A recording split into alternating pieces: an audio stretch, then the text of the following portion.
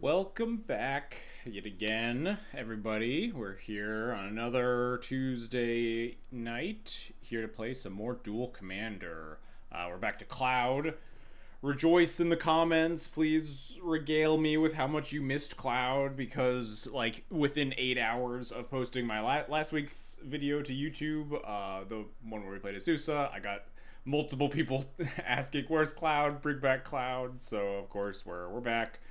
I am interested in kind of like buckling down and fine tuning this deck list some more. I forget if I've mentioned it on some of the previous streams or not, but like I'm looking to go to either MC Atlanta or Eternal Weekend, depending completely on if Eternal Weekend has a Dual Commander event, which they still haven't announced their God-forsaken schedule, so I don't know that, so I can't commit to any events, but I would really like to go to one of them and play some paper Duel Commander, so I'm really interested in kind of buckling down and fine-tuning this. And to that regard, I have at some point, I plan to, probably some point this month, want to get like a dedicated testing stream against Aragorn.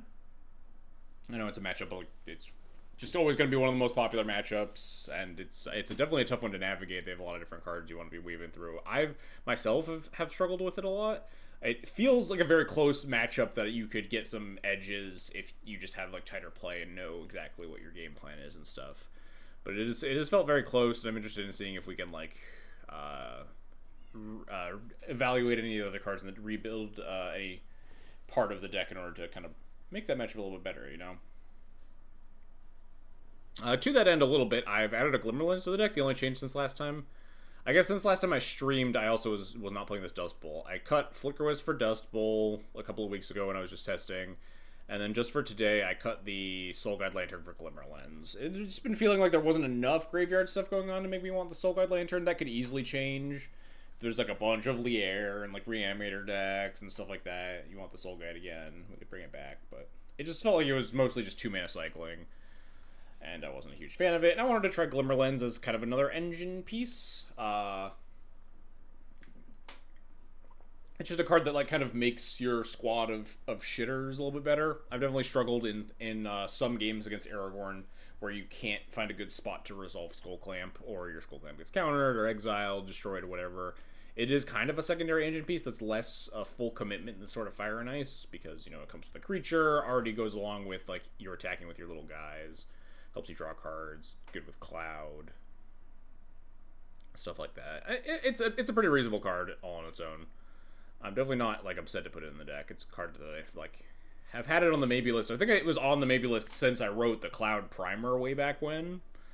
It was just a card that's like this could see play. So I'm a little bit more interested in it now, as I've like slowly started to evaluate where the pain points of the deck are and where some of the problematic matchups are. And I can see Glimmerlens be helpful in like Aragorn, Atraxa, Elminster matchups, which are some of the tougher ones to navigate as decks lean more controlling. The only other card hasn't been pulling its way. I think I should cut this Forge Anew for something. I don't know what exactly, but for now we'll just leave it. But it really has not been pulling its weight. It doesn't really feel like your cards go to the your equipment go to the graveyard super often, except specifically against counter spells. It feels like they do. But Forge Anew is also expensive enough that it's hard. Like you get your Skull Clamp countered against Aragorn or something.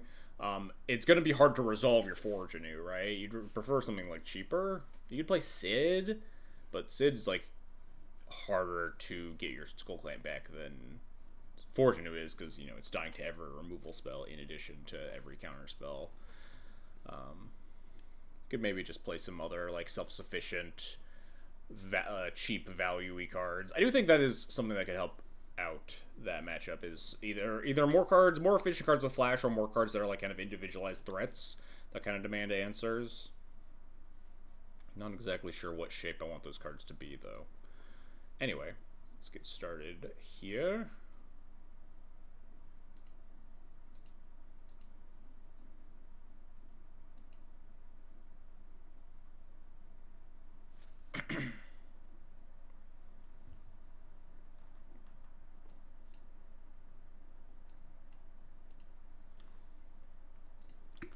All right.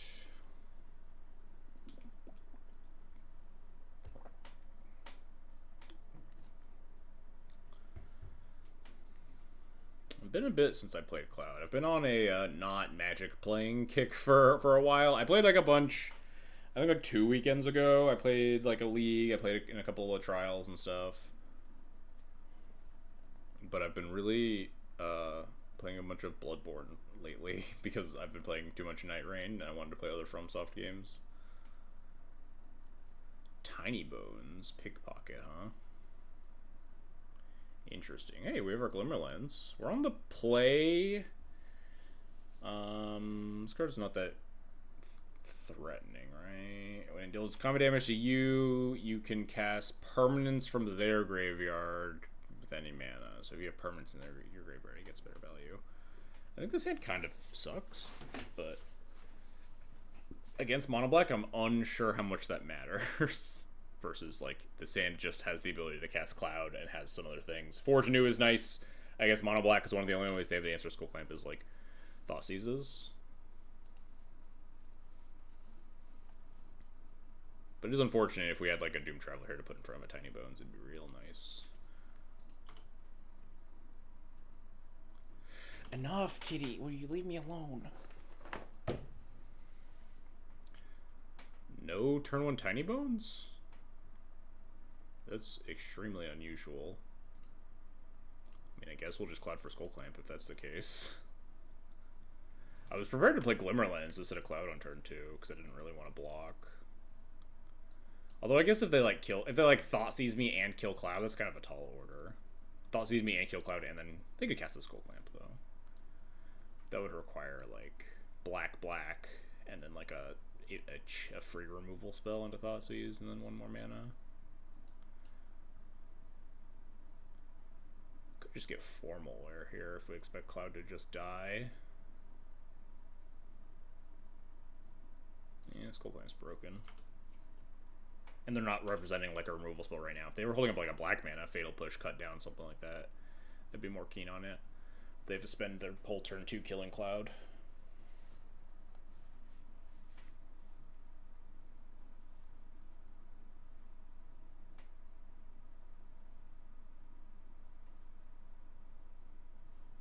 We can just like Glimmerlands into Skull Clamp, get it in play. It's really hard for Mono Black to take it out of play here.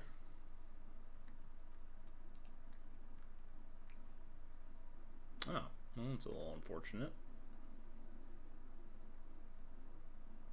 Oh well. Not the end of the world. Alright. Let's go factory, play out my cards. I don't know why she's being such a pest. You just got here, did I miss Legacy again? Yeah, unlucky. You keep missing those. We just do the whole league right before you get here, too. Wow, the only mana that's worse than mine. Huh? This Mutavault Gemstone Cavern Swamp deck. Parallax Wave's a nice one. I think I'm just going to recast Cloud and go get Formalware here.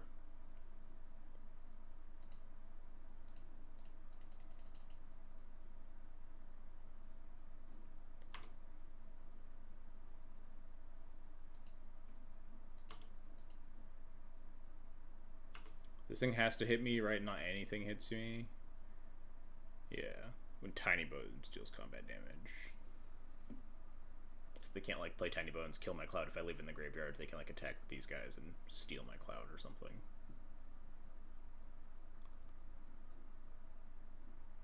Oh, well, I guess they kind of have to take the Parallax Wave here, I think.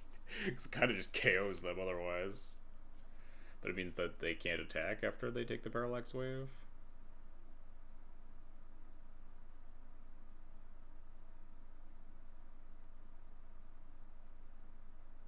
Nope, they just take 4 more. Alright. Sure.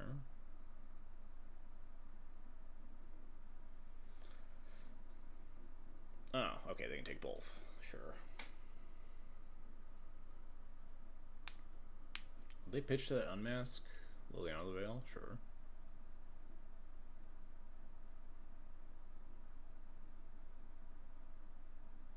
Yeah, you don't want to attack with both here. Oh no, then I don't want to draw cards. I could draw 2, but drawing 2 into the Bowmaster is really stupid. Do I just trade with this? Doesn't really do anything for me, does it? Can I Lazotep Quarry the Cloud back? 1, 2, plus 2. I just trade with Bowmasters and Lazotep Quarry Cloud. That seems pretty good.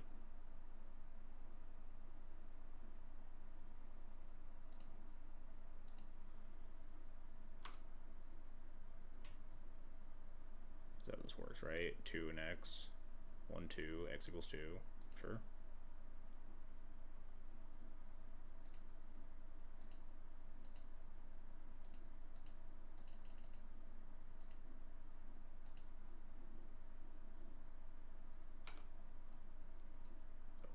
Yes, return to the command zone. Because this is a token. I'm just really confused about the line of text for a second. I guess we just get sort of Feast and Famine, sort of pro their deck seems pretty nice. It's either that or like Masterwork of Ingenuity for eventually when we get this pre-war formal war back. I guess we could get like GT, get the formal war back.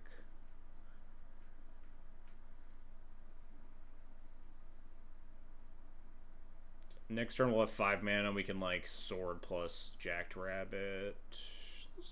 Let's just get Sword of Feast and Famine. If they have an opening for it, they just like die on the spot, so that seems pretty strong.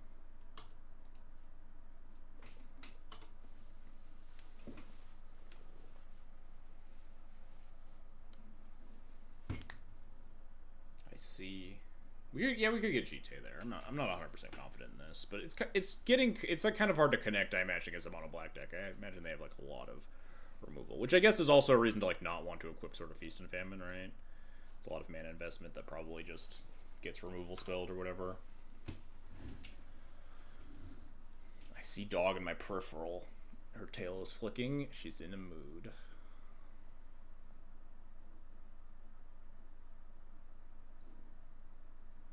Alright, so we can lay down arms this, get our 4 more back, but currently our 4 more doesn't do anything, so I don't really care about that.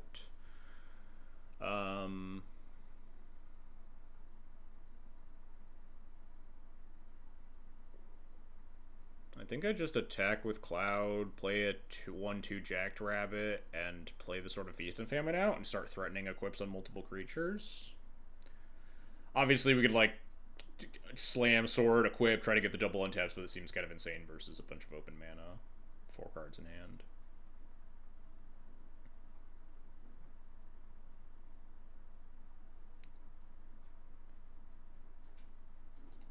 Hey!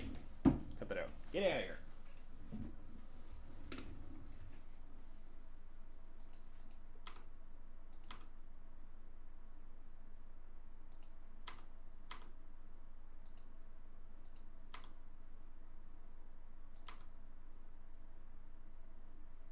I could play like a really big Jacked Rabbit, but we're unfortunately, this is like 7 mana before you draw a card. Yeah, never mind. I'm fine just running at all my things. If my Jacked Rabbit gets killed, we can lay down arms per form war back, which is nice. They still don't have Tiny Bones in place, so they can't threaten to like try to cast my Parallax Wave or anything. Oh, my thing. I guess I could never play around that. It always kills tokens, sure.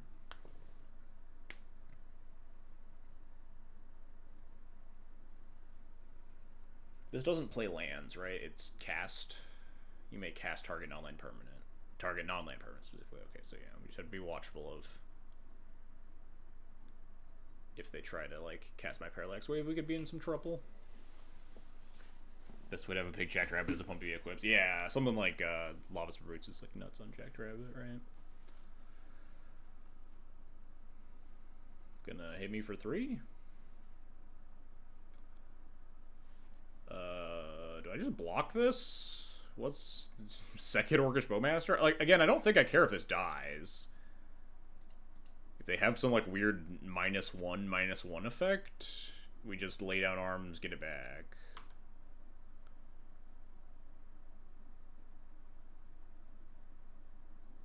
Oh, Dread of Night. Wow, that's pretty good, huh? They are teched for the Cloud matchup. Dark Blast. Amusingly, like, I don't think this card is lights out. Guess your Tiny Bones. The Tiny Bones is, like, kind of threatening. Why aren't they... They have a commander. Why aren't they playing their thing? Are they leaving up 1 mana removal for, like, Animate Factory, Equip Sword of Feast of Him, and attack? I do think I probably have to respect that, huh? I just lay down arms and get a Jackrabbit. I have 6 mana, right? So this is 1, 4. I could try to equip the Sword of Feast and Famine to it. That seems pretty good.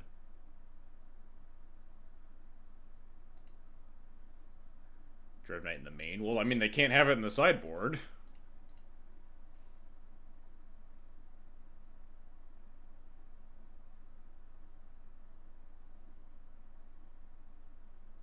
This is really funny, though.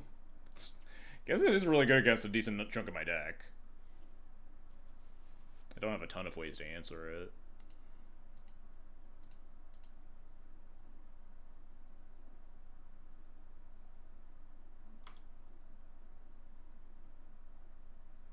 Alright, well, do you have a removal spell?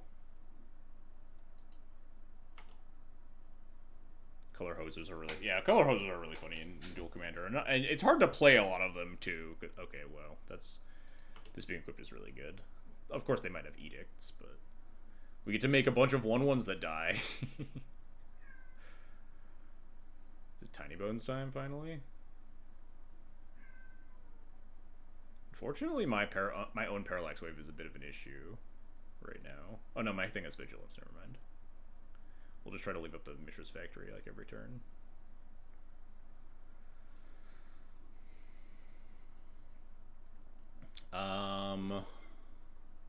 Do we assume my opponent can't kill my Jackrabbit? I think we just kind of have to. Although I guess they can block with the Mutavault to prevent me from getting the untap trigger unless I tech edge it, which means I can't like tap out for Cloud pre-combat, use all my mana for stuff. I guess I just suit up. I think I just put the Skull Clamp on here and don't use the untap at all.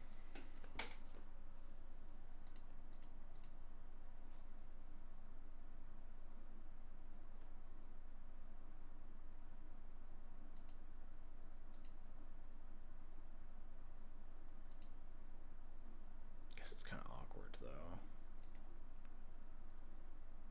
Because I just don't get to cast anything, so I want to leave the factory up to block the Tiny Bones. I guess that's kind of fine though. Could animate the factory too, and I'm just gonna attack them.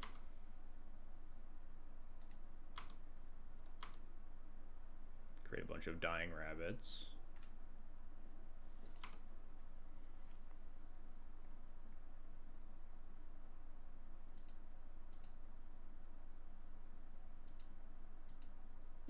You monster. My opponent's killing the rabbits, okay? They're the messed up ones.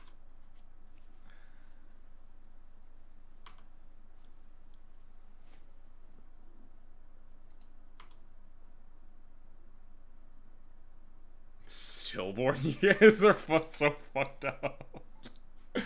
What the hell? I guess maybe I should equip this pre-combat, but I have enough mana to do everything I want. Just in case I want to attack with the factory down the road, I guess. I'm gonna leave the tech edge up here.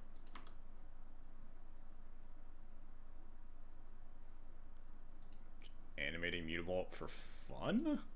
I can't stop them from, like, if they need this for something. I can't tech edge it, because then they can just animate it again. I think I'm just gonna, like, let this happen. What the heck? Just messing around? Are you gonna sack it to the Phyrexian? No, then you just... Oh, sure.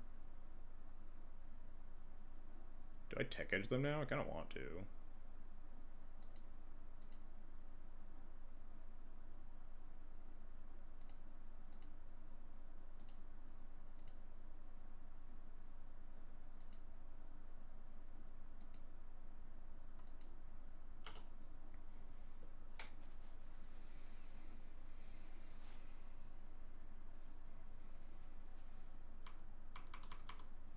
We have 2 blockers for the Tiny Bones, and they don't have enough mana to Parallax Wave me, so I'm not that concerned.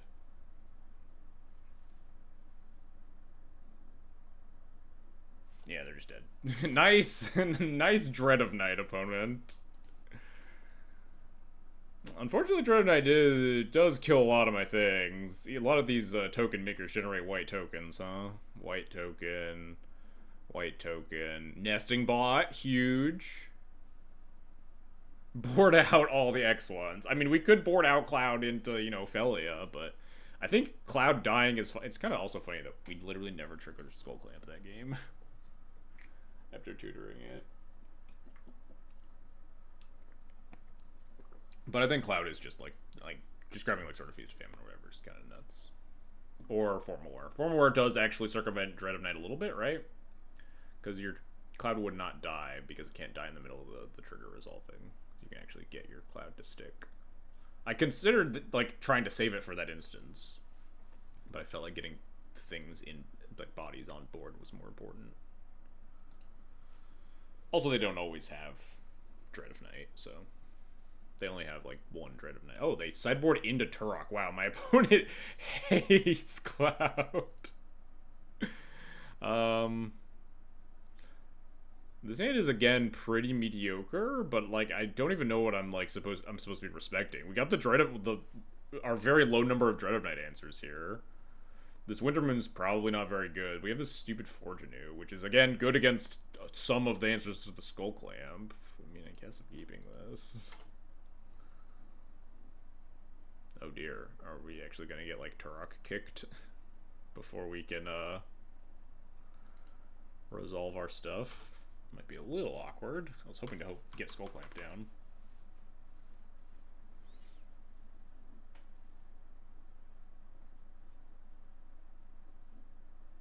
Thoughtseize. Yeah, I guess. Take the Skyclave? Take the Forge Anew, maybe? Wintermoon hosting a monocolored deck would be hilarious. I've had hands where like Wintermoon is hosting me almost as much as it's hosting the opponent. These monocolored decks do get, like, can afford to play a lot of utility lands. We saw a bunch, like my opponent had game 1, right? Mutavault, Gemstone Cavern, Phyrexian Tower. Excuse me? Thought this was the worst card in my hand, but I'll take it. Maybe their hand is just all non-basics. I guess I don't know.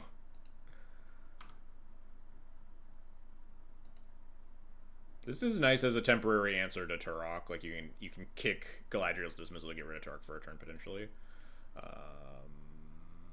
I could not jam Cloud into the Turok kick turn, but then we like aren't casting anything, which also sucks. I think I am just gonna YOLO the Skull Clamp. If it dies and the Forge Anew dies, then that's just unfortunate for me. And if it doesn't, then we just get to like draw a bunch of cards to try to circumvent this Turok punching me in the face repeatedly.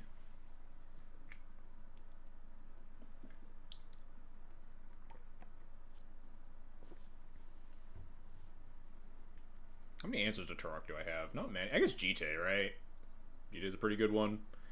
Might be hard to get through it, but if I have Jite in hand, it prevents it from like attacking me necessarily. We can go find the Pro Black Sword at some point as well. We kicking a Turok here. Looks like it. Not my land, and not my Skull Clamp. All right. Skyclave down's a little sad, but not the end of the world. We have Static Prison as a temporary reprieve for a potential, whatever the fuck it's called. I already forgot. Dread of Night. So we have 5 cards in hand. We can play land down to 4 cards in hand. We're going to drop 8 cards, so if we draw like any castable 1-drop, we're fine. Yes, return to the command zone. Damn, none of those castable 1-drops I was talking about. I think I'm just going to discard one of these many removal spells that I have. I think we're discarding Unexpectedly Absent. We have Solitude for a big thing, Lay Down Arms for a small thing. Oh, we are growing the Turok. That is actually a little bit awkward. That's funny. Can we beat a pro creature? Yeah, we had like a bunch of like GTA. Not a lot else, but like we can kick Galadriel's Dismissal to have a reprieve for a turn. Yeah. It is unfortunate that we're dying in 4 turns. If they just like have removal spells, we can't connect with GTA. We might die. Turn 3 Turok was not something I was like planning for. Unstoppable Slasher. Okay, I don't give a shit about this. Kind of wish I had my plow instead of my laydown arms here, so I didn't have to spend mana on my own turn. Can Solitude this if the need arises, though.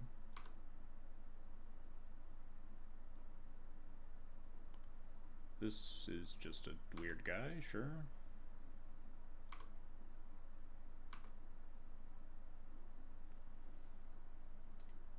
We're gonna move to discard again if I cloud for GTA. Make this, I guess, 6/5 not very meaningfully higher than. I guess I also could sorcery speed the Solitude, huh? Oh shit! This Phyrexian Tower actually, quote unquote, protects the Unstoppable Slasher, which means I would want a Solitude on their turn. I do need to play this Cloud because I need to go get GTA really badly. It's also going to be like 5 toughness if I discard, though.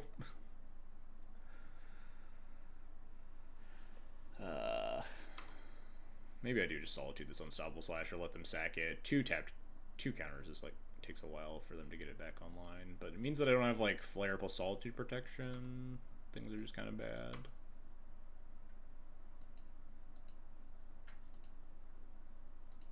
I guess I can always just like Static Prison it later.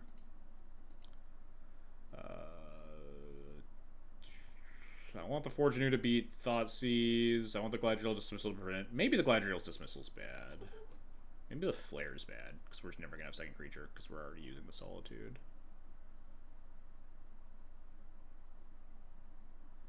Yeah.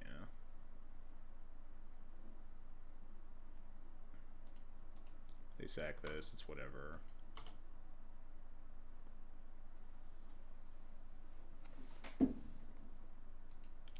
I don't move to discard so that the Turok stays 4 toughness. Oh, Flare of Malice. Man, I didn't stack my triggers properly to play around Flare of Malice, huh? We might be dying now. Kitty, get out from behind the computer, please, I beg of you. Come on, get out of there.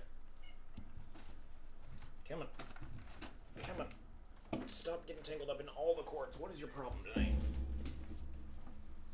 Yeah, it seems like we're dying. We might go to a game 3 here, huh?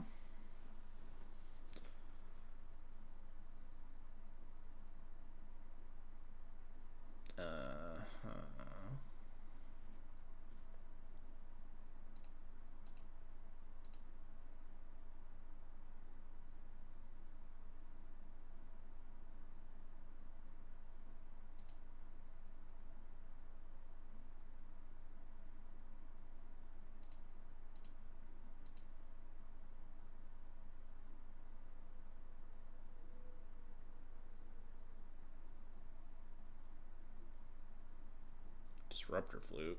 That's, I guess, kind of inconvenient. They named GTA. We still have Static Prison into GTA equip, which on board we still currently lose, right? Because we'd be going to 1. No, this costs like 1 million mana. I meant to do this.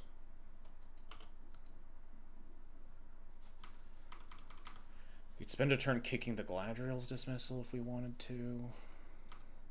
Doesn't actually buy us a lot of time, though.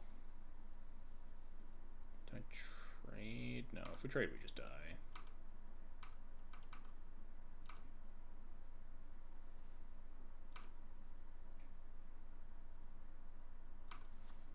Yeah, I have a feeling we're just going to get removal spelled here and die, right? Even just remove. I just actually don't think we can win even without removal spell, looking at it.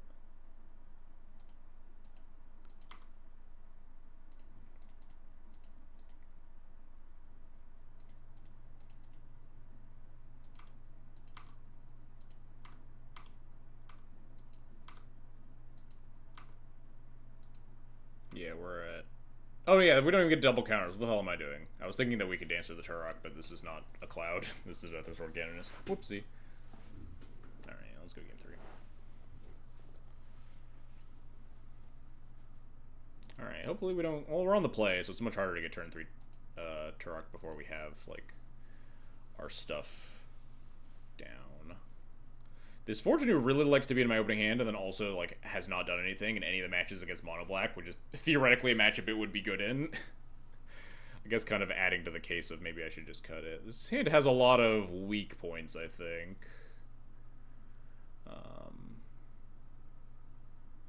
Technically, Forge Anew plus Voice of Victory can, like, attack through the Turok, right? Because we could equip it instant speed. This Ethersworm Cannon is pretty bad. This Cathar Command is probably fine. No 1-drop again.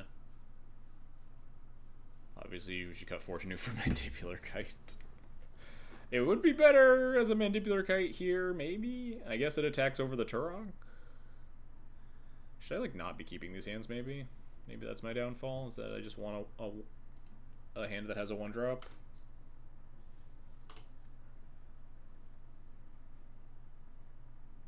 It's also possible I just, like, don't want Skull Clamp, but I don't know. When we're on the play and hopefully not getting turn 3 Turok, we have a lot more time to develop our plan.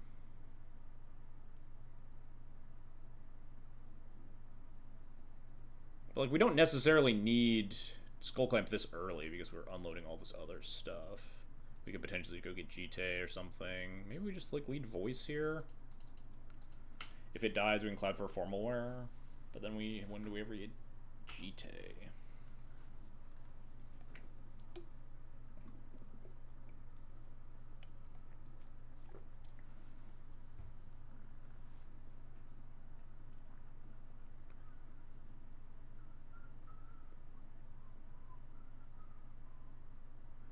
Possible we want to just not cast Cloud until the Turok hits the battlefield. But like, we have the Forge Anew, so it's pretty unlikely that all that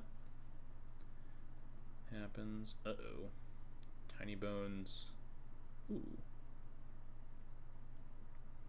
Do I let the Tiny Bones take my Voice of Victory? I guess them having a Voice of Victory would be good against my Sword of Feast and Famine. Unfortunately. Poor Tiny Bones finally casts Tiny Bones. Yeah, for real. It is also makes my other plan, which was go get Formal Wear, more awkward as well. Because if they just like kill Cloud, which is pretty likely. I just think we can't really protect the Voice of Victory from getting cast here very much. So I think I just run out Sword of Feast and Famine. So if they like tap out or tap low for Voice of Victory, we can like try to slam a pro black threat.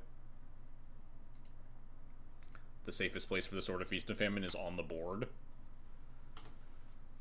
So we just let them have the Voice. They can block, they can stop the pro-black connection only once.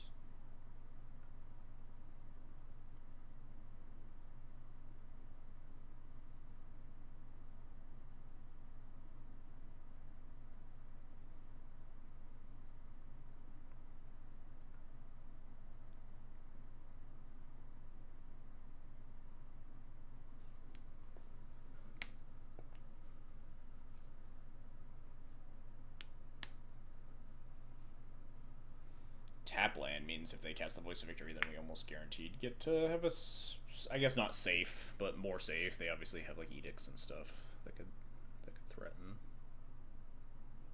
No, they're just thought seizing me. All right.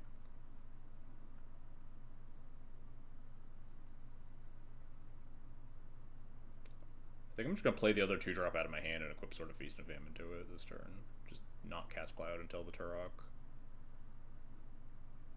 Sure. Just gonna Canonist equip here.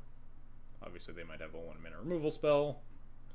Is what it is. Oh, I guess the Cathar command is also actually kind of scary. It is an answer to the Sword of Feast and Famine if they kill my Ethersword. God, these games are going so awkwardly for me. I don't know what it is. It's just, I probably should have just mulliganed this hand, but...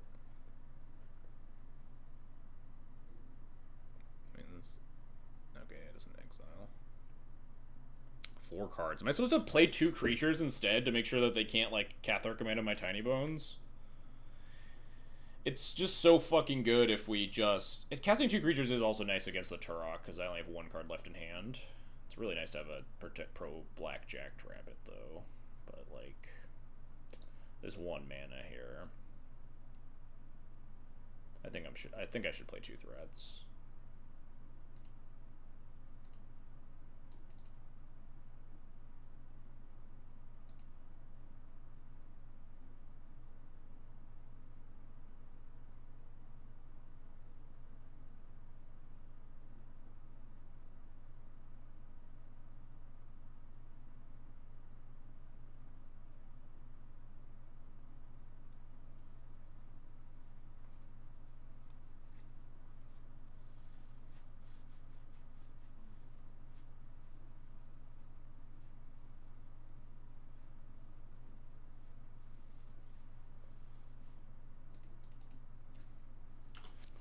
Alright. Let's hope for the best.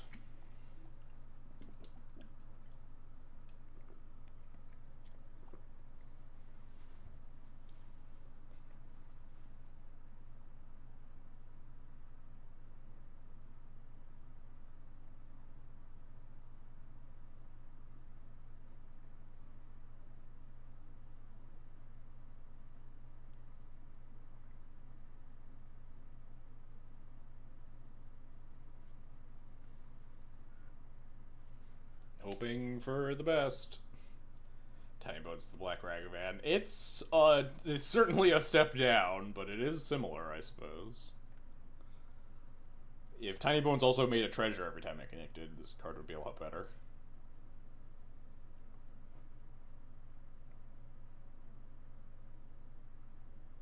Kind of getting manhandled by it, though. The threat of taking my Cathar Commando.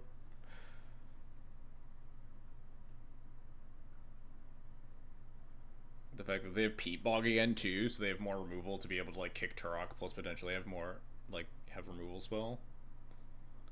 I suppose kicking Turok doesn't really matter at this stage, because I only have the 1 card in hand, and they know it's not very good. Yeah, there's the 1 mana removal we expected.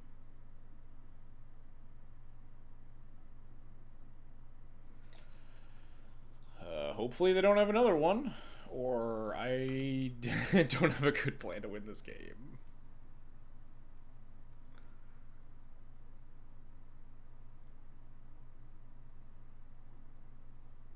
Oh, thank the Lord. I mean, I have to block. If they have Bowmaster or whatever, they have Bowmaster. Oh, the thing is Death Touch, right? That's how that works. But now if they kick Turok, they get almost nothing, and we get to like rebuild with Cloud. We just Cloud for Formal War and equip Sword, I think.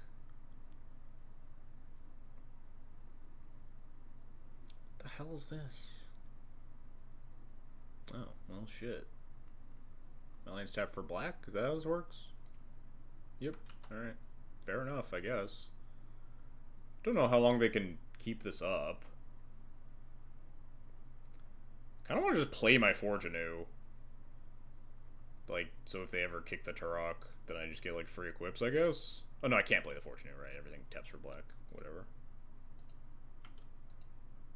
Sick Fogliar is some banger Fogliar, that's for sure. Not sure how long they can pay this cumulative upkeep. Guess they were kind of hoping that I might have, like, ripped a second spell there, so they could, like, actually get 2 things with the Turok would be nice. Ripping the land was very good for me.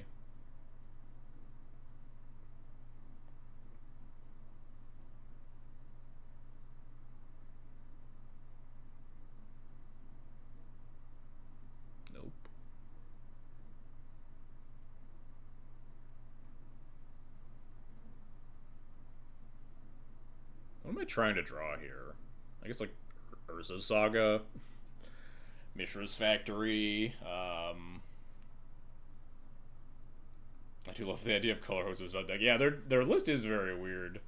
I dig it. I dig the vibes.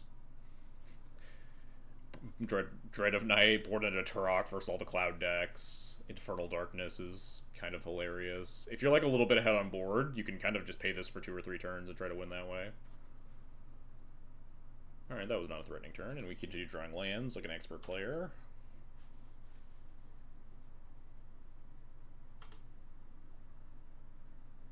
Kind of the sick always love Contamination. I love Contamination so much. I had a sick, back in like the day before I really understood what Duel Commander was, I had a sick, it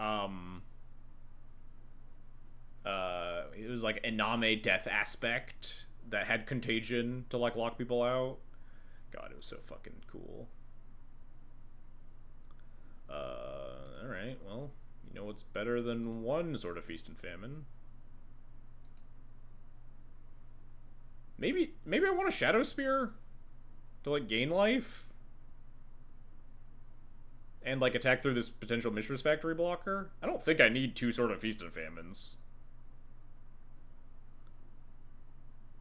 Yeah, I think I actually do just want their Shadow Spear.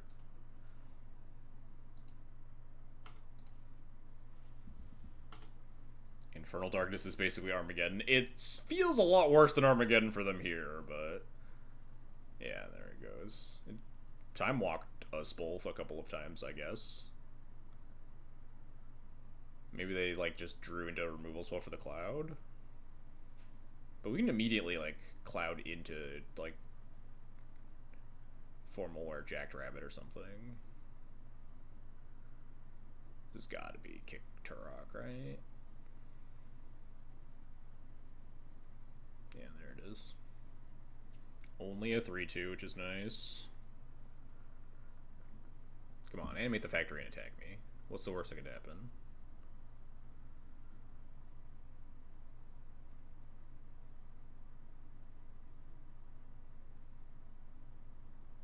Oh, fuck. I don't know what this is gonna get. I have to imagine it's like an edict or something. I think I just get Formalware and suit up the Cloud, though. Although, I guess if it's an edict, we could, like, play the Formalware. If we draw a land, we can, like, play Cloud, play Formalware, equip Sword. Because, like, it's not Dread of Night, right? Because the Cloud already has the opening. But I just do want to make sure it has more than 1 toughness. What if they wanted Dread of Night there instead of kicking the Turok? Did you just want, like, Demonic Tutor Dread of Night or something? So we do have 7 mana here. Do we get back Jackrabbit or Voice of Victory? Does it matter? I guess maybe they got Virtue's Ruin. I guess if they did, they just wanted him more. It is possible that we don't want to, like, play out the Formalware, especially because we actually drew our, Masterwork of Ingenuity, so we can't double Formalware at this stage. But I do think we would just want 2 creatures. This deck has too many edicts for us to feel safe behind just a Cloud versus a Demonic Tutor. I think I like having a pro-black Cloud and then a second creature in play. And then if they do kill the Cloud, we can, again, we can recast the Cloud at that point.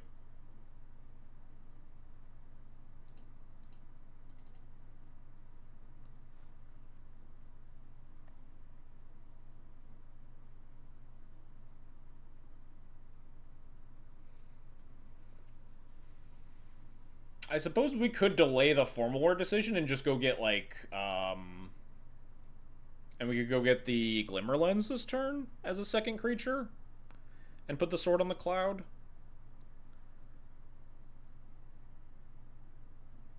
Like getting the voice so you can equip the voice, and if they have Force of Malice, or whatever the card is called.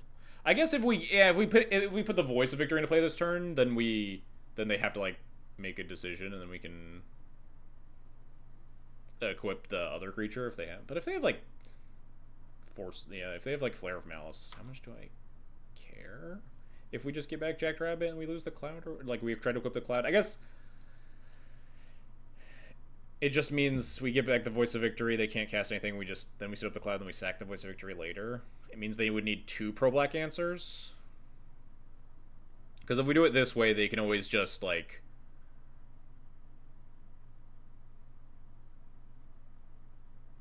kill the untap, kill the not pro black creature, and then edict me. No, they could always do that, right? If they have flare, there's no good point to flare me this turn. Could also just get Skull Clamp and like draw 4 cards, but that seems probably ill-advised. It's like a little tempting to just grab Glimmerlens and punt the Formula decision down the road. Glimmerlens, notably red creature, can actually block the Turok, which is kind of nice, but I think the Formal War turn, the mana lines up on Formal War better. If we draw another land next turn, we'll have 8 mana, so we can like 4 mana Cloud Glimmerlands and equip the sword again. Just GJ, I think, is very bad here because they just cast Demonic Tutor, and I want to make sure that I have the board presence to survive this game. If our goal is to like have a attacking pro black lifelink creature to win.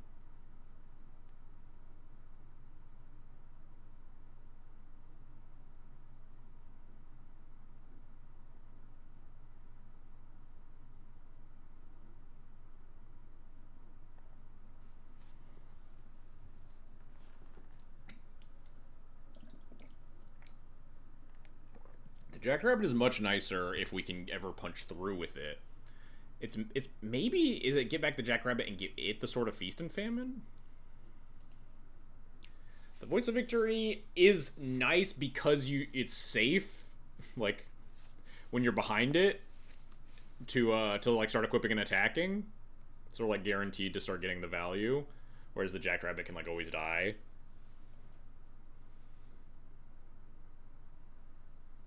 I kind of like the Voice of Victory because then like if the Cloud dies, then we just like we can like recast the Cloud and get like Skull Clamp or something.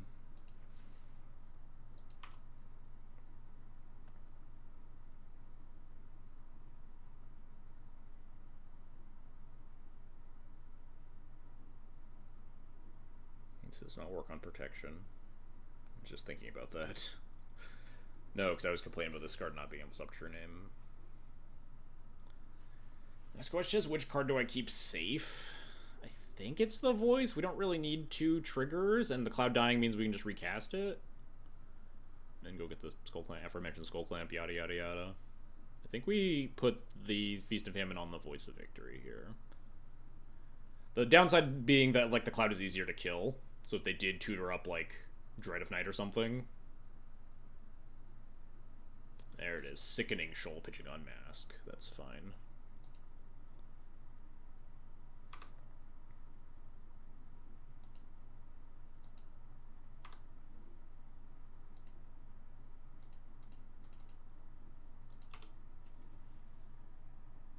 Alright, let's see if they have an Edict. Yes, they did work out well, I think. But, like, they could just untap and, like, I was always going to equip the Sword of Feast of Him with the Voice of Victory. Couldn't they just have, like, untapped and Sickening Shoal the Cloud? It did make them, like, think about whether or not they needed to make a decision that turn, which I don't think they needed to. But it did, like, pressure them into trying to make that decision. But I do think we're in the same spot here, because had they cast nothing, I would have equipped the Sword to the Voice and passed the turn, and then they could have cast the Sickening Shoal on their only turn. It means they only have 1 removal spell, you think? Oh, that's definitely possible.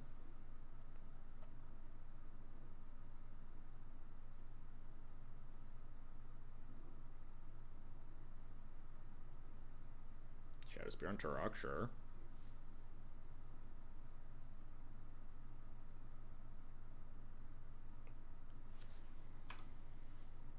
I think we're winning this game now. Oh, we can Razor Grass ambush the Turok? It's gonna be so sick. So we can equip the Shadow Spirit of the Voice and cast the Cloud pre-combat, and then untap all of our lands and stuff, and we're almost completely safe.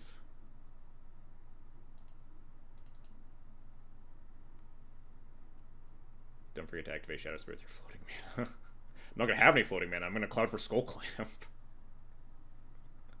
Then cast Cloud, and then cast Skull Clamp, and then fucking hit them.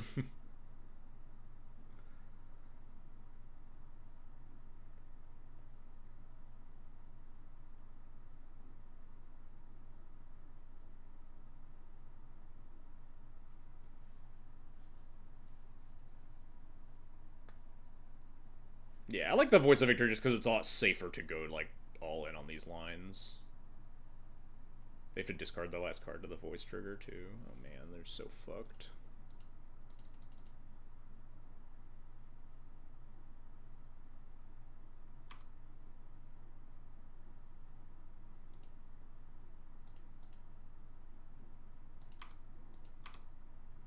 I suppose they can kill one of my tokens if they want.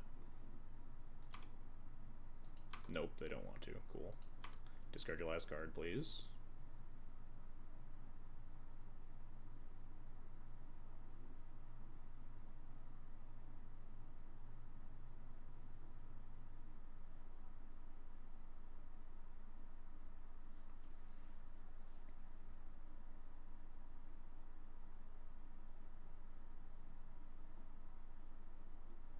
Alright, feeling confident we're going to win this game now. Oh no, we can't Razorgrass ambush this thing. I was thinking about Aganjo, sorry. This thing does still have pro white. I've Aganjo to Turok before, which is... This is almost an identical card, so my brain immediately went to being able to do that. But unfortunately, we can't Razorgrass it. Nice Soul Spike.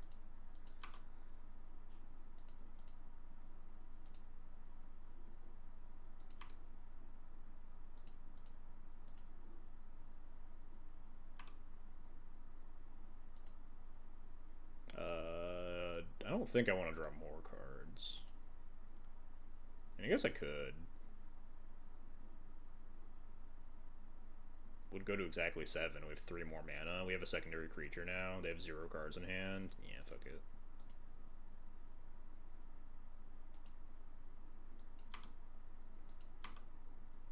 Yeah, this seemed like a pretty good decision.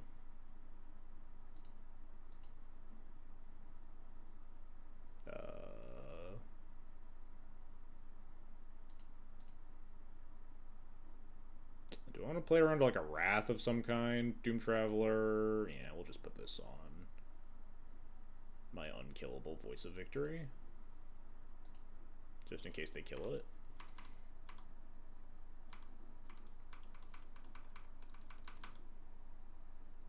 I stepped away for a bit. This looks like a 1 game. Yeah, I would say so. My opponent also would say so.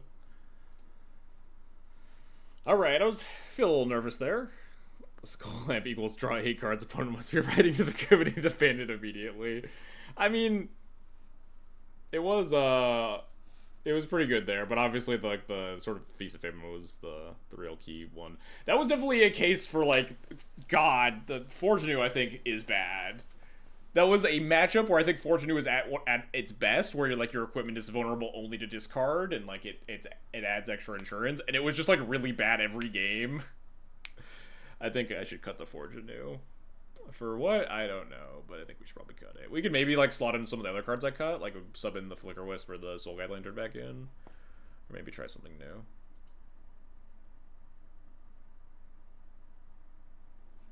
Yeah, Infernal Darkness less good when you're at like board parity. Infernal Darkness is good for when you're like a little bit ahead and want to slam the door shut. Like if they get the Turok in play and then slam the Infernal Darkness, then we're in trouble.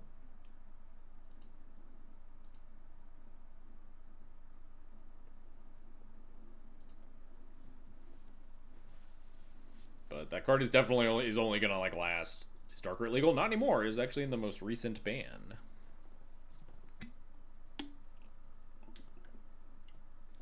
Sid, it makes a Forge Anew impression. Yeah, it's possible that you just play Sid because it's like a creature, so like the fail case is a lot higher. Was it a problem? It just kind of led to like power, like kind of gross power spikes. It's like not. It was a way to nerf the Storm deck, which was like one of the best decks in the format, and it was also like kind of a gross power spike for Atraxa that was kind of unnecessary. Like Dream Halls was already a pretty unreasonable power spike for that deck, and then they could also just like Dark Rate into Dream Halls for no reason.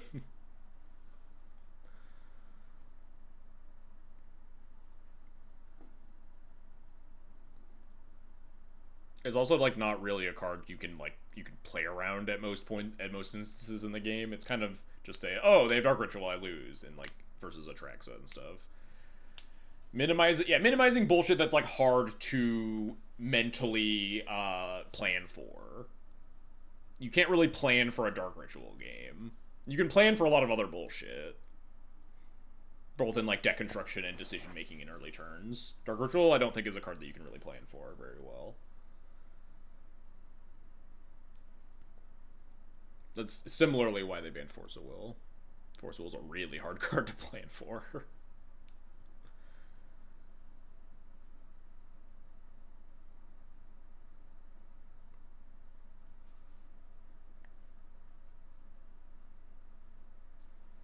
No fun allowed in Duel Commander? We're having a lot of fun. Skull Clamp's a very fun card. I don't think that Skull Clamp should be legal at some point in Duel Commander, but you know. We're having fun for now. Let's take a look at some other Cloud lists, and as soon as I pull up like MTG Top 8 or whatever, the match is gonna start, but like I'm interested in updating the deck a little bit, seeing what I want to play over the Forge Anew. Who's doing hot? Someone won trial with Cloud? Are any of these look small? This looks maybe big, face to face something. Nope, JK. Let's just look at this winning trial list. If they put Clamp on Arena, I'm gonna be so tilted. It feels like a card that they would put on Arena, just for no fucking reason. I don't really like Selfless Savior that much. I feel like you're not really struggling against the removal spell decks as much as like the exile or counterspell stuff. I've thought about this. I would probably play it in Felia if I were to play Felia again right now. Have you played Magna? I've played against Magna, if that's what you mean. I've not piloted the Magna deck. There's Sid. Like I said, I played this in like a pretty early iteration. I think it's mostly fine. You know, you get like a little cost reduction is nice. Deck wants to be mana efficient. We could play the Guide of Souls again. I kind of just fucking hated this card every time I had it though. It's like, it feels so bad without exactly Ocelot Pride. I was thinking about this one. I don't want that many 3-mana equipment though. I feel like I would cut a sword for it, and I think I'm at the minimum. I think 2 is like the minimum number of swords I'm willing to play. Maybe Fire and Ice is like not that good. I feel like I don't tutor that very often.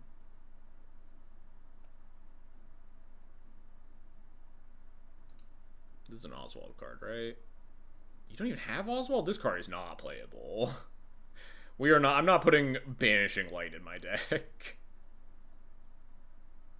Artifact Banishing Light. This is an Oswald card through and through.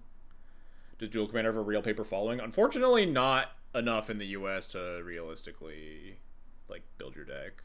You'd have to be like going to MCs. MCs always have a 64-person Duel Commander event. And I'm hoping Eternal Weekend has one so I can play it. But I don't know yet, so I can't buy my plane ticket. I'm going to either MC Atlanta or Eternal Weekend, but Eternal Weekend refuses to announce their schedule, so I can't buy my ticket. I can't buy a plane ticket to Eternal Weekend, and then by the time they're announcing it, like they're going to be sold out of MC Atlanta tickets. It's just awful. Card Titan, please get your shit together. I'm not playing fucking Mandibular Kite. This sucks, and I don't know why anyone wants to put it anywhere near their deck. This card is unplayable draft chaff. I don't think I like this card. I was kind of interested in it when it was an Oblivion Ring, but then I learned that it's just a Journey to Nowhere. No H2, no balance, no back to basics, no blood moon, no dark no humility, no rain of filth, no wasteland, no vampire, no fun. You list off a lot of cards that are like not very fun, but also like you could also list off like 12 cards that are still legal that are fun, right? Is the 2/1 Angel from EOE playable in Duel Commander? The 1-drop? I think it's playable in Felia. I don't like it that much in Cloud. It's kind of nice that it's like a cheap aggressive body with a minor disruption effect. But it's definitely a lot better in Felia. Yeah, I'm hoping that the format picks up more in paper in the US. I'm trying. He dies to Clamp? Yeah, but a lot of things die to Clamp. I've already cut like two Doom Travelers from the deck. Are there 2? No, I think I've only cut. I guess technically Basri, but Basri's like kind of a Duel Commander, kind of a Doom Traveler, kind of not. Is there anything else I'm not really playing? Similarly, I think Dispatch is like kind of bad. This is like you don't have Metalcraft that often. Especially in like the early turns when you often really want your removal spells. Not playing. This feels like a list that cut Oswald and then forgot to cut all the bad cards that are only playable because of Oswald. Wish I got a way to interact with Magic and paper at any point, but good lord. Yeah, Legacy is rough right now. I think that there was a Duel Commander event in Ohio somewhere recently. I might be insane. I know there was a Legacy event there recently, but I thought there was a Duel Commander one. Hang on, let me see if I can dig it up, or maybe I'm going crazy.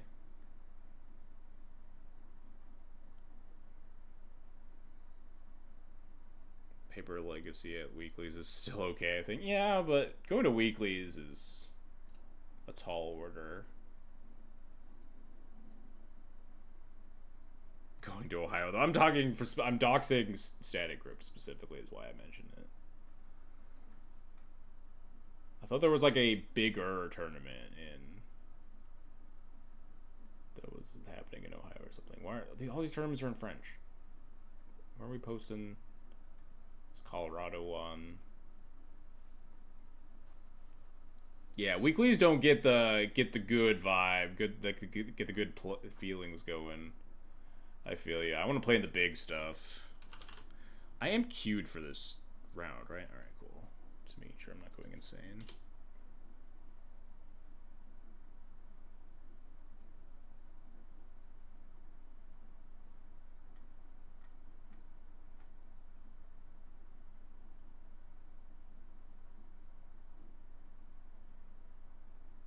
Okay, yeah, no, I guess I'm crazy. There's no Ohio Duel Commander event.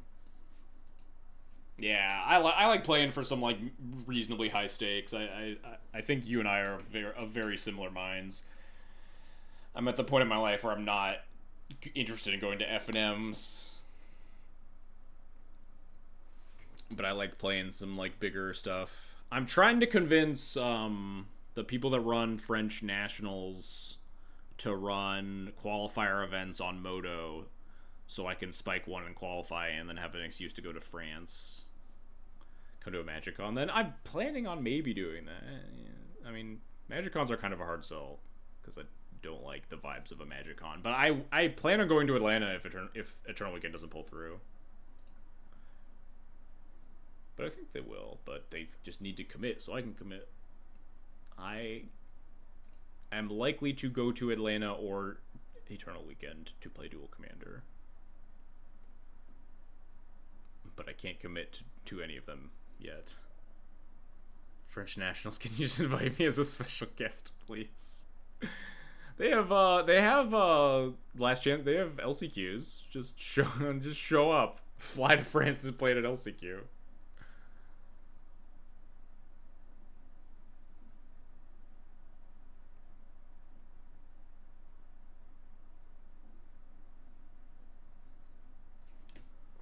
But yeah, I imagine by the time you're in a life point where you're playing Magic again, that you're probably not going to be able to play Cloud in paper, even if you had access to Paper Duel Commander.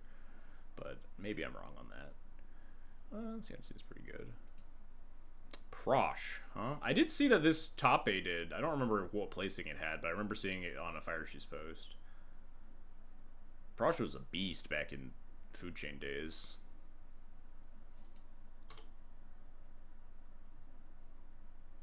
Dork. Sure. Format, I do agree. The format's very chill. I think I want to oust the Stride Arbor, because Stride Arbor is just a horrible top deck for them.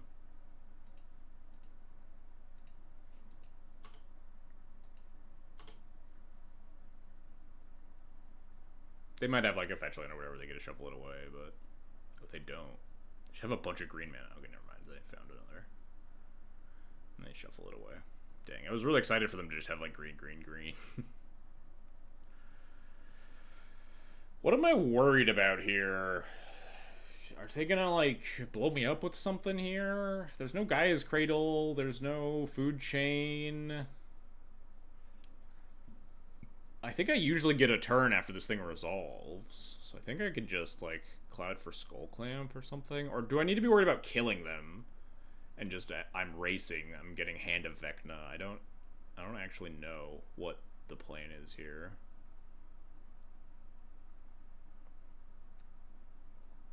Is that considered an old school general at this point? I think so. This is like one of like the classics, because like all the ones that are like all the commanders that had cast triggers in this cycle are like really nice. Killing them seems good. Yeah, but killing them is bad if their deck has interaction, but their deck has looked like a ramp deck. Most of the interaction decks aren't playing Sakura Tribe Elder. We can like split the difference and like sort of feast and famine them. Punches through. Doesn't punch through the tokens though, right? These things are red. Yeah. Jite kind of splits the difference a little bit. No, because this Prosh blocks. They're playing. As far as I know, their plan is just to kill you with Prosh attacks.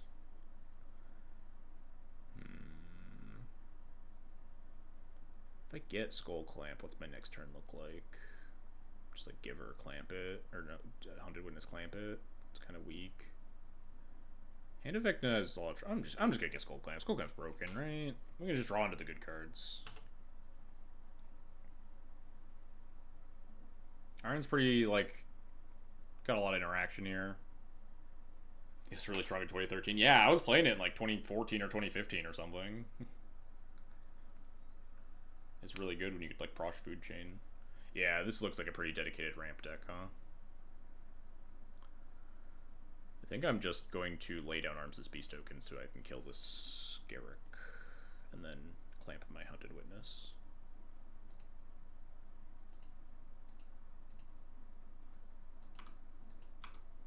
Oh no, I can't clamp the Hunted Witness. That's too much mana. I guess I'll just play Hunted Witness and give her Runes.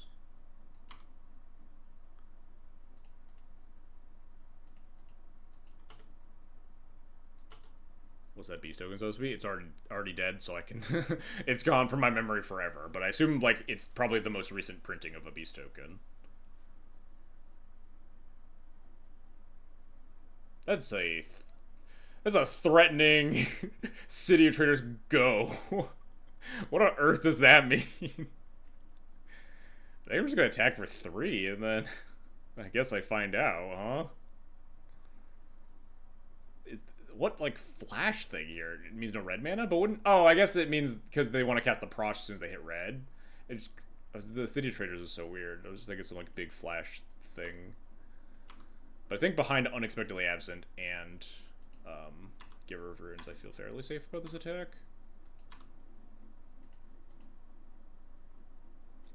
Let's clamp the Hunted Witness. Draw some cards. I should have played my land in case I got Bowmastered there. That's a pretty good one. I think I'm just going to hold up Unexpectedly Absent so I can shoot the Prosh, untap, get in them.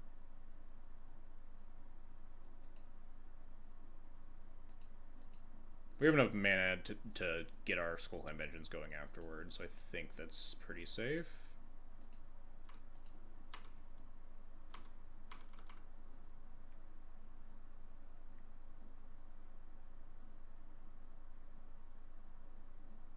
Wild Growth, sure.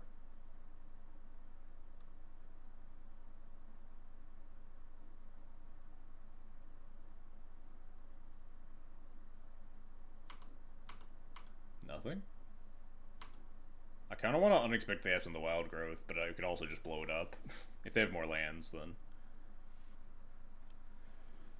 yeah, let's just untap here. It's getting time, baby. Getting.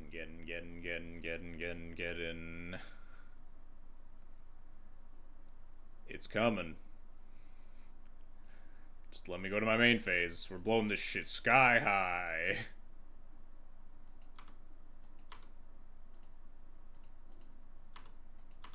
Okay, they're dead. We did it!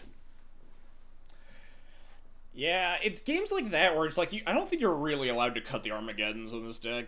They're very situational, but sometimes when you just have like the Skull Clamp engine humming and you're against a deck that doesn't have like playing as much to the board, this Geddon's so backbreaking. I'm looking through all the beast tokens and there is not one as freaky as that one. Alright, hang on. How do I Scryfall for tokens? Can I just like beast Can I just beast token? Does this work? Fuck.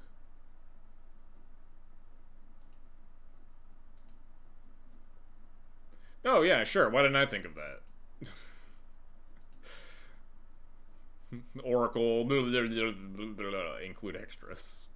Which was the freaky beast token we're talking about, though? Can I sort them, like, chronologically? Sorted by release date. Was it this one? Was this the freaky beast? No? This one's pretty fucking terrifying. Jesus. Full orange guy?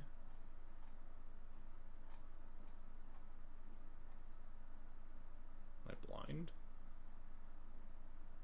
Well, this is this one. Then it's not freaky at all, though. This guy? One of them was just the wall. Yeah, this this guy's a little weird. Moto Go. Yeah, maybe they'll make it again. Hang on, we'll pull up the VOD just so I can see it. We'll track this down. I think this one's fucking terrifying. This is straight out of a horror game. Jesus. Fucking Duskborn, man. This one's adorable. I love this guy. Alright, whatever. We'll,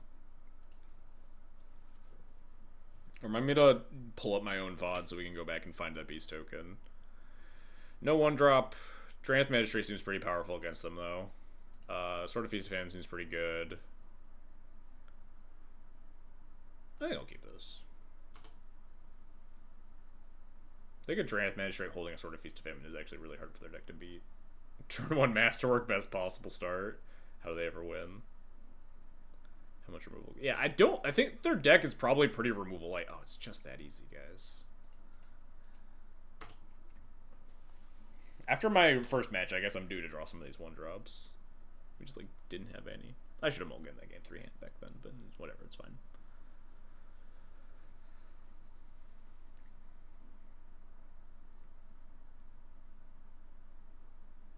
What do we got?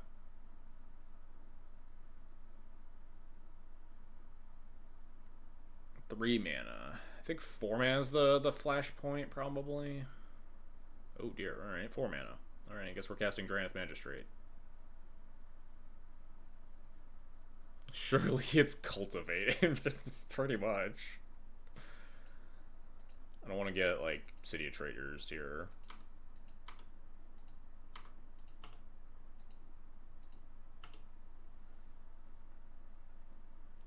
It's kind of awkward that I'm playing it the turn before their Prosh turn, if they don't have the Accelerant. So they can, like, spend their mana this turn killing the Drannith, and then they can Prosh me. I think maybe I should have taken that turn to do something else. Oh, shit. Maybe they'll just plus. Get greedy, save it for next turn. Oh, shit. Oh, well, actually they did have the Prosh this turn, huh? Because that's +1 mana. 1, 2, 3, 4, 5, 6, yeah. Alright. At least we played around it.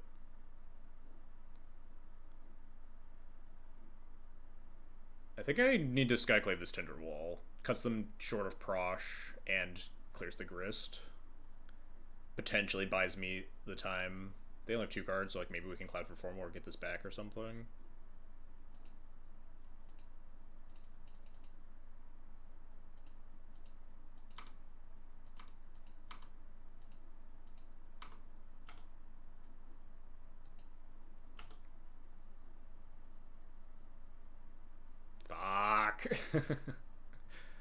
Well, we'll see how bad this Prosh is for me, huh? If we could get our Doom Traveler killed, we can give it sort of Feast of Famine to block. Which we can if we just, like, Skull Clamp. Cloud Skull Clamp, I guess. Then we need a bunch of mana. I don't know. 4, 5, 6 mana. That would take too long. I guess if we have land, we can just play Equip next turn. If we rip land 5 here.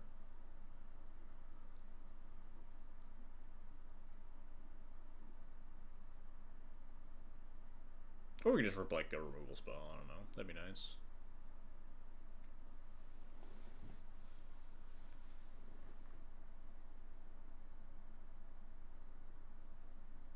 Why do we keep doing this upkeep thing, opponent? I think we're just gonna play land, Cloud Clamp, Clamp the Doomed Traveler. Maybe we just clamp the Cloud to draw more. Dig for an answer to Prosh. But if we clamp the Traveler, then we have the Flyer, and then the following turn we could play land 5, equip sort of Feast and Famine potentially. I don't even know how good that is, though.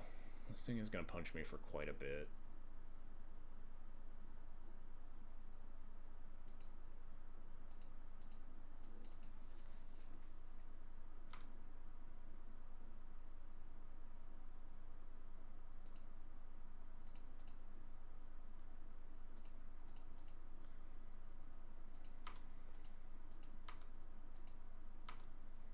Alright, Oust is a nice one. If we don't die. Obviously they could have something that kills me here.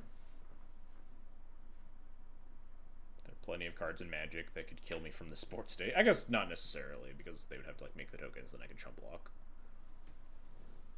Maybe I'm supposed to chump block. Maybe not, though. The Spirit's the only thing that can connect with sort of Feast and Famine.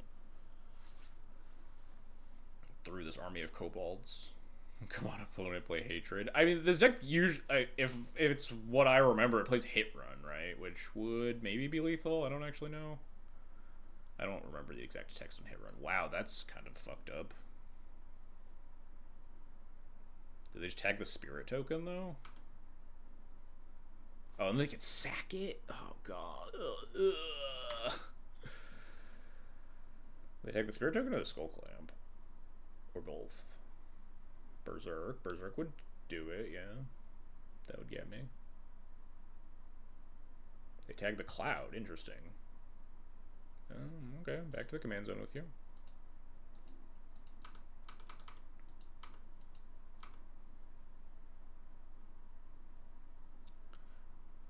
I unfortunately can't get greedy with my sort of Feast of Famine now, because they can just sack this Chaos Defiler. So I can't, like, sort of Feast of Famine equip to the Spirit, attack them, and then do my other stuff. I have to, like, oust, Paladin Boots, whatever.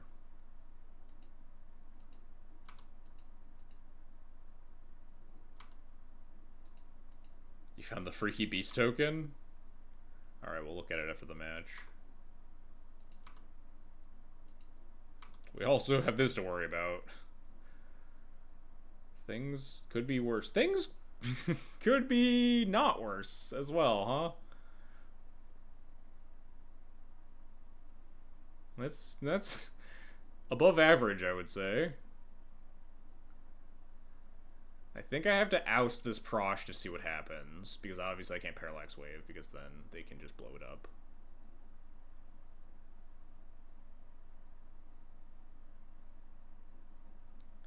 Problem with ousting Prosh is that they can just cast it again in a few turns, and then the Parallax Waves under a little bit of danger of getting these things back and fucking killing me. Whatever. I'm gonna oust this first and see what happens.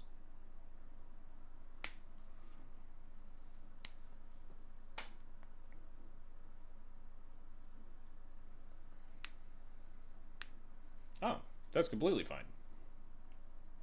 Wow. Yeah, I actually kind of don't care about that. Give me more mana.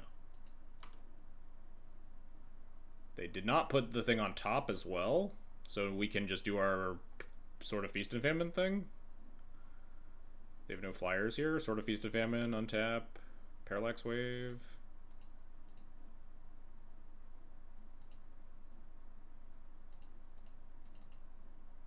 Did they discard their last card too? So it's hard for them to cast their Prosh.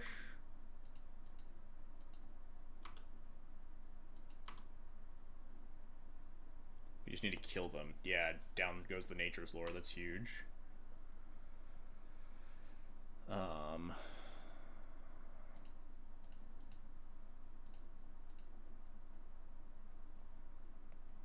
guess I don't have to kill this Chaos Defiler. I can just kill the Overlord, huh? Do I play Boots and equip Boots? No, I just play the Pure Steel. Because then I can cycle off the Boots and equip it for free down the road. It's not even a 3/3 beast for Garrick. It's supposed to be a 4/4. That's kind of funny. Maybe I'm supposed to kill this in case they have some like Flare of Malice or whatever. Nice. They have nothing.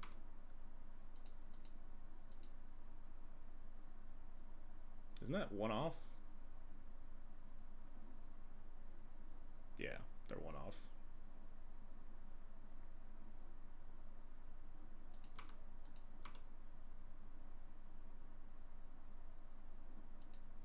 Yeah, I think I just take this hit, honestly. Because I want to make sure that the Parallax Wave keeps this Overlord off the battlefield.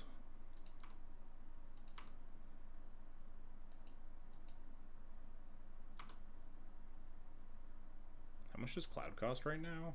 I guess he can't connect, so it doesn't matter. Cloud only costs 4, though. We have 1 artifact currently.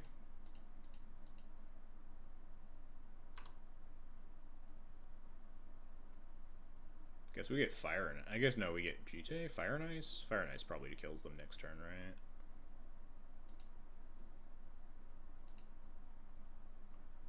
Boots. Masterwork, Feast and Famine, I guess.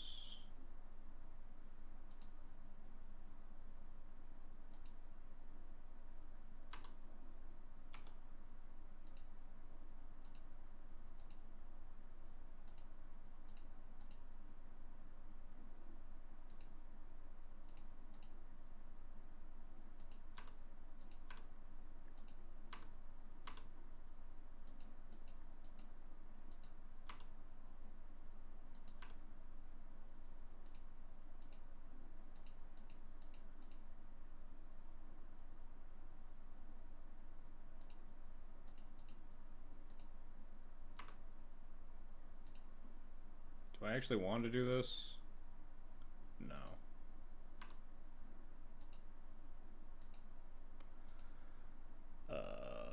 This is a 5/4, so we can move one of these swords over to a 1/1 token to soak up 3 damage. And I guess we cycle off this, huh?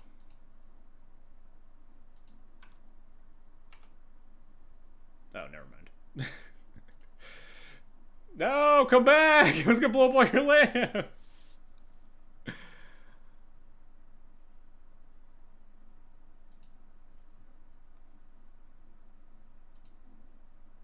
Alright, so we need to search for 4 beasts? I don't know how to do that. They didn't know how dead they were. What the hell is this? It was this guy? Jesus, this is terrifying. It's not even on Scryfall? Where did they get this? This fucking 2001 magic fucking NPR token? Where did they get this guy? That's just the Jersey Devil. Wait, so someone said, is token? Oh, can you is token? That was a question. Beast is token? That does work.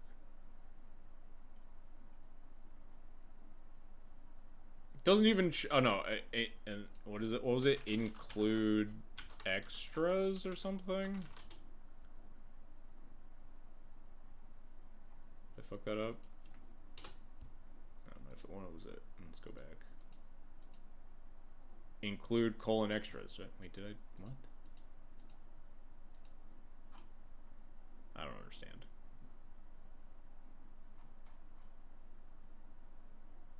I don't know the shorthand for all version. Unique : art. All versions. Oh god. Scryfall's impossible.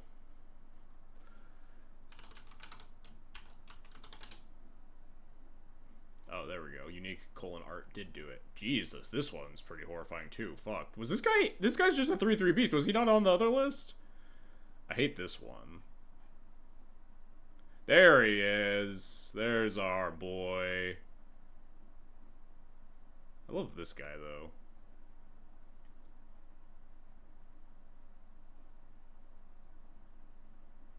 The Black Beast of Arg Merit Age tokens here. That's hilarious. The 30th anniversary tokens are so silly. This guy's a little freak.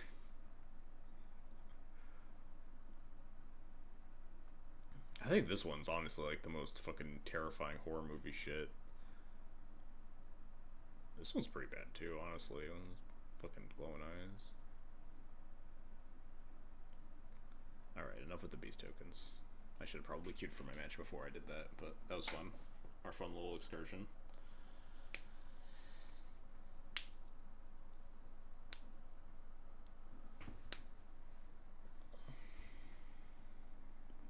Alright. What is the plan? What are we playing against? Kellen. Alright, nice. On the draw. Got the Undead Spirit. Nice. Snapkeep. Nice Kellen art. Respectable. I dig it. Got the fucking Halo energy sword. Hand's great though. We just have Undead Spirit on one to brick the Kellen, and then we just like do the Cloud for Form Aware, Cloud for Masterwork, Cloud for GTA, whatever bullshit. Hard for them to beat. We also have like Flare, so we can go for GTA more aggressively.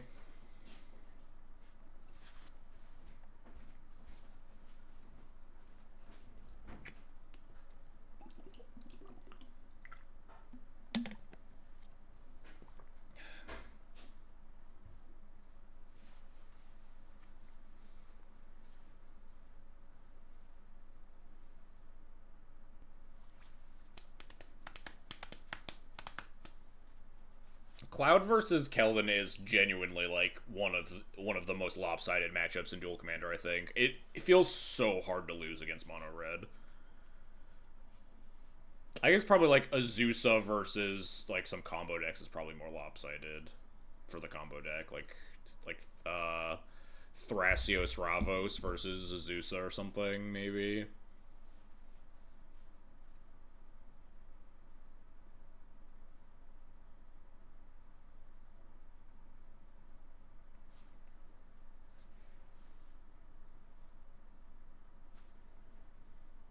Snapkeep.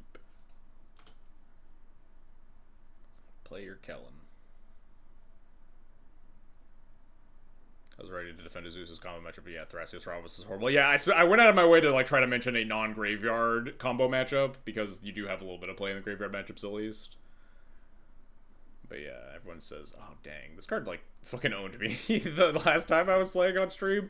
I just like kept playing really poorly into this flipped Kumano, and I just probably shouldn't have. Maybe we might just cloud straight for GTA this time. Well, I mean, Undead Spirit. Go get him. We have plenty of answers though. We can like Parallax Wave or Static Prison this thing.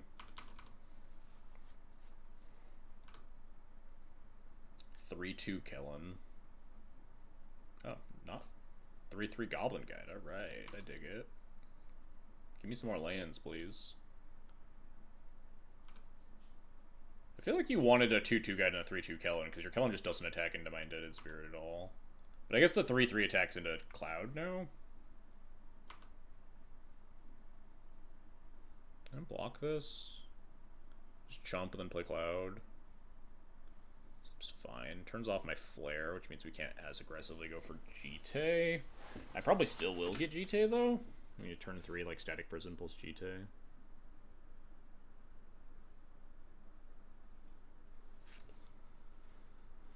Maybe I don't.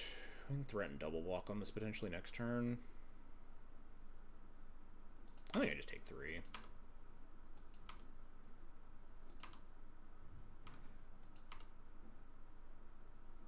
We're gonna have to move to discard because of this guy, huh? Oh well. We'll discard the Sword of Feast and Famine, I think. I don't think it's gonna be very important to win this game.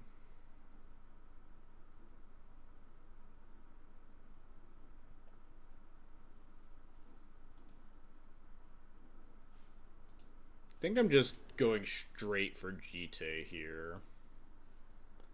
Oh, maybe I should have traded because I can't trade this turn. Because it's going to be flipped. If I trade, my guy gets exiled. Shoot. Maybe I should have just jumped to gain 3. Yeah, that was not great. They attack again? Do I take 5? Just block with Cloud? Probably not. Yeah, we're building towards this Parallax Wave. I definitely should have just jumped here. I'm a fool. That was is dumb. I have to like flare in their upkeep. Just have 2 indestructible blockers. Just to gain a bunch of life. Give them like no good attacks.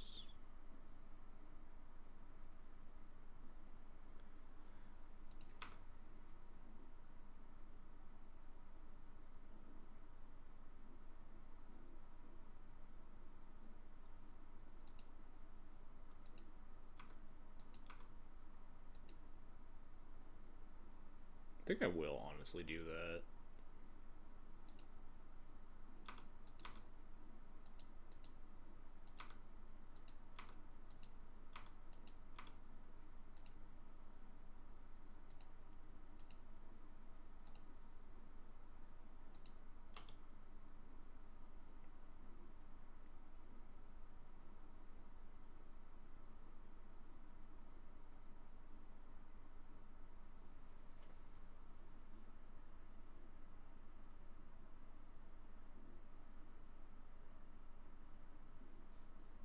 Yeah, just kind of a comfy time walk.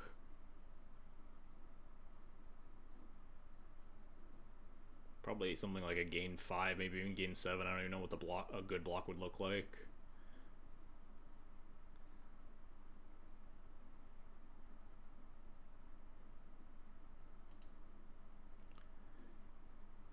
Get them on a red buy. I'm doing my best to make it feel like not the buy, but yeah.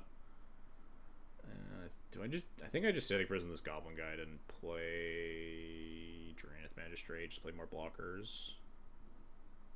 Maybe I static prison the etching, but my guys are already, like, my thing's already dead. I think I just kill the 3/3 and start trading some stuff, not all stuff. We have the ability to have GTA or Parallax Wave next turn. This thing can threaten to be a 3/2 double strike, but we can't always just chump it. It's not the end of the world.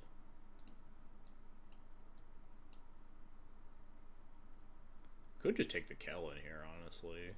Just jump the guide all the time. Parallax Wave on, or Static Prison on Kellen is kind of the nicest, but if they're investing their mana into, like, saving their Kellen next turn, then they're just going to get KO'd by GT. Because we're just going to put the Spirit Token in front of the Kellen, so if they spend their whole mana situation saving it, then that's completely fine for us. We're just going to, like, block here, take one or whatever. Yeah, I'm just going to take the guide. Probably doesn't matter terribly, because there's a good chance I can just Parallax Wave next turn instead of trying to go for GT as well.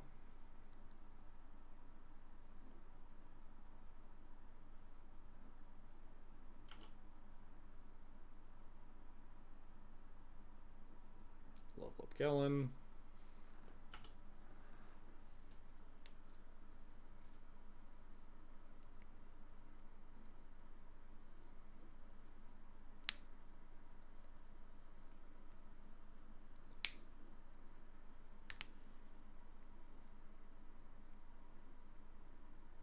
Lavamancer, huh? Spike. 1 card left in hand.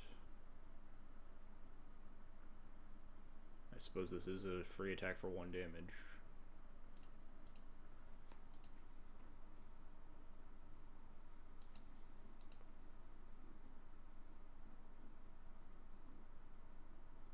I think this block's fine.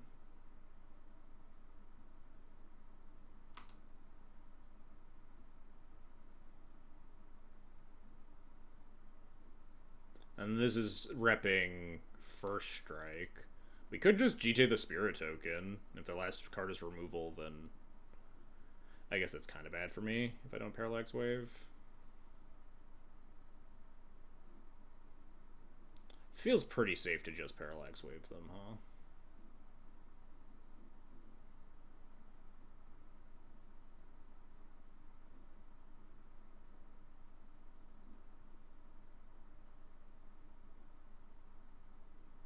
Tech Edge the Shinka and Disruptor Flute the Grim Lavamancer. Doesn't seem very good either.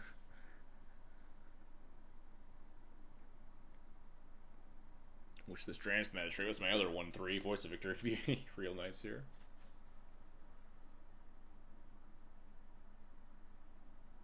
Yeah, I think I'm in a little bit of danger of, like, getting hit with a 3-2 double striker, which seems kind of scary, so getting greedy with the GTA line seems unnecessary here when I can just blow them out with Parallax Wave and just GTA when I'm much safer on board. I don't even have to kill everything. I can just just take out the Lava Mancer and just sit on the tokens or sit on the counters. Probably ping off the Kellen at some point, but these cards are pretty fine.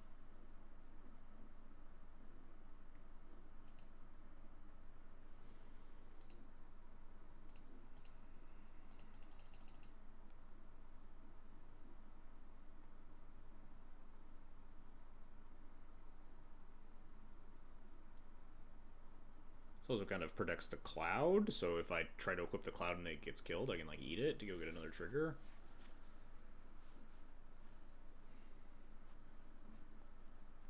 I think I'm just gonna eat the Lava Mancer and say go. Do we have any P-Wave combos in this deck? Not besides Thalia. I guess technically Cathar Command is a combo, right? There's the removal spell. They have to use this, which is extremely good for me.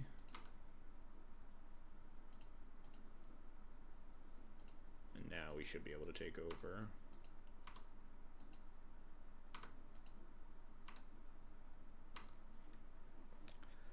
How much more do I eat here? Because they get to just attack all. I suppose I could just block with Cloud, huh? Just recast it. Just trade with the etching. They drew one card. That card has to be a removal. GTA triggers happening just means that the game is over, even if it's not 4 GTA counters, I think.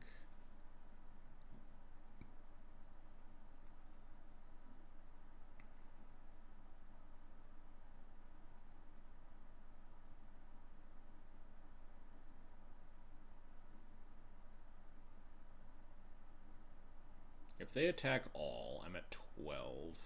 I mean, I could just take it.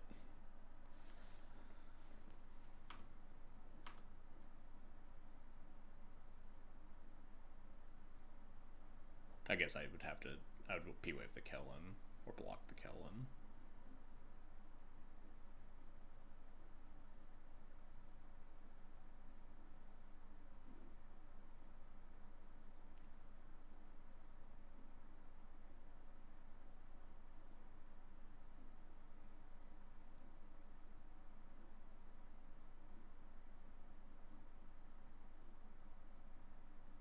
Pretty unfortunate too, because if I just blocked the Goblin Guy that one turn, I think I would still have the Force, and I would have been able to try to set up a cleaner GTA line. I totally forgot. I just am really bad at playing against Etching of Cubano, I guess. Every time I play against it, it just fucks me up in some way. I guess it would have to be dealt damage to die, so I could have let them go to combat and sacked out. I was just thinking this always exiled stuff, like a ley line. But you're on mono red with one card in hand, and your opponent's tapped. Yeah, I don't know what they're thinking about. I think I just always P-Wave the Kellen, and then just take 4. Go to 8 versus one card in hand. Seems fine.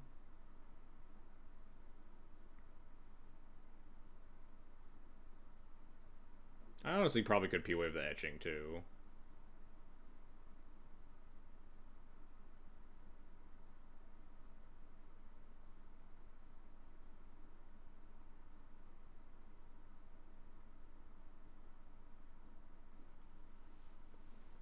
I'm just slamming GTA, putting him to the test next turn.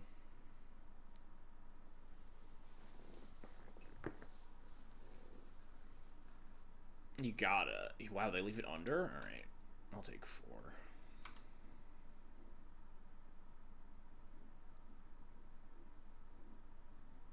Just kind of surprised. I thought they would just recast the Kellen here, but maybe that means they have 2-drop in hand?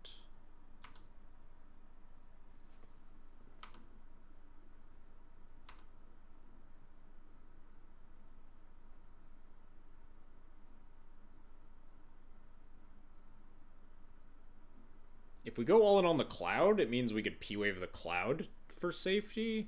And then we untap, like, it comes back into play and can go get, like, boots, and then boots up. Oh, right, this Goblin Guy's coming back at some point. Not this turn.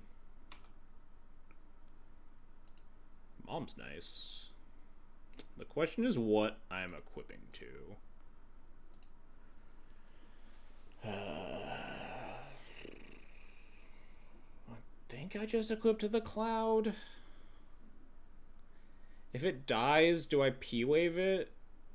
I think I do. And I'll have an active Mom. The Cloud comes back, I can get boots, I'll have the GTA in play. But I can't attack into the Kellen, because the Kellen can threaten with First Strike. But I have the Mom, I can just pro-red the Cloud. And then if the Cloud gets killed by their last card in hand again, then I just suit up the token instead. And then we also have Flute on the Lavamancer to make it non-threatening. Gotta be Cloud for greed. I think there's a real case for it to not be Cloud. Could get Sophie off of Cloud, sure. But then the Cloud can't attack. We only have like 5 mana that turn. The Sword of Fireness doesn't do anything that turn. I'm thinking if Cloud gets killed here, that I'm gonna eat. If I eat Cloud in response, and then also eat like this E2 Lava Runner, and then everything comes back on my upkeep. When I just have this, I have a Mom and a Spirit token, and the Cloud comes back into play versus Goblin Guide, Grim Lavamancer, Kellen, Gitu Lava Runner. Then I kind of have to get boots and boots up the Cloud and jam.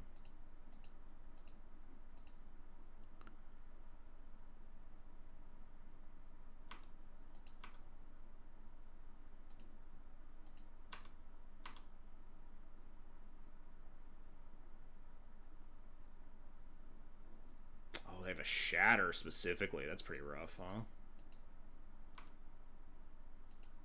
That's pretty... Shatter is pretty bad because I would like my Cloud to die so I can get another trigger with it too, and now it's not going to. Now there's some thinking to do.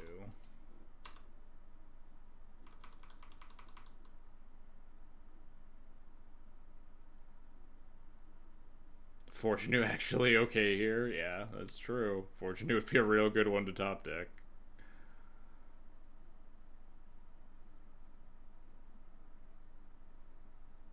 Am I supposed to eat anything here with Parallax Wave?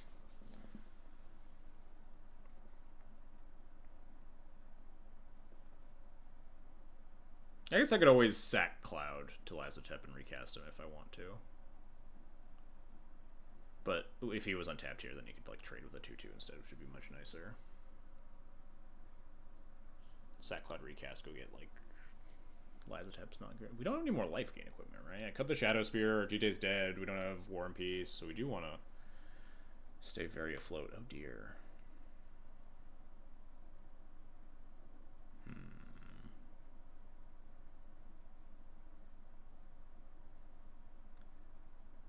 How do I win if I eat Lelia, eat Cloud, everything comes back, I go get Fire and Ice, and Fire and Ice the Spirit token.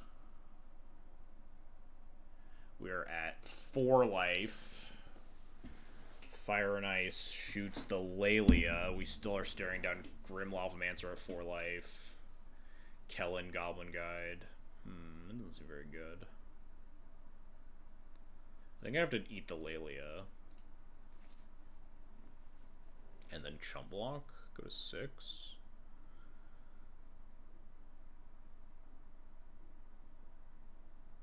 Double block? Fire and Ice, Cloud, double trigger. Cloud would not have haste in this scenario. Cloud would have Summoning Sickness.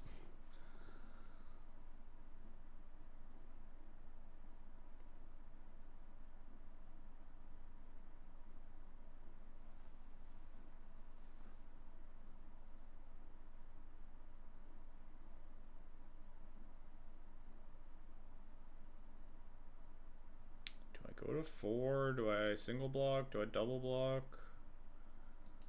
Yeah, I think maybe equipping to the Cloud that turn was wrong. I think equipping Cloud to that turn was like really wrong.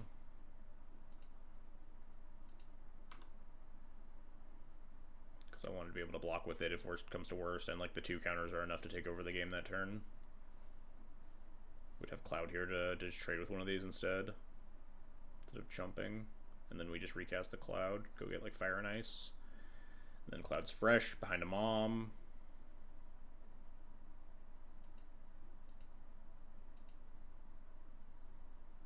I think I need the Mom, which means...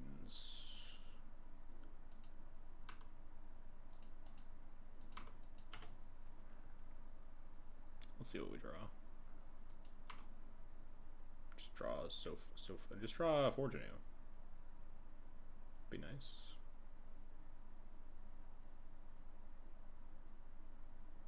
Damn. Can make a 4/4 Indebted Spirit. Not very useful. Think we're gonna die here, huh? I guess I attack first, right? I don't even know what the plan is. We're just gonna get hit for a bunch. I keep like thinking and then forgetting to attack first. It's only once, right? Yeah. Oh shit, they just block. Oh damn. That was gonna be really nice. Just free 2/2 kill.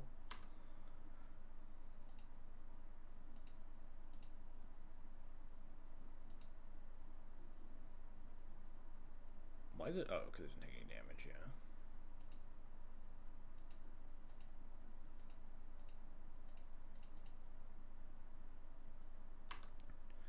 I don't think I can just get Glimmer Lens here, though, just to have more blockers, because then we're just going to die to all this shit, right?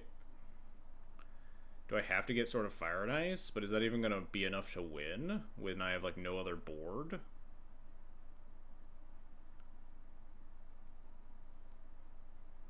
I guess we could get sort of Fire and Ice and try to top deck. I don't even know what we would top deck.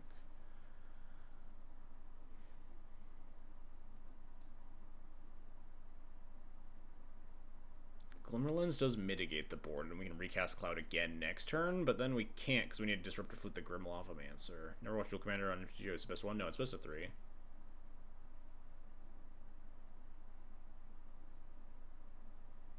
What happens if I Glimmerlens here? My opponent has no good attacks.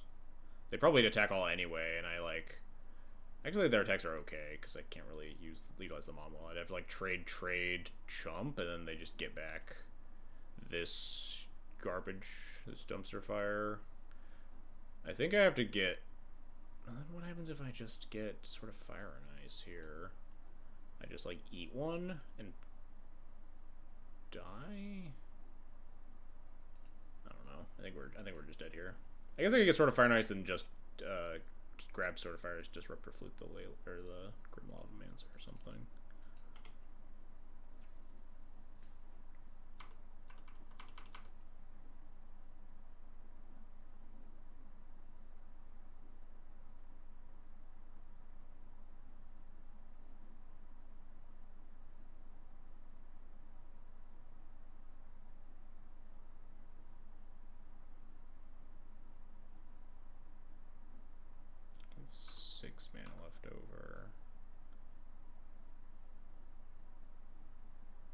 Attack all makes some sense. We do get some extra info. We see at the top of our deck is like Hunted Witness, not very helpful.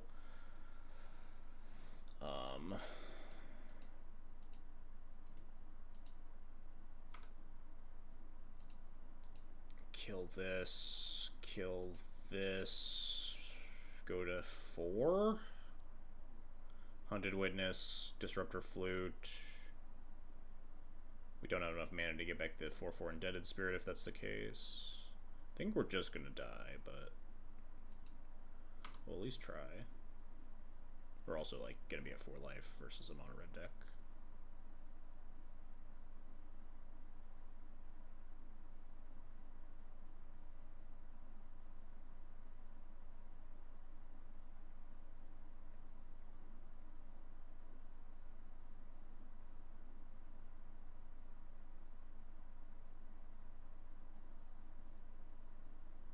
I think I'm just gonna Flute Lavamancer and make a 4/4 Indebted Spirit here. 3 blockers to like 4 attackers, something like that.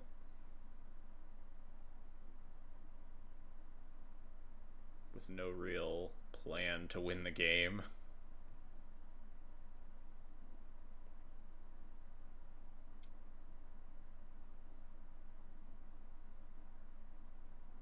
How am I up on clock?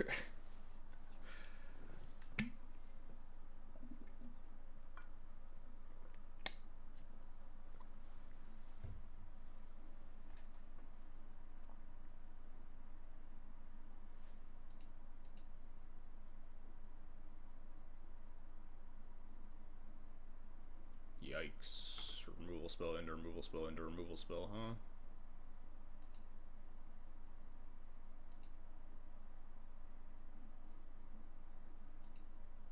No Containment Priest last card.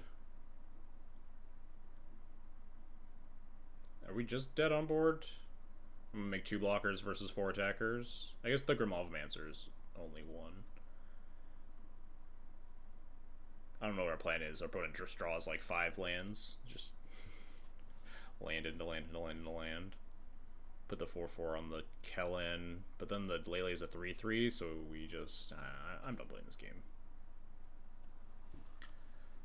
If we put the Cloud on the Kellen, it just gets like pumped. It just becomes a double striker eats the Cloud, so we have to put the 4/4 on it, but then the Lelia is unchecked because the Cloud can't trade with the Lelia. We are not winning this game.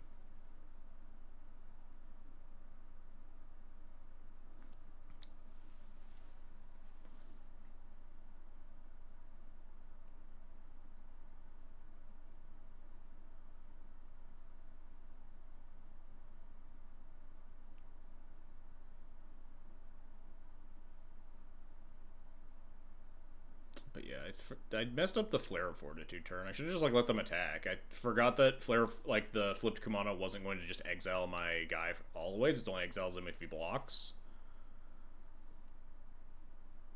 Just top. Oh yeah, I guess we know our top card.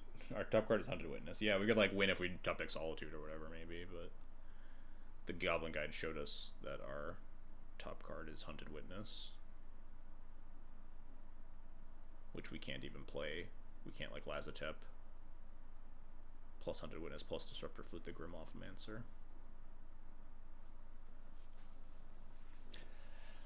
But yeah, that Flare turn, even if they have a removal spell for the Cloud, it still has a 1/1 indestructible thing that can like just block the Kellen for free or something. I just totally fumbled that. I forgot about how that Kumano, the flipped Kumano, interacts, which is treating it as exiles my stuff all the time. My opponent has fully used 17 minutes in a 7-turn game as mono red, which is kind of insane to me.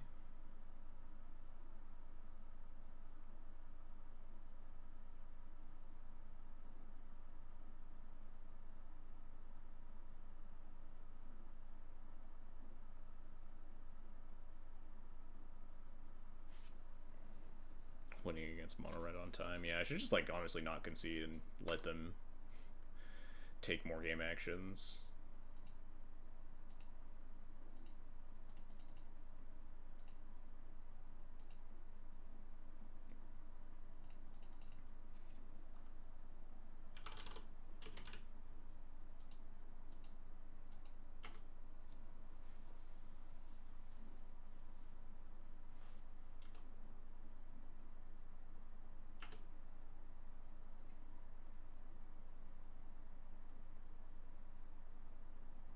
There it is.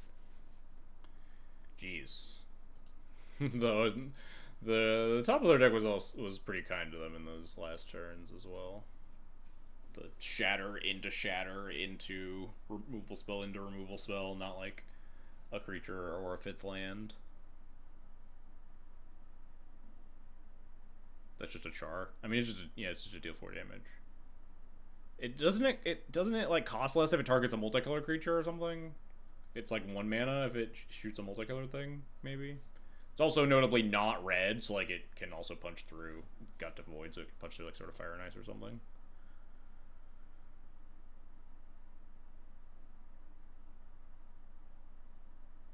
Oh, you have to control one? Is that how that works? But yeah, I mean, like, Char at its base is just a playable card in mono red. They play, like, every shock, lightning strike, and Char they can get their hands on, and just, like, efficient red creatures.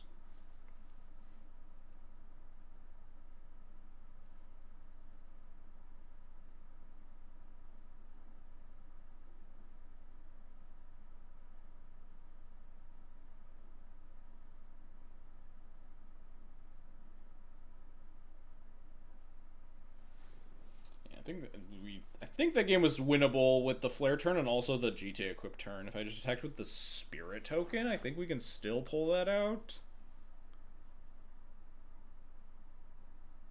They just have one less creature. We end up taking probably like 4 less damage over a couple of turns. We might be able, like, the Cloud Sword of Fire and Ice line might be able to stabilize us a little bit better. Obviously, if they top deck a few burn spells before we can kill them, we're still dead, and they were top decking burn spells fairly well.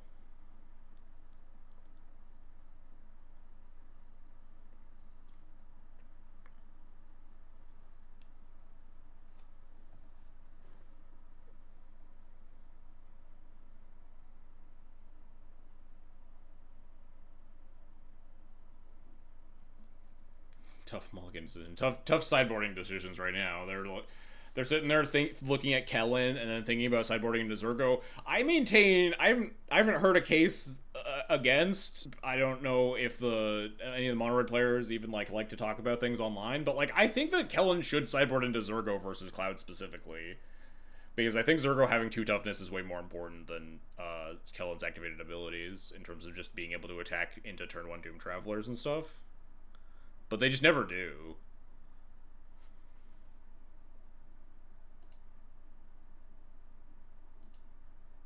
Oh, shit.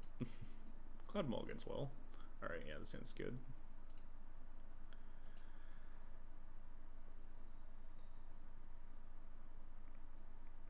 This hint's really good. Holy shit, actually. I wasn't even like looking at how good it was.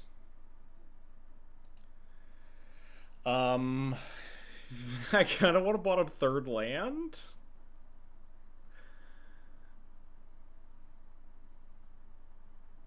We have like turn 1 Drum, turn 2 Cloud into removal. Bottoming 3rd land's like kind of greedy. We could just bottom the Drum and just go Doom Traveler, but then like the sequencing into Kellen's a little bit awkward. The Drum is like kind of forced to land sometimes, but if we just like find another land, it's very, very good. So I don't know. Whenever I bottom land 3 here, you just never draw another land for the rest of the game. Oh, this hand's just kind of cracked. We could even bottom Doom Traveler potentially, and just like Cloud into removal spell on Kellen. Is that insane? Kind of is, because the Doom Traveler is really good with the Drum. Maybe we Cloud for a Clamp here with how like stacked this hand is. Yeah, maybe we do that.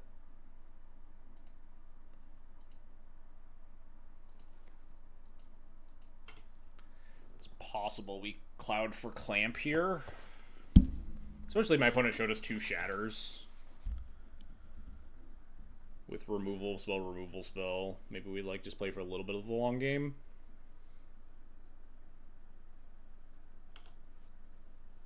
Also kind of unmulligans us nicely. The question is, do I play Doom Traveler or removal spell here? I kind of just want to play Doom Traveler. Kellen just can't really attack into it very well.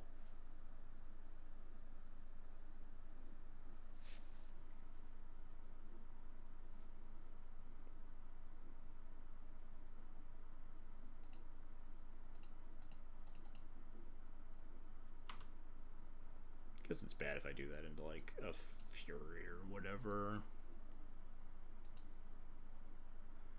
Yeah, I guess we just do this.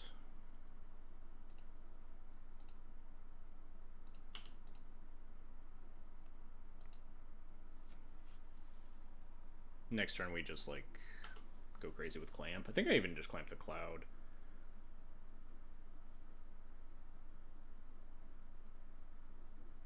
Oh, never mind. Suspend Rift Bolt.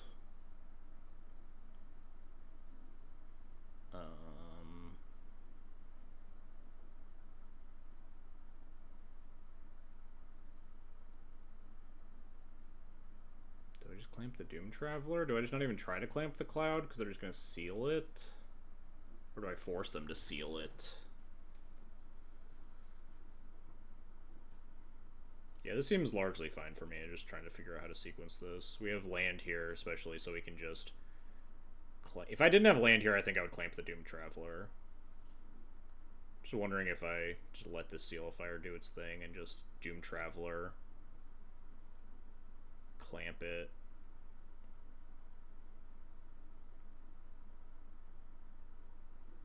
I do want to get the Seal of Fire off the board so I can, like, attack with the equipment and do it better.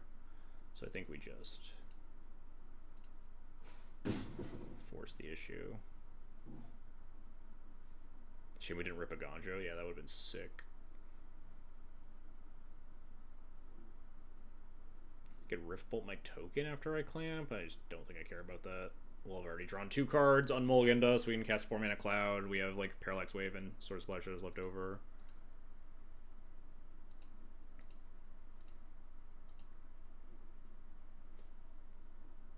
Yep.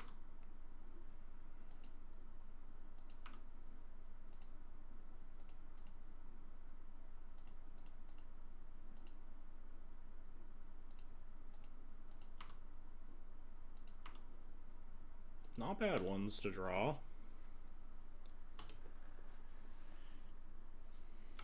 I don't really think they're allowed to Rift Bolt the Spirit. Maybe they are. They have 5 other cards in hand. I don't know. But... Alright. Sure. End of your next turn, so I can hold this up.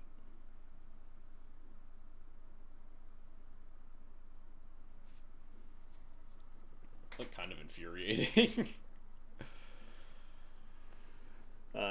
Do I just not clamp anything this turn because they have to Seal of Fire something eventually? I could just play Cloud, go get Formal Wear.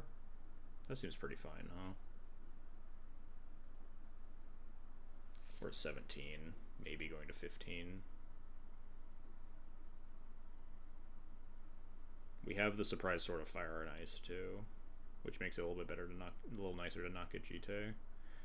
Would love to hit a land drop here, but maybe I clamp this just to like gain 2 life. Just clamp this, play Ocelot Pride. We have Plow up. Kind of sucks if we miss a land again though, because then we never have the ability to play Cloud.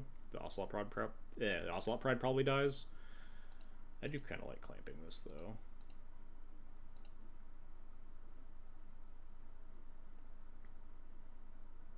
I like gaining life versus the mono red deck, and this is kind of a gain 2.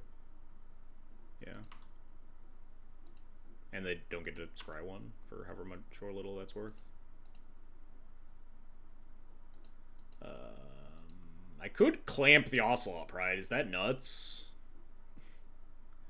I kind of want to. Like, I don't think this Pride's ever living versus mono red. They're tapped out of red right now. Obviously, it would eat another removal spell, though, which is kind of nice for me, but we also kind of want to hit a land drop. Puts Pride in the yard for Formal Wear. Yeah, I kind of just want to clamp this. Oh, nice, we hit land. I don't really want to bolt this in. I think I'm happy holding up Plow here. As much as I want to cast a Jackrabbit.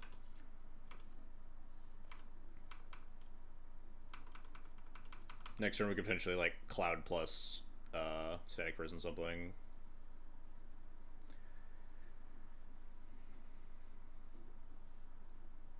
Maybe they'll just animate Mutavault and attack.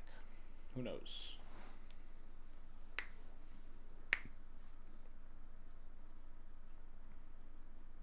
Yeah, I think having this gold clamp and stuff favors us pretty heavily in the long game, and like just turning everything I have into like healing salves is nice. I kind of don't want to Plow this because it's really good to Static Prison these guys. But unfortunately I can't like hold it up unless I draw another land.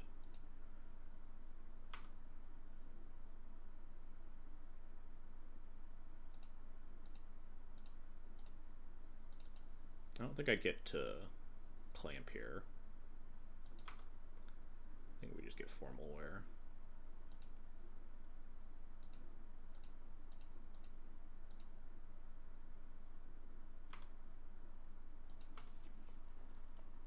Takes the Kellen out of commission for a few turns. Oh, nice. They put it back. That's really good for us. They just, like, play 5 mana Kellen here or some insane stuff. Sure. Sure. Discard land, draw 2. Wow. I've never seen Memnite in a Kellen list. Interesting. I think I usually pay the first energy on this and then sack it in case we top deck like Felia next turn. Wait, if I pay the energy here, if I don't already have the Felia, I would pay the second energy and then cast the Felia, and then it would just die on my main phase. Never mind. They've kind of done nothing this game. Yeah, it's great. They only have 3 cards left in hand. And we drew land. They've been, like, pretty religiously leaving up a red mana, though, so I don't think just, like, going for the sort of Fire and Ice is the play. We have 1, 2, 3, 4, 5, 6 mana, so we get, like, Ocelot, Pride, Jackrabbit, put a clamp on something, or hold up Plow, probably.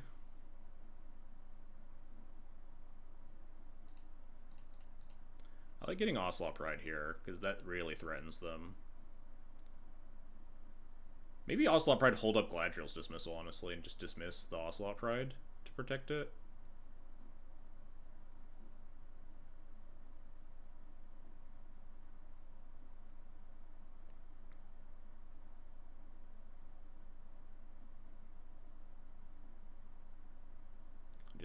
I could play Jackrabbit, or I could just hold up Plow, honestly. Jackrabbit's not bad here, though. Cloud trades nicely with the Grease Wrench Goblin.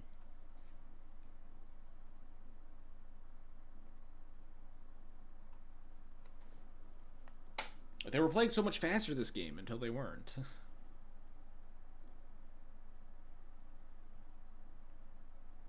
Nice. Pride.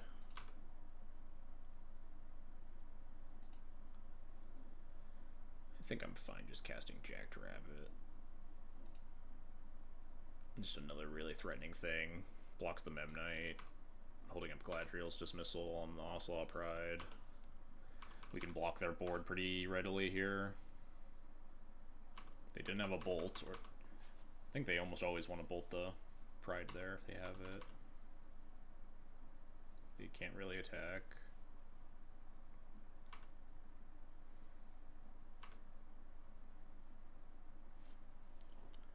One, two, three, four, five, six, 7. So we can like play sword, equip.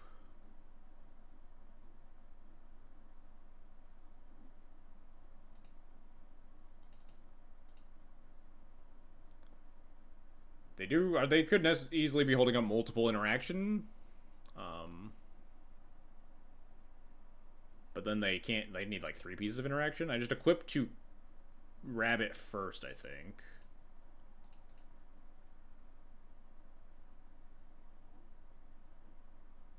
Wow, that just worked.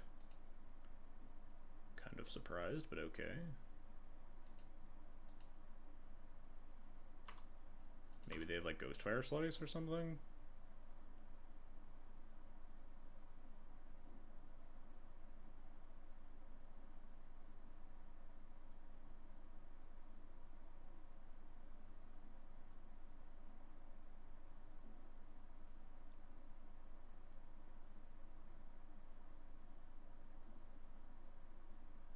I guess they have 2 colorless blockers for the Jackrabbit, but we also get to like make 3 rabbits on attack. Start clamping them. Did I play a land this turn? I did not. Wait, no, I did. Yeah, they could have very easily be floated here. But then when you like cast Kellen, they're just trying to like pretend like they have stuff. I don't know.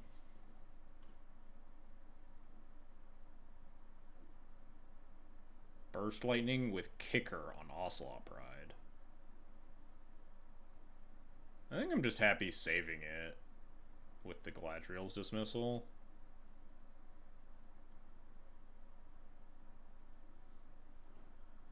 We have Plow after that still. Yeah.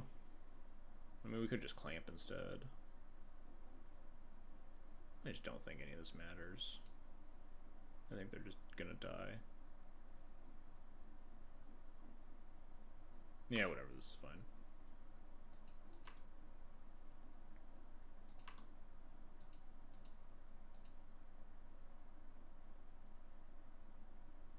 Chump block with the Memnite. I wonder if I was supposed to plow the Memnite. Probably, honestly, at this stage.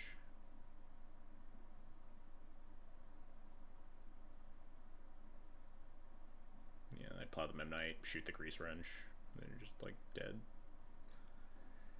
Clamp a Rabbit, we're at 17 on turn 7 against Mono Red.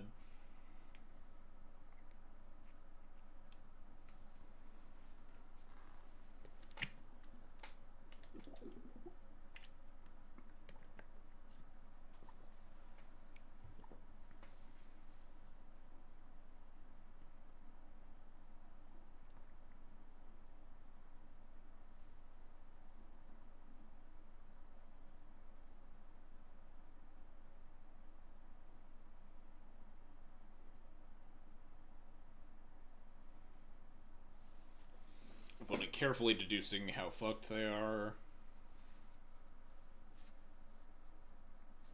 We also have the Galadriel's Dismissal here to protect the sort of Fire and Ice potentially from a Shatter, because phasing out the creature phases out the equipment that's with it.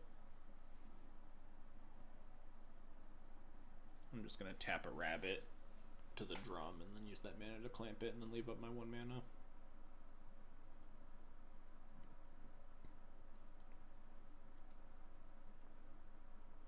If you time out with Mono Red, your account should be deleted. I don't disagree.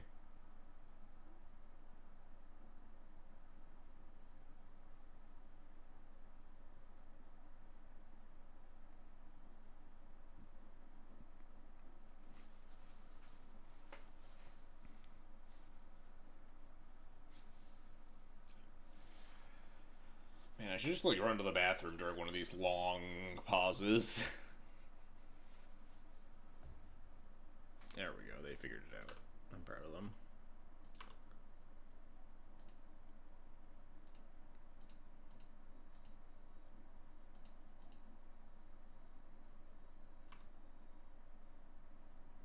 Sure, alright.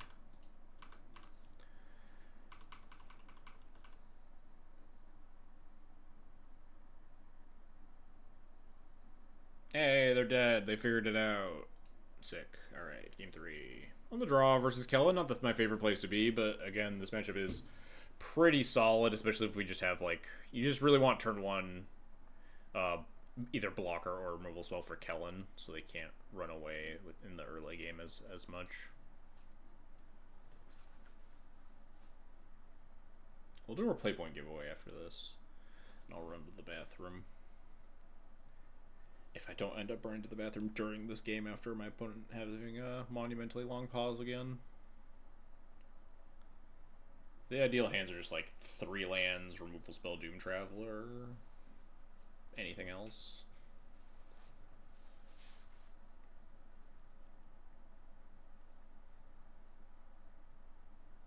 Well, yeah, definitely this is a matchup where your card quantity doesn't matter a lot, and you just want to mulligan into like a removal spell or a thing to put in front of the Kellen.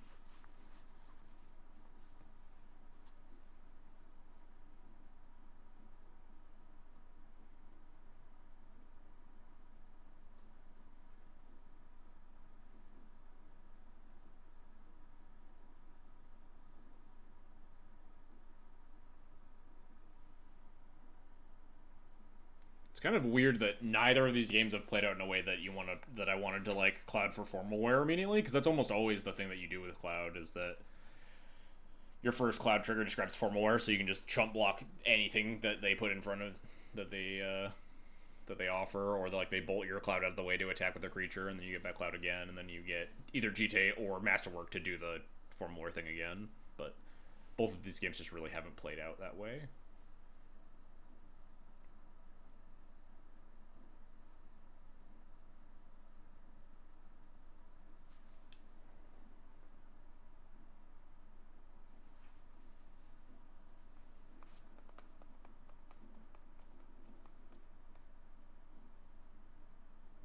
We have a lot of things that are good to put in front of a Kellen. Like, in terms of things that I want my opening hand to stop this. It's like 1, 2, 3, 4, 5, 6, 7, 8, 9, 10, 11, 12, 13, 14-ish, 15, something like that. We have a lot of good cards to have on turn 1.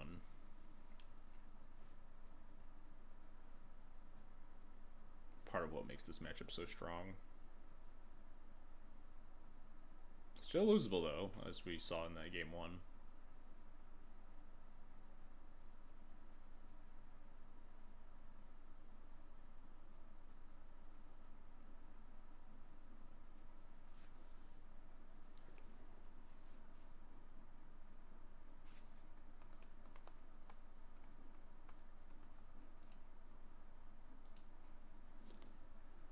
Opponent on mono red with 6 minutes and 30 seconds left on the clock. You'd think that that's a reasonable amount of time to finish this match, but like at their pace of play, you never know. They did speed up. They like doubled their speed between games 1 and 2. But at double speed, they will still time out in this game.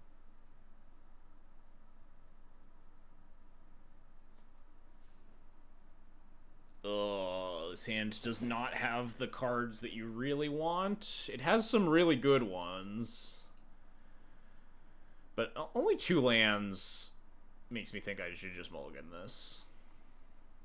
Being land light is really awkward even if you have some good cards, like Natural, GTA, and Flare. Like the drum, but nothing to drum into with the Cloud. We just like play Cloud on 2, or like Stone Forge or other one on 2, and then we can't like cast anything on the 1. I think I just shipped this. Alright, this hand definitely does it. I kind of want to bottom the Disruptor Flute, but I guess maybe we just Disruptor Flute the Kellen at some point after we kill it some number of times. 4 lands is kind of nice, guaranteed, but 3 lands is probably fine, especially on the draw.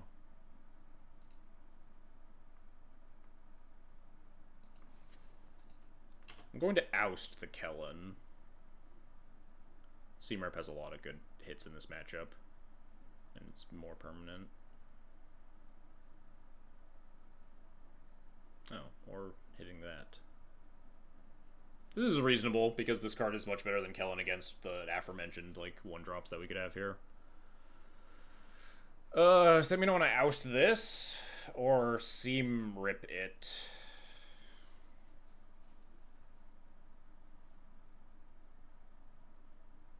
It attacks as a potential 2-3, which means Cloud's not very good at blocking it. Although we can just put Cloud in front of the Kellen next turn, which I'm kind of fine with. Debating on Seamrip versus Oust here. I think I just Seamrip this.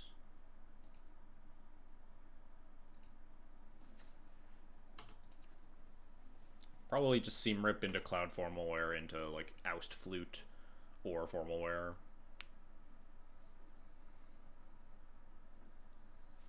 Ooh, what is this one? Exile the top card of your library. During any turn you put a lower counter on this saga, you may play that card. When you next cast a creature spell this turn, it gains haste until end of turn. That's kind of spooky, huh?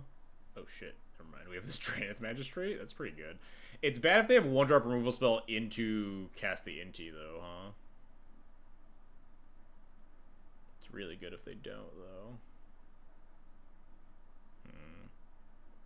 Ousting this kind of sucks.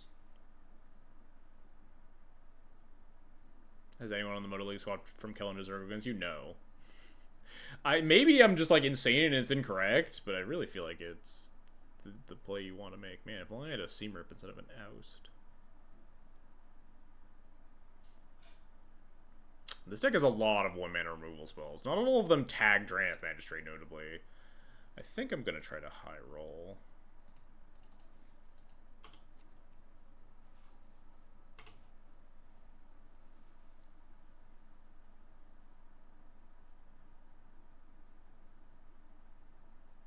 Damn. Man, they have 3rd land.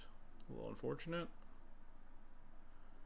The thing explodes next turn, though, so it's not the end of the world. We just oust the Inti and Disruptor Flute Kellen, I think. I just don't even use the anti-trigger. 3 cards in hand, we're at 16. This thing will explode. It will give the next creature spell this turn haste, which is kind of spooky. But I think I like Fluting Kill in here. It's like the best window for me to do that.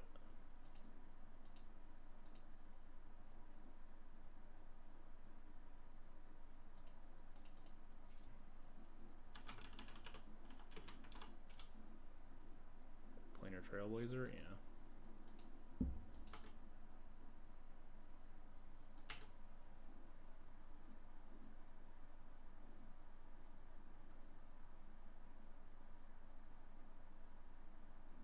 Key2 Lava Runner with haste. Alright, do you have another instant to pair with that? Get an extra damage in? No? That's very good for me. Alright. I think we just Cloud for 4 more, play Clamp, play tap land. I don't think I want to take 3 damage here.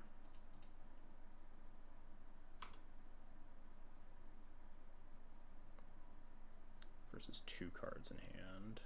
It's a little scary because if they just like don't attack, if they don't attack, we have Clamp though, so we're fine.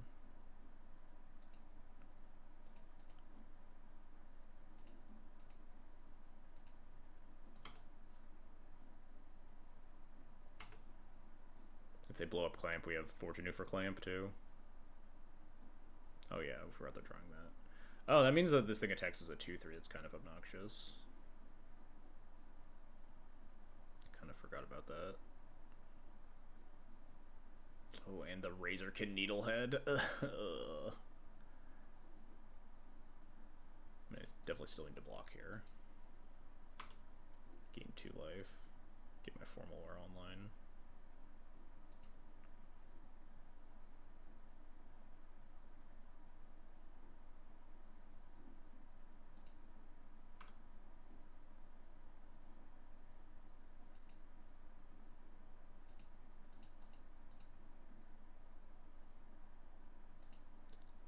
That Razorkin Needlehead's so nasty. Means we can't like go crazy with Cloud.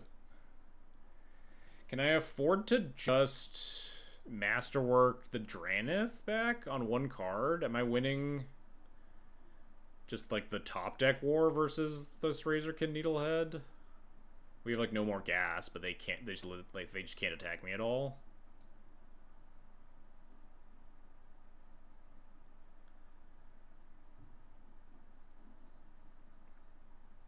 I think I really don't want them to attack me, and if they just have like a removal spell, then getting Glimmerlands with something here sucks.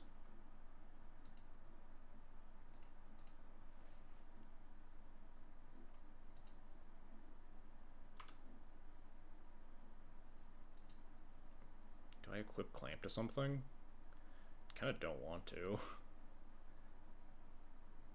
It's possible I need to Clamp anyway. Like, I'll draw the cards eventually. Unless they're, like, actively just removal spells. Maybe we just, like, win on board with our Vigilance guys if we're just taking...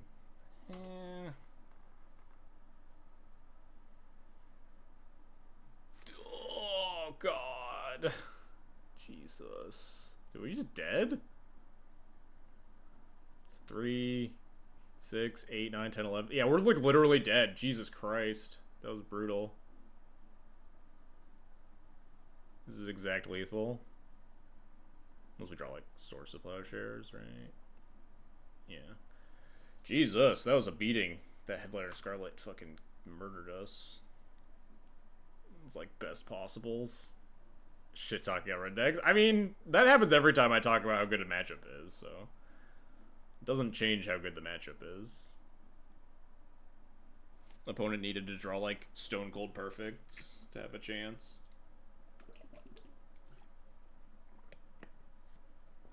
No logic, only karma. That's is it even karma? Our opponent was playing so slowly.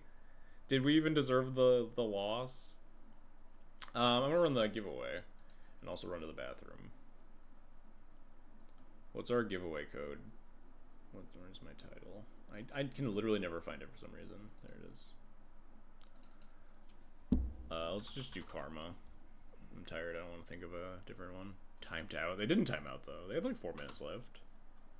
Guess we just want giveaway. We'll try to run it in a way that it doesn't just randomly delete the giveaway. But yeah, we're giving away 120 play points, like we do almost every stream. Type Karma in the chat to make fun of me for losing my really good matchup. I'll be right back. I'm gonna join the queue. If it instantly queues, then so be it. I'll be fine with a little bit less time, but in all likelihood, we'll sit here in the queues long as that anyway.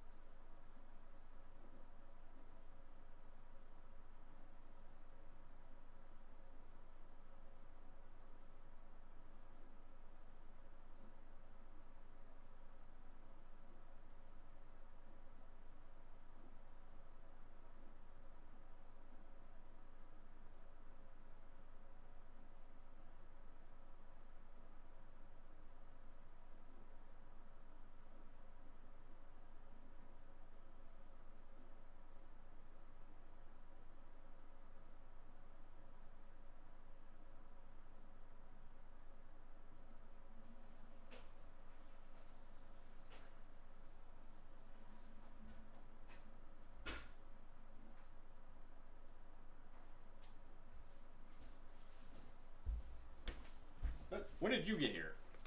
Why is there a cat in my seat? I guess you guys can't. You guys can't even see her. Oh, you guys can barely see her head right here. Get out of here. Obviously it's. Oh yeah, we've been here for 2.5 minutes. Of course, that's how my life goes today. And it's the Cloud Mirror, the match where you need the most amount of time. One lander into one. Okay, this is a 2-lander at least. Bottoming. God, all these cards are good.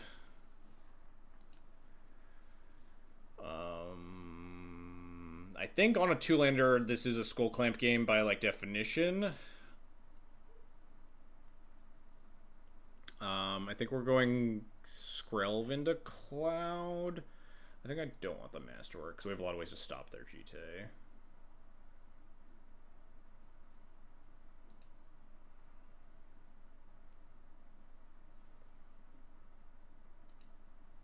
Yes, get your karmas in the chat still. All the karmic justice, me talking shit about the mono red players and then dying.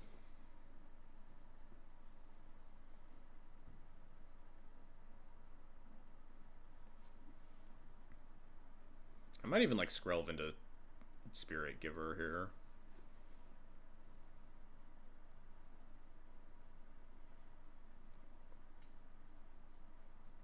We'll try to end the giveaway midway through this match, but I always forget. Last week's stream was really weird. I guess maybe the giveaway just expires if it's just been running for too long. It just like stops because it just ended by the time I pulled a winner.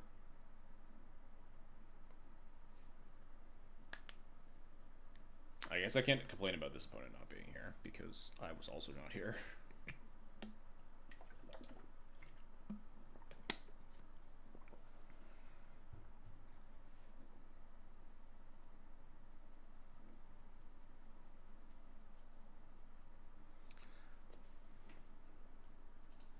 leading Skrelv here because it's like it's the worst one if they want to kill it, and it will protect the giver, who is the more important card to be online.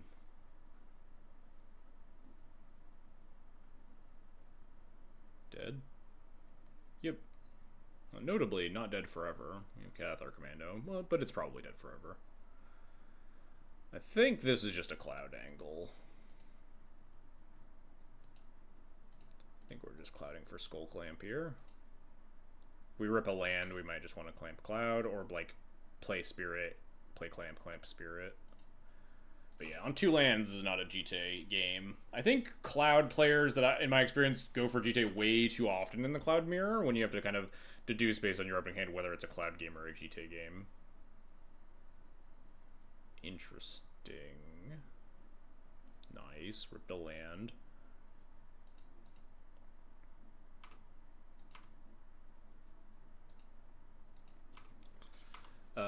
So we'll go down to 5 cards, 4 cards. This actually is a Clamp Cloud angle, huh? Land down to 5 cards, Clamp down to 4 cards, Equip, drop to 8, and we just play a 1.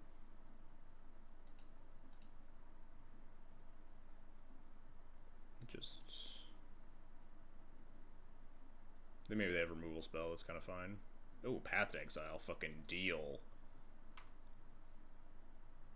This is, do you wish to use the ability? Yes. And then there's Return Cloud to the Command Zone, also yes. I think we just play Giver here. No need to expose Indebted Spirit to an exile.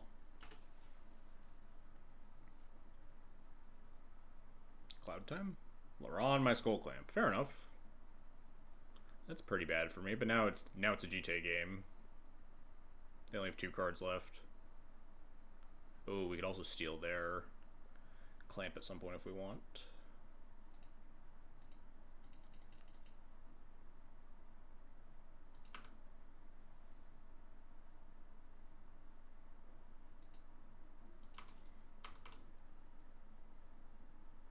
I'm not playing Laron, though I've seen it in some lists. It's obviously good in the mirror, but disenchant effects have been like kind of weak in a lot of spots in Legacy, or not Legacy, in Duel Commander. I ended up cutting Laron from my like Velia list even. The tech edge could be kind of obnoxious, honestly. There's just no reason to block this versus 2 cards in hand. It's like kind of free, but it's more free to equip an attack with a Cloud Holding at GTA next turn.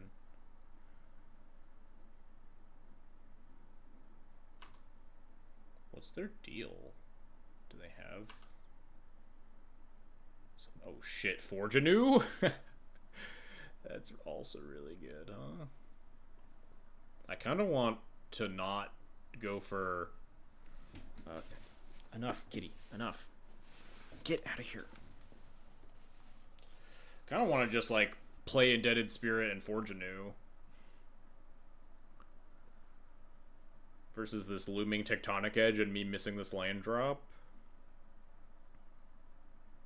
It's also just like free equip the GTA next turn potentially. Kind of nice. We're still pretty well set up.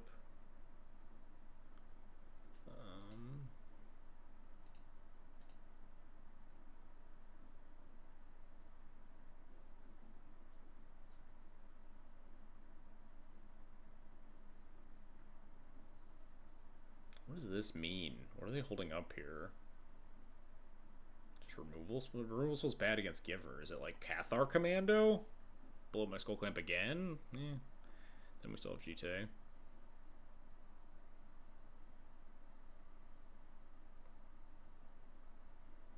Solitude? No. Just has to tag the Giver.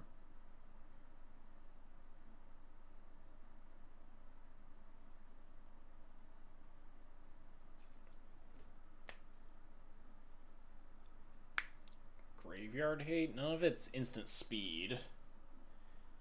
Besides, like, the odd Containment Priest, and the Containment Priest isn't stopping Forge Anew, obviously. They can't, like, flash in Lion Sash, or Soul Guide, or Ghost Vacuum here. Forge Anew was really tired of me talking shit about it all league and decided to show up today. at a very opportune moment for it.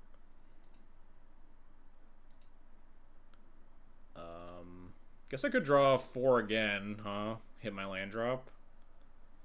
But we're threatening GTA. I think I can just draw 2. We're threatening like double GTA here, which is nice. Talking shit always leads to the worst. Looking the worst. To you looking the worst the cards can imagine. The cards can manage. If Forge Anew wanted to like stay in the deck, then it should show up when I'm talking shit about it, though. That's the thing. Here's something. Maybe this is like unexpectedly absent? Nope. Alright.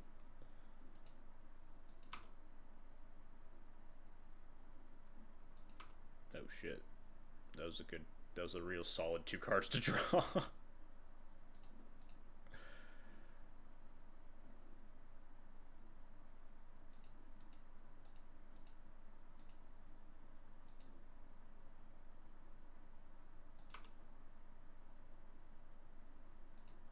Alright, deal. That was a good turn. Let's try its best. It's looking good here. Looking much better than versus the mono black deck. What is happening here? Tapping the Laurent? What? Oh, yeah, the Spring the Shrum, duh. Okay, it's just Solitude. Which means I guess I technically could have gone for GTA, but... I think the Skull Clan play is just probably better anyway. We just like drew 4 cards. We're pretty well set up to compete. Even if they just have like natural GTA here to try to fight me, we just have Cathar Commando.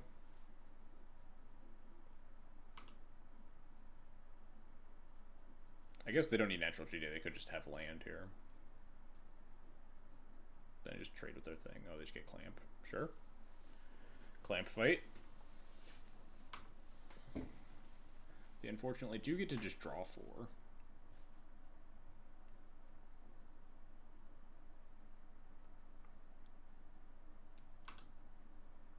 I wonder if I should have held up Swift Reconfig rather than clamp the Spirit token.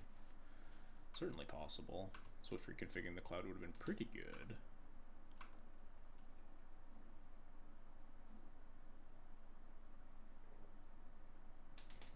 Do I bank on them not having 1-drop removal? I guess, like, sending with the Cloud holding the GTA is kind of free, right? It's, like, pretty cheap to do because of the Forge Anew.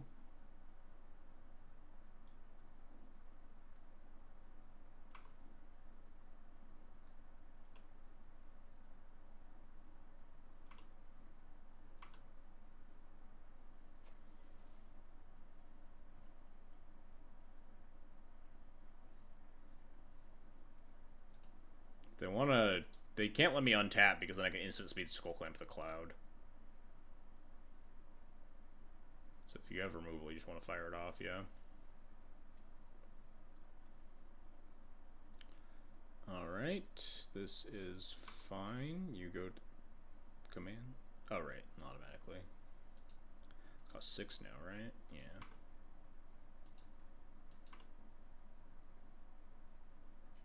Ooh, that's nice. Skyclaving the Clamp. And having Cathar Commando left over to shoot the GTA is really good for me.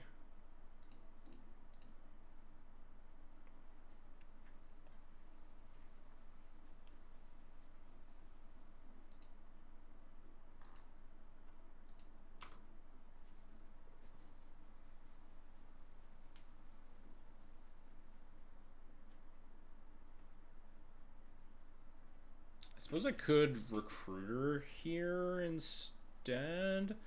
Their Cloud is 4 mana, so it's 1, 2, 3, 4, so they can't really threaten GTA that well anyway, and we'll be holding up Swift Reconfig this turn. I like having more bodies on board. Helps with the GTA. GTA plus Forge Anew is going to go kind of crazy. Just Mana Tithe?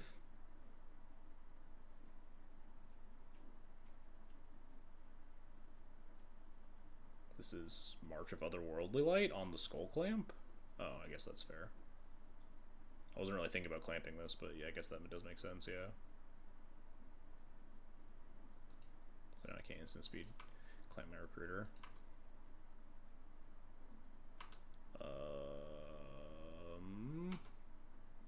Solitude? What do I even want? Stoneforge isn't bad. Our Cloud's like 6 mana, and we have Forge Anew for like free equips, so Stoneforge isn't terrible. I don't hate just more removal spells.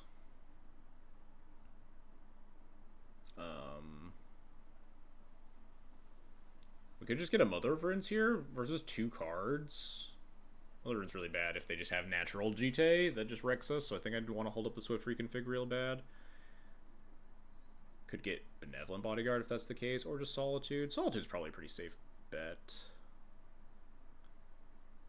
It's just Pure Steel. We already have free equipping on Forge Anew. I don't think Pure Steel's going to do a lot. I mean, we could like cantrip a couple times off of it, which wouldn't be bad, but I think I'm fine with just Solitude. Just insulates us from a lot.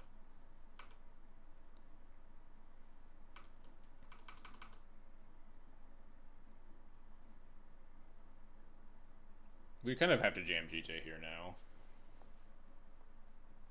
Giver, sure.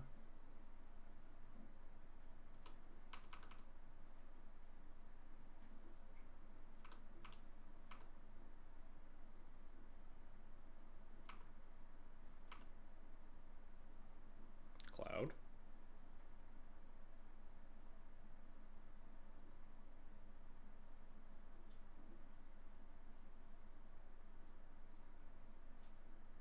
Yep.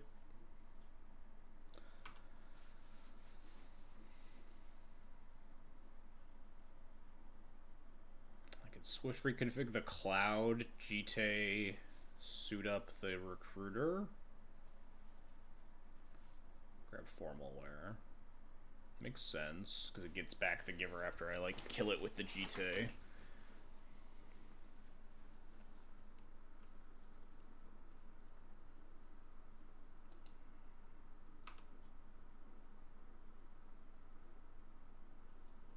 I do want to Swift reconfig the Cloud, but I am a little bit worried about, like, them eventually crewing it and then giving it, like, pro-white and making their Swift reconfig fall off, so I'm not sure when I want to commit to that. I guess we have a lot of ways to answer this Giver of Runes over and over again, so I should probably just do it now. We don't have infinite mana anymore. We're not like drawing a million cards every turn with Skull Clamp. Ooh, Lion Sash is huge, actually.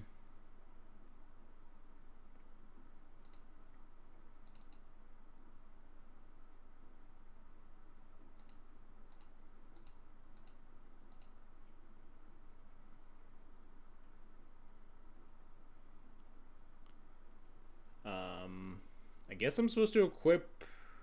I'm supposed to attack with both? I guess if they block, though, it's kind of ugly, huh? I guess I go with Solitude if they... I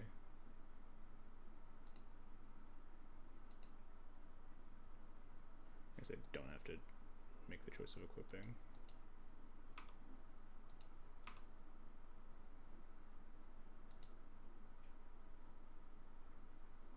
Block, would I don't really want to Solitude the Loron.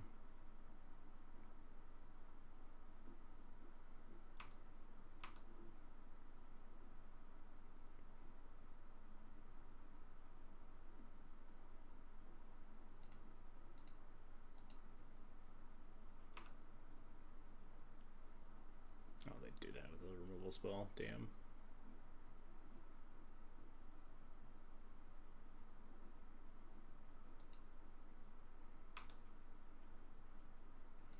Maybe I had to, because now I have to pitch Solitude the Giver here. Yeah, I was supposed to attack with both.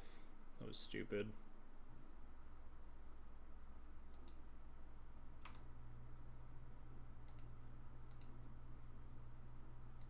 Now we're dead to like top deck GT.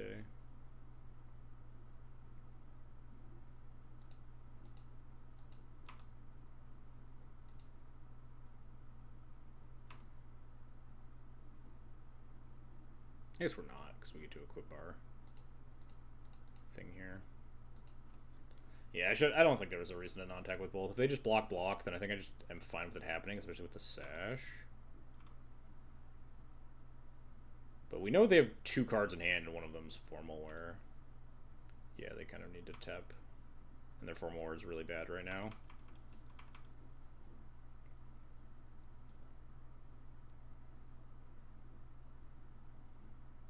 Ouch.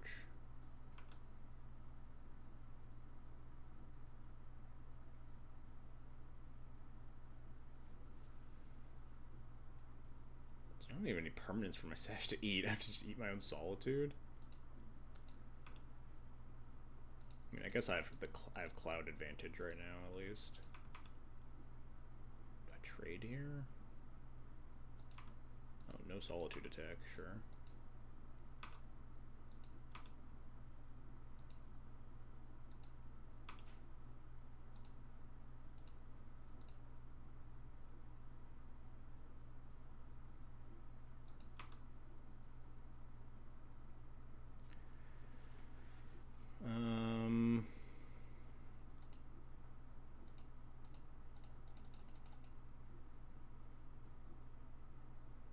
What does this even get?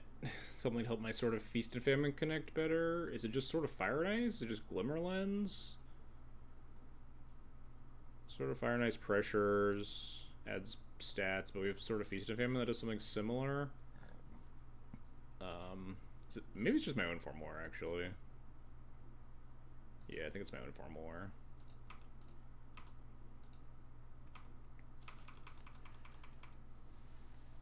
It makes their attacks really bad.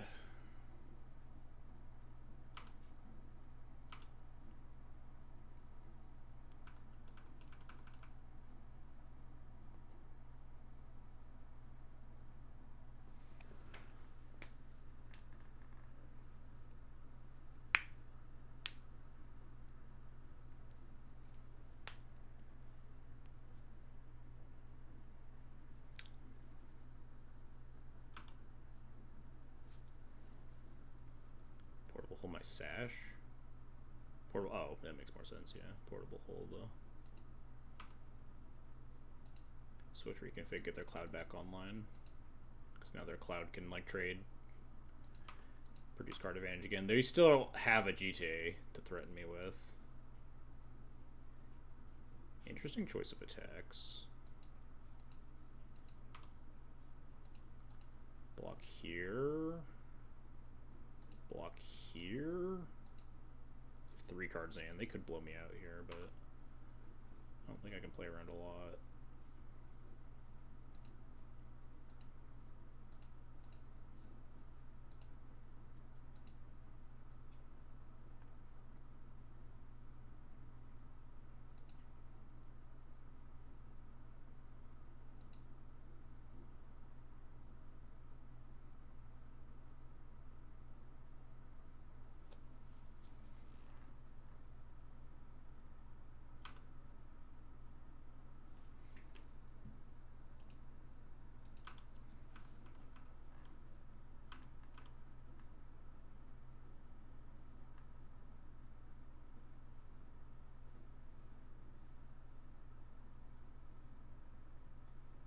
Certainly an unusual sequence of attacks.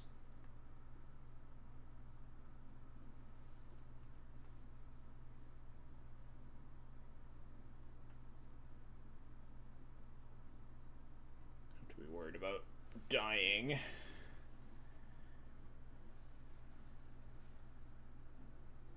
We have 3, 4, 5, 6, 7, 8 mana. 4 more back Cloud. We have 5 mana. They have 3 cards in hand, one of which is still this Formal Wear. We can eat their only thing, which is the Skyclave.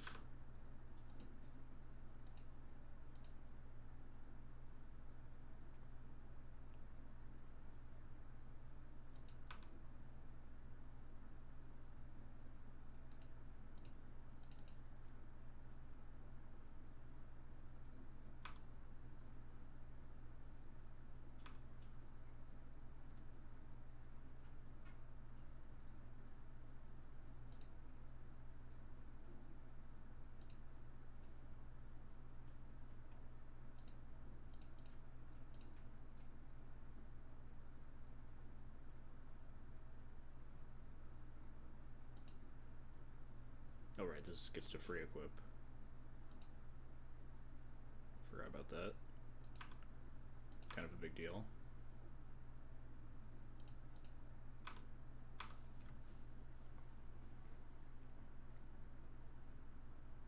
Maybe I was supposed to, like, Masterwork double Sword of Fire and Ice this turn?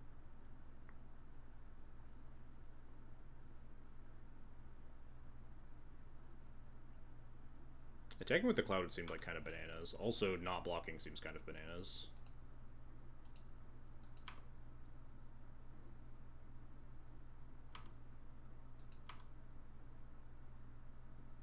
I guess kill Sash in response to this target, and then their Formal War is back online? Nope.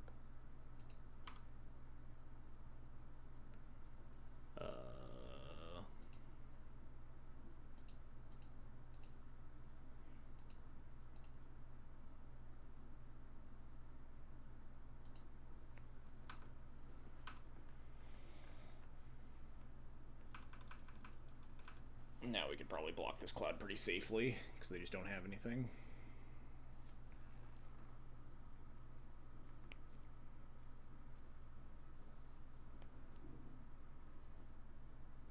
Pure Steel, sure. Play Formal War to cantrip.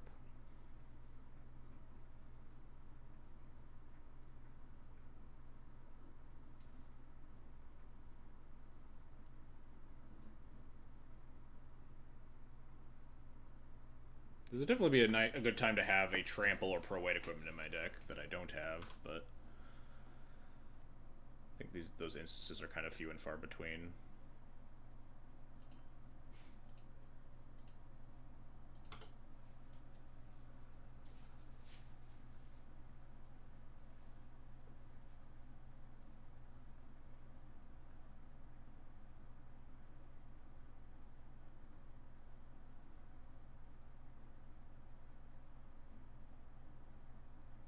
Forge Anew is basically a way around creatures for us. Oh yeah, I didn't think about that. That's how that works.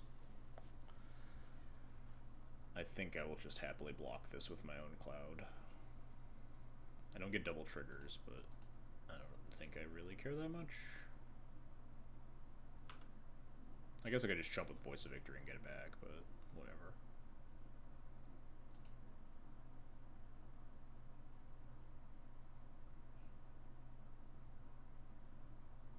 Oh, they leave theirs in the yard.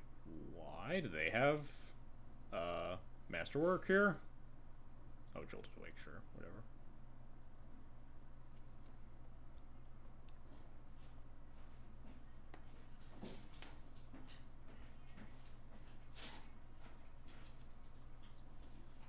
What's the best way for me to do that? Take this turn?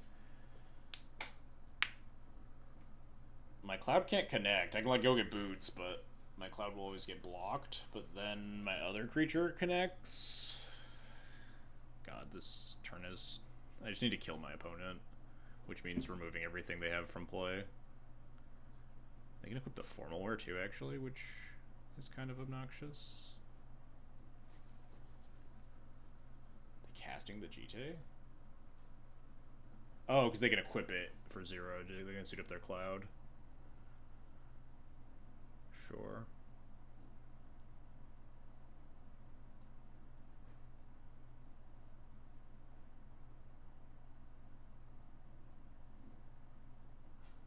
Oh, we can masterwork their GT though, right?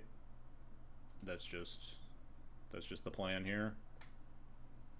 We just get like 8 million GT counters as well. Oh, that's not how this works. We know because we can't. That's not exactly how this works because we can't masterwork get the Cloud back. Cloud might be stuck in the yard. I'm worried about time more than anything else. We can Wrath them. I just want to know the best way to do it. I can't eat Cloud with the Lion's Edge. That's true. Yeah. We can get it back.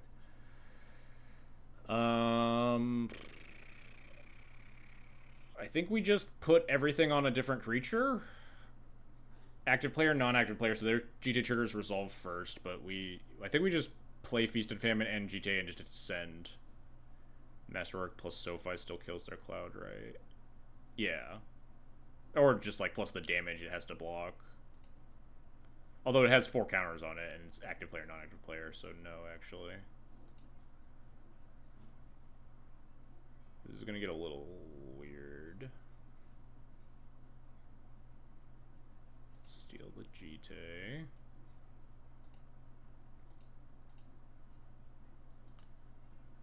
Play Feast and Famine. I think we play Stoneforge too, because we get to free equip and then pay 2 mana equip. I just have genuinely no idea how I'm supposed to, like, attack here.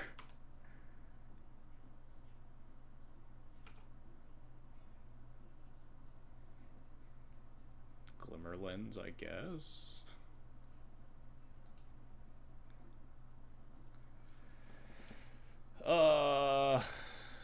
If I send all, this thing just blocks something, but then can get, like, plus 1 million, plus 1 million.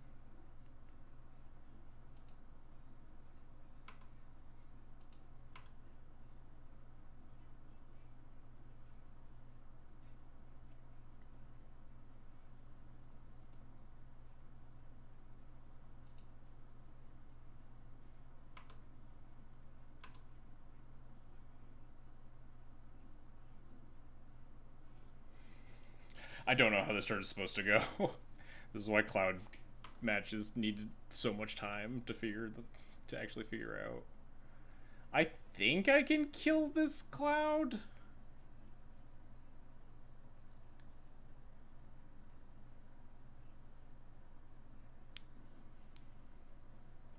We can also just put the sword on whatever the Cloud blocks to guarantee it dies, right? Just use one of the swords for combat damage, potentially. Yeah, like, I could just put Sword of Fire and Ice on the Voice of Victory. Or no, put Sword of Feast and Famine. Then I don't get to untap, but I don't think that matters. I think I just put Sword of Feast and Famine here, and Jite here. Oh, I could actually put Pre-War Formalware here, huh? Because it's... No, this is 3 to equip, right? I do have 4 mana here, so I can just actually equip multiple things. Hang on. I think I just put... Feast and Famine here. Eat this. Sword Trigger kills the Paladin, and I have 2 Jite counters. I think that's fine. I think I'm fine with no untap.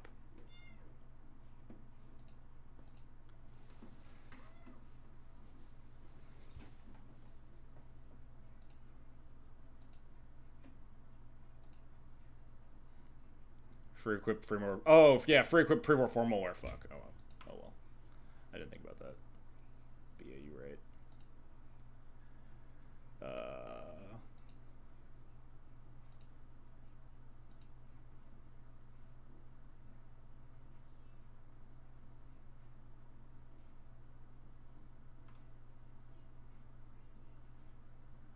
I'll just cast this Glimmer Lens post-combat. It'll be fine.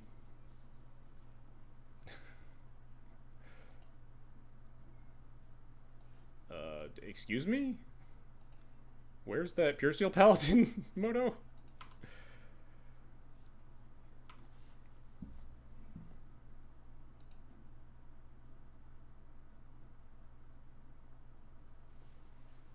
Hiding to avoid getting shot.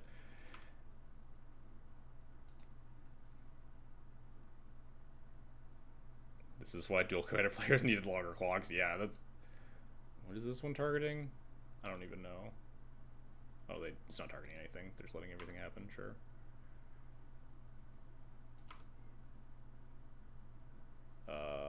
They're already down their Formalware. I will just cast Glimmer Lens. Oh, maybe this was stupid. Maybe I was supposed to leave up Ghost Vacuum and Sash Eat. Whatever. We're F6ing. I think we're very far ahead. I would be surprised if my opponent could come back from this.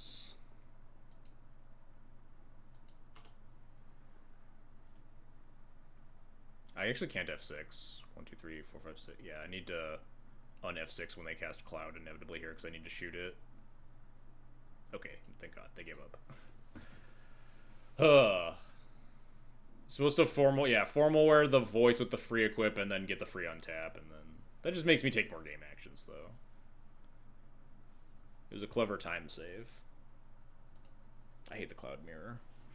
It takes so much fucking time. If I hadn't wasted like 2 minutes going to the bathroom, we'd be like much more even. This hand sucks.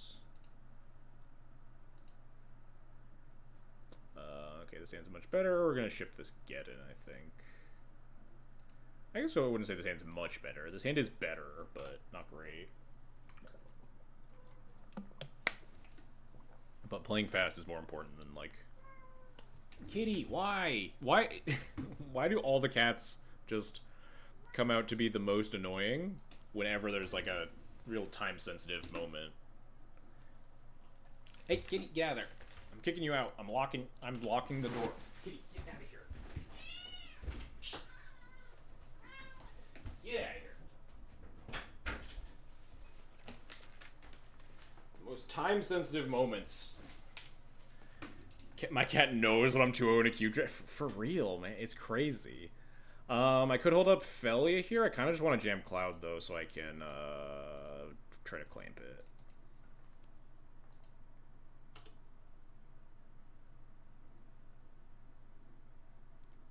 I guess we get GT.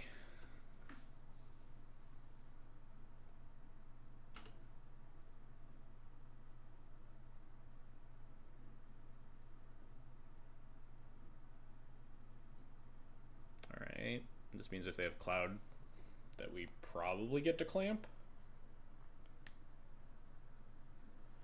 Yep. They might get GT here, which is pretty threatening, but we want to hopefully draw 4 cards. We have so many cards in hand, though, that we're going to have to, like, pretty severely move to discard is the unfortunate part.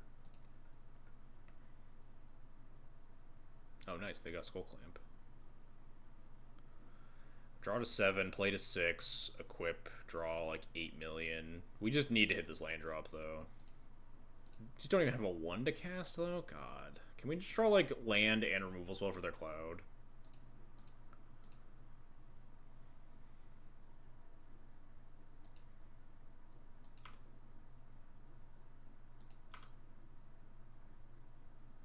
At least we drew land, but we're just gonna have to and only discard 2 is not the end of the world.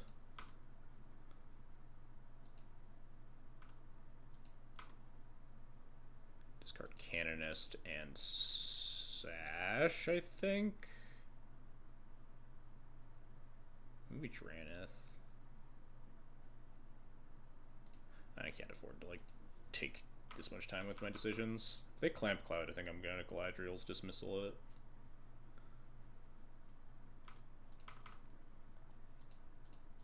What am I doing next turn? Recruiting Solitude, maybe? Maybe recruiting Answer for Skull Clamp?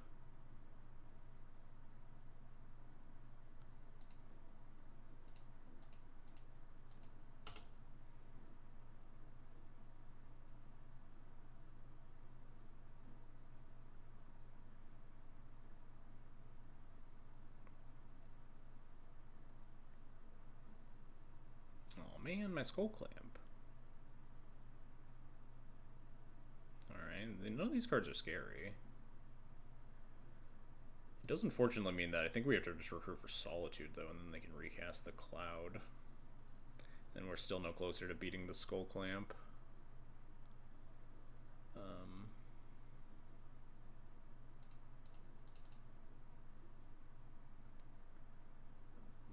Maybe we just let them draw 4.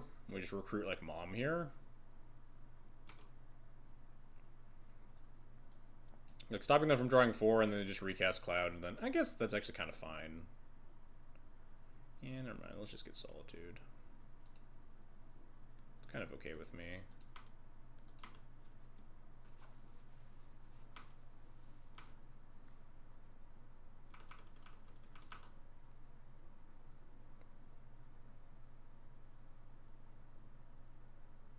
If they equip and then tap out for Cloud, we can just attack with the GT. Do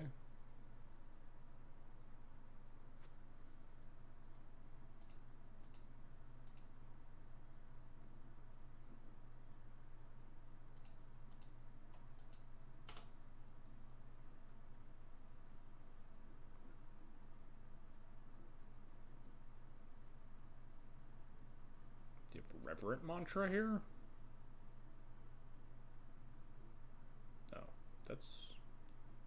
That probably just means removal for the recruiter.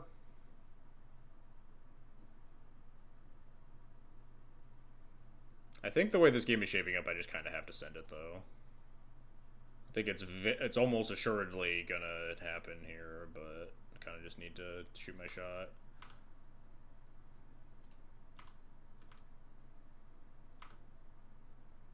Oh, shit.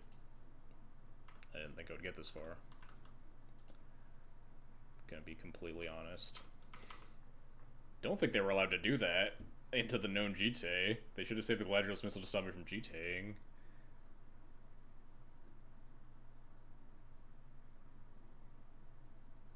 Nesting bot? Sure. They do get to draw an unfortunate number of cards here.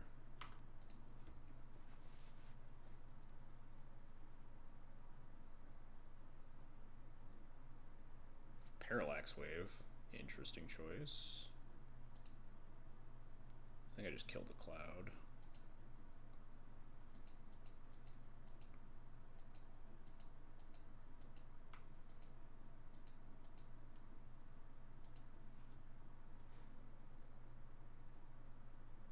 Maybe not now that there's a P-Wave. Yeah, a little bit worse of a plan now, huh? Oh, shit.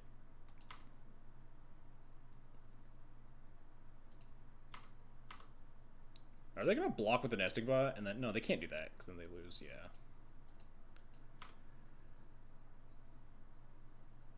Oh, now we get to blow up the clamp, too? We get to Skyclave the fucking Parallax Wave. Recruit, Cathar Commando for their clamp. I think this game might actually be over.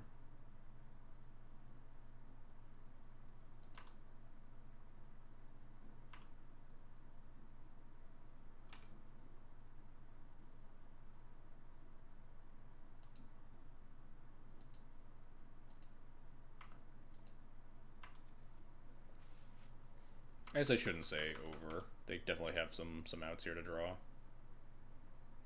But, like, not a ton of them.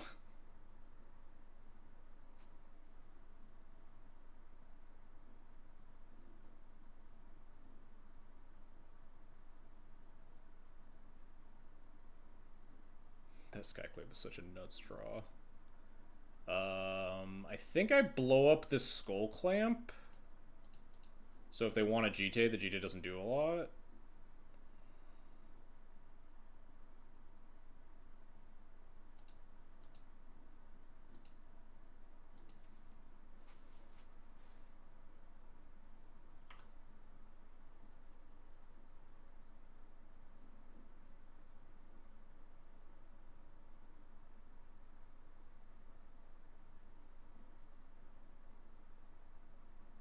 Ouch.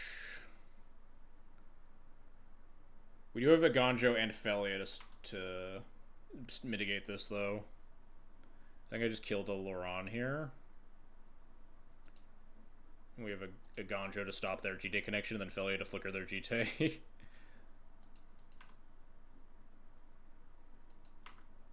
thing costs 4 mana. I have 6.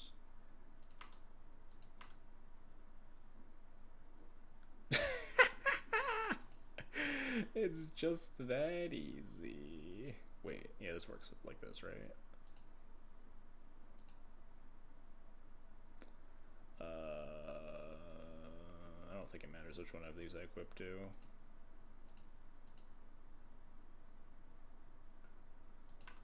I suppose this was always an option, right?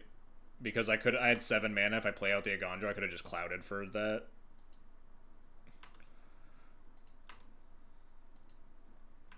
I would have had to tap out for it, so it's a little bit more risky. I don't get to hold up a Ganjo in case they have, like... Oh, there are no cards in hand. Never mind. I would have absolutely done that. Just play land, 4 mana Cloud, 1 mana copy, 2 mana equip. That was just always the line. In fact, I maybe should have just, like, played a Ganjo and cast my Cloud there.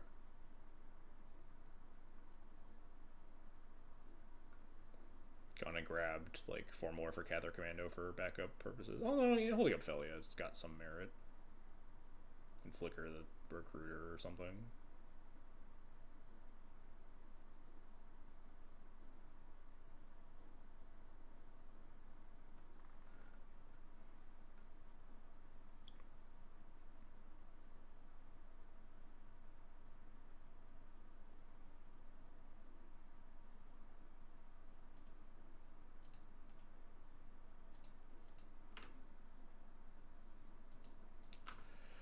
Get formal wear. Would make some sense here.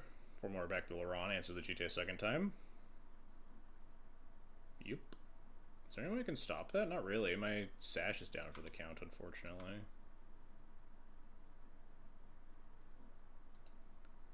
I can't recruit anything at instant speed that can stop that. Oh well. I think it'll have done its damage in the interim.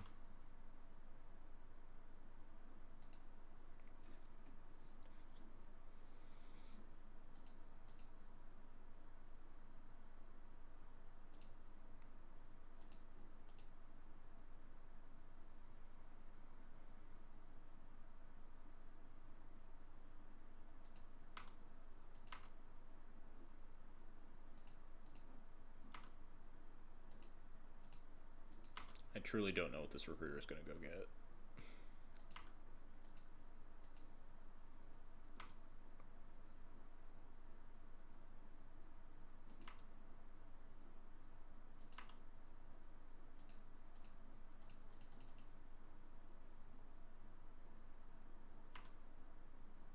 Does this cloud just get formal wear? I think so. I just don't play it.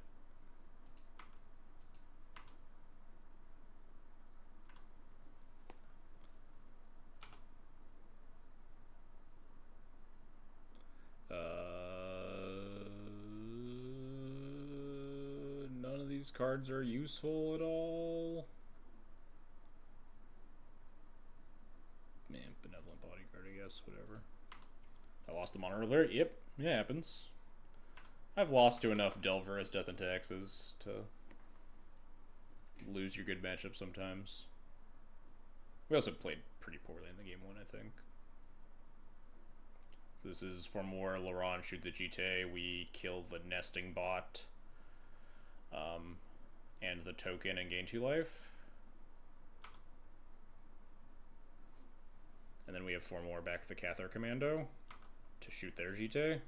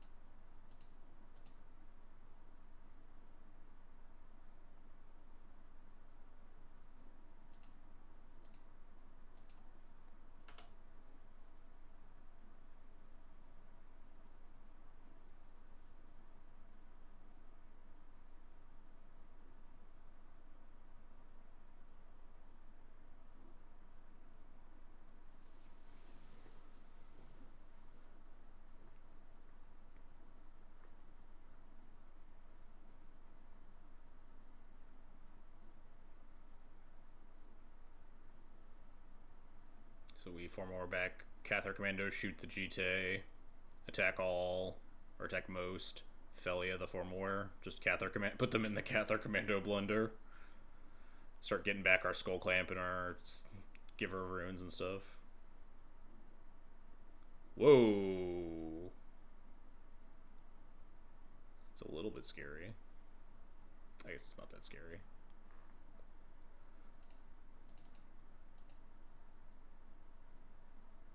What is commander player mean? I don't know what you mean.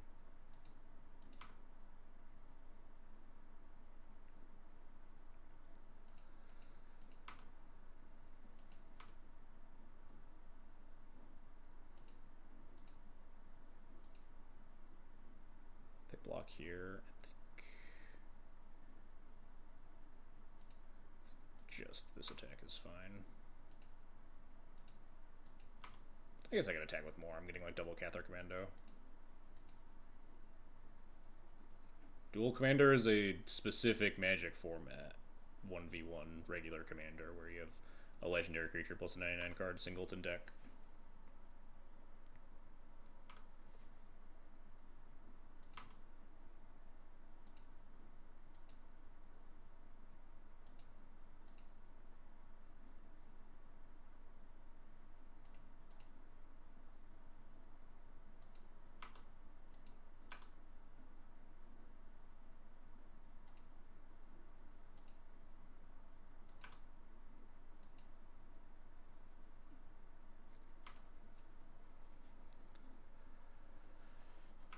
we should be fine now.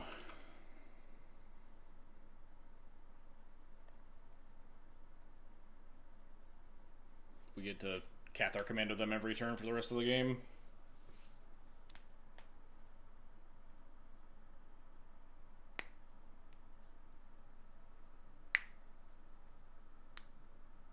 Oh, I didn't end the Karma giveaway. We'll do that. I forgot because we had a marathon match against Cloud. And a Cloud Mirror.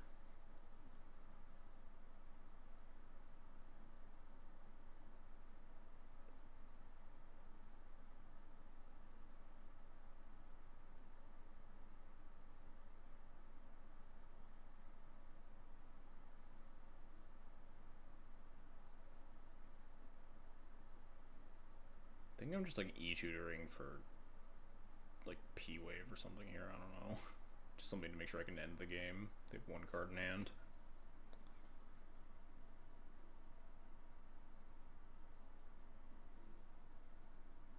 Cloud? Sure.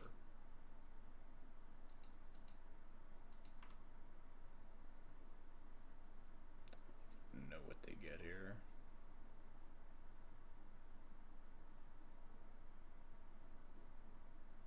Cube? Cube is a draft format. Self-curated draft format where you just get to choose whatever cards you want to put in your cube and then you draft them. You open imaginary booster packs and build decks with them.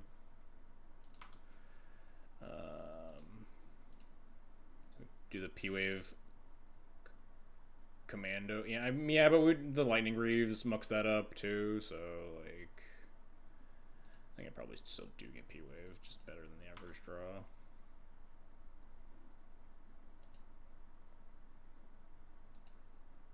Okay, yeah, they're just dead. I think they're just literally dead, right? If I just shoot the Greaves and P-Wave their board, it's just like 6, 7, 8, 9, 10. It's exactly lethal. Yeah, never mind. Alright, let's end the giveaway before I forget. Giveaway. Who wins the play points? Arash Suri. Congrats. Send you your play points, and we can play our last round here tonight. Ugh, the Cloud Mirrors break my brain, man.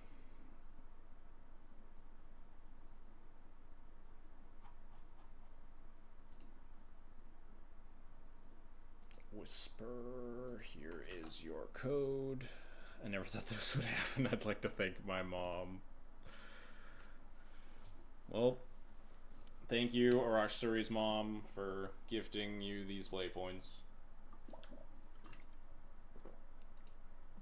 Last round here, Jury. Alright. Ooh. What deck was lost from? Mono Red. Kellen. Traditionally a pretty good matchup, but sometimes you lose your good matchups.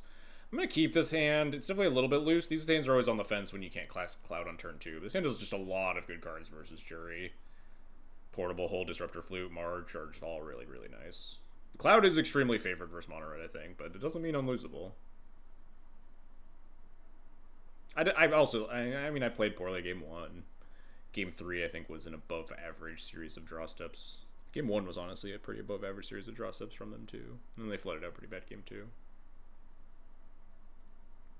But I think that game 1 was definitely winnable, had I played tighter. That game 3, less so.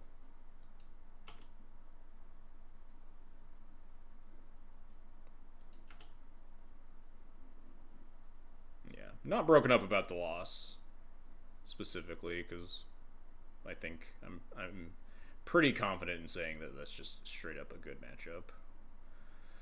Kind of want to just, like, Disruptor Flute this Jury while I have the opening. Although we did just rip White Source to, like, Cloud. But we can always Cloud next turn if we want. Although we don't have white. Something, something. We could always, like, march this plus play Portable Hole. Got a lot of options here. I think I just want to Flute Jury, honestly.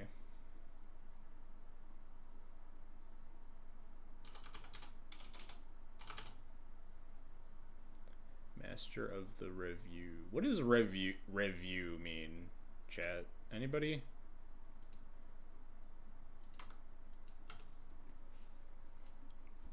Any word knowers in chat? No idea what a review is. A light theatrical entertainment consisting of a series of short sketches, songs, or dances, typically dealing satirically with topical issues. Makes some sense. Do I block here? Kind of cleans up the board nicely if I block, right? They're just like, they sack a thing, and then I marsh it, and then I portable hold this. I don't know. I'm kind of just taking game actions. I think it's also fine if I just leave them with a servo token and I keep my Hunted Witness, but it's not the end of the world. It's like trading the Hunted Witness for the token, essentially, right?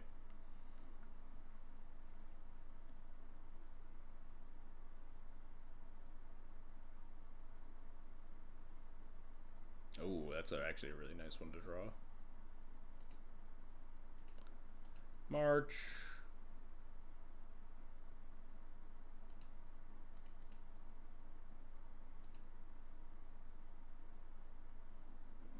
I kind of don't even want to portable hold this. I'm going to play 8 in case I rip land 4. I can, like, Cloud GT.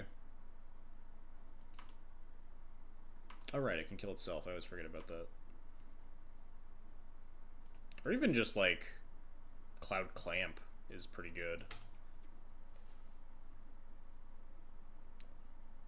If I miss on land.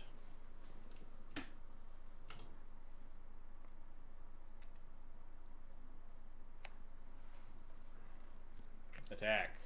You got it.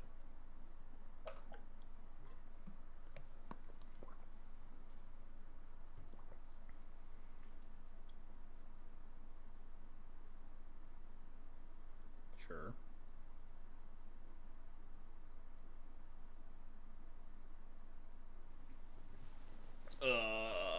Cloud GT isn't even that exciting here. We did hit our land drop, though.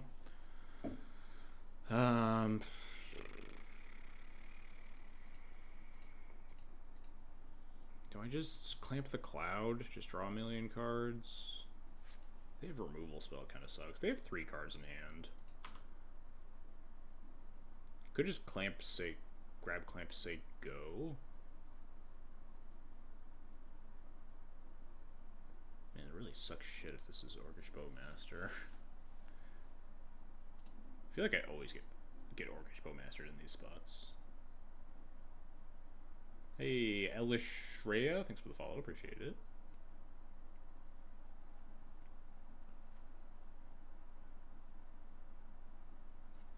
I kind of want to clamp, draw White Source, hold the Nethergoyf. But if they just have a removal spell, it sucks. I could just like play land, say go, hold up clamp as a protection spell. Or maybe they're... Oh, God. Well, at least I don't get clamp now.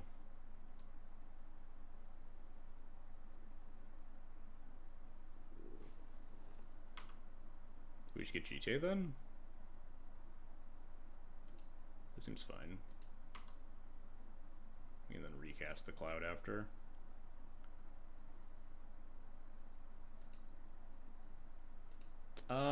Do I just trade? I think I just trade so I don't have to deal with this thing getting removed. I just like get the counters so I can answer the Bowmaster. I mean, I don't trade. I just bounce off this Nethergoyf. But then we can like recast Cloud, go get like Formalware, Skull Clamp, and stuff like that, and then we're kind of fine.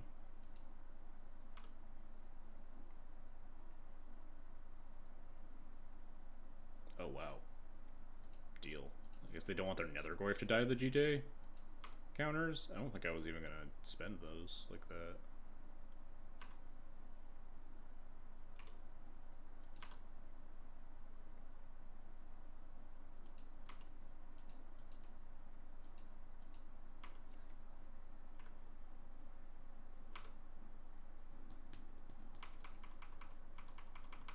If they tap out, we also have the option of like Factory plus Equip.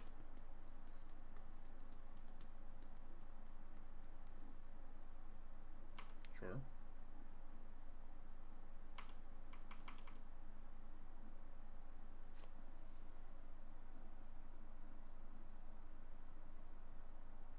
The hell is this? Deadly Dispute. Do you have a zombie? You don't. Okay, cool.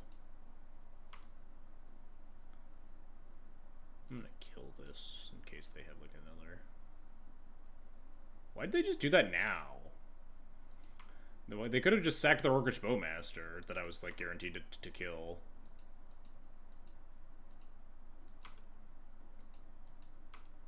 I guess it pumps the nether with 1 power, huh?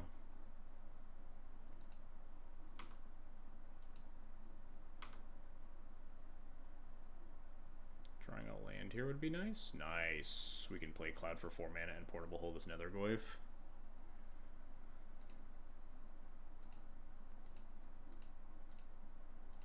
I think we just get Formal War here. Just get bodies.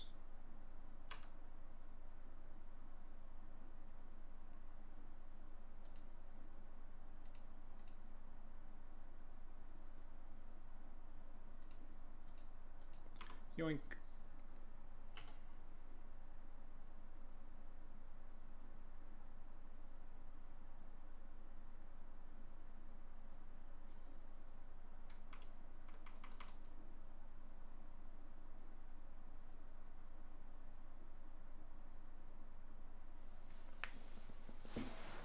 Play a 5-mana Jury.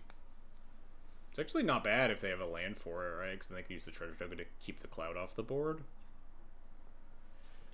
But they would have to do that on my turn, or on their own turn, because I have this Aganjo Castle, and then we just 4-more back the Cloud, and it's kind of game over. Well, no, that's not how this works. It gets counters. It pings when it dies, right?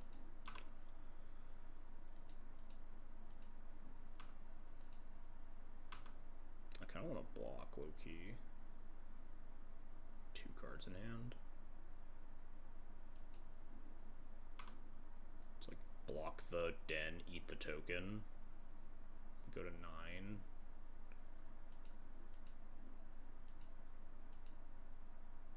We just Formal or back Cloud.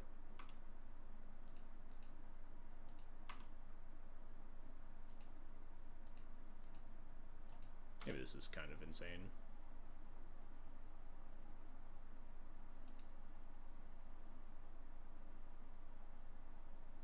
Go to 8. Did I miscount? Killing 2 things plus taking 1 damage or something?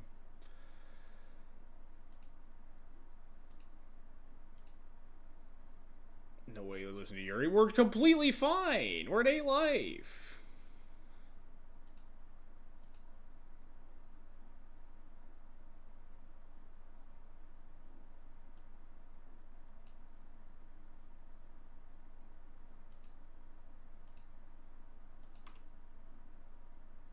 We even just boots this Cloud. We can just get the GJ counters here, actually. Maybe that's the play. If they have removal spell, I guess bootsing is just really stupid and bad.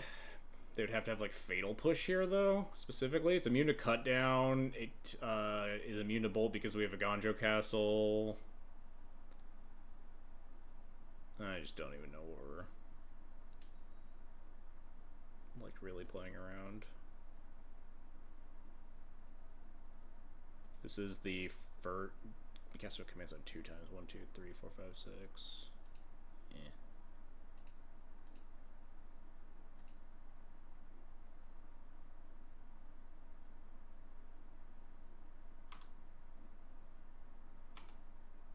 Alright, yeah, game's over.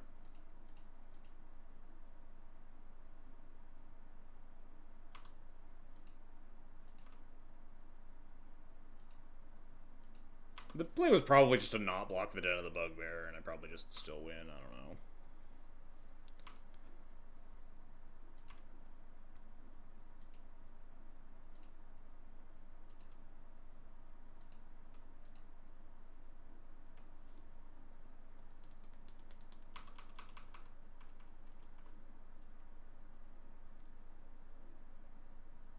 Oh no, we can get pinged.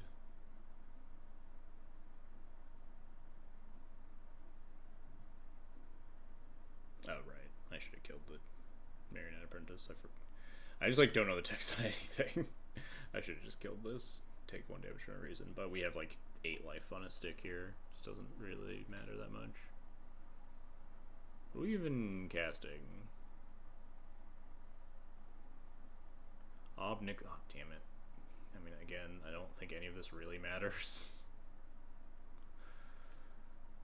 This just, like, makes guys.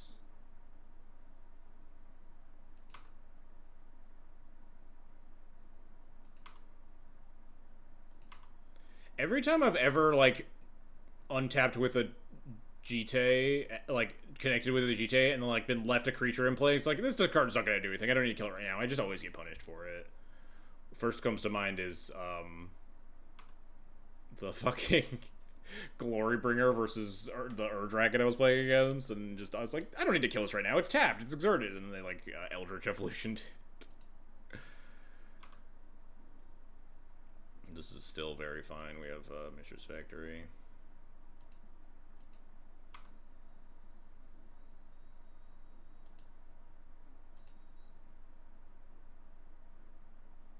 Does Ward trigger twice? Yep, if he's equipped, it's a triggered ability.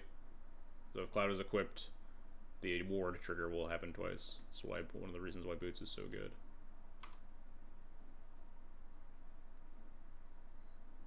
I think I just ping this devil.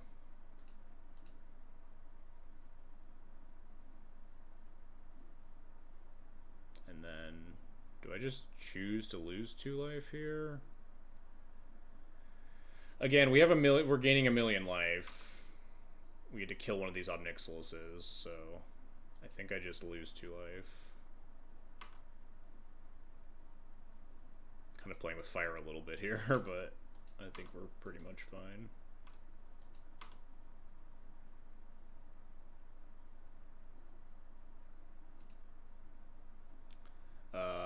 Cloud costs 6 mana. 1, 2, 3, 4, 5, 6, 7, 8. 6 plus 2. No, we can't Boots and GT him. So I'd rather just fire up the factory, I think.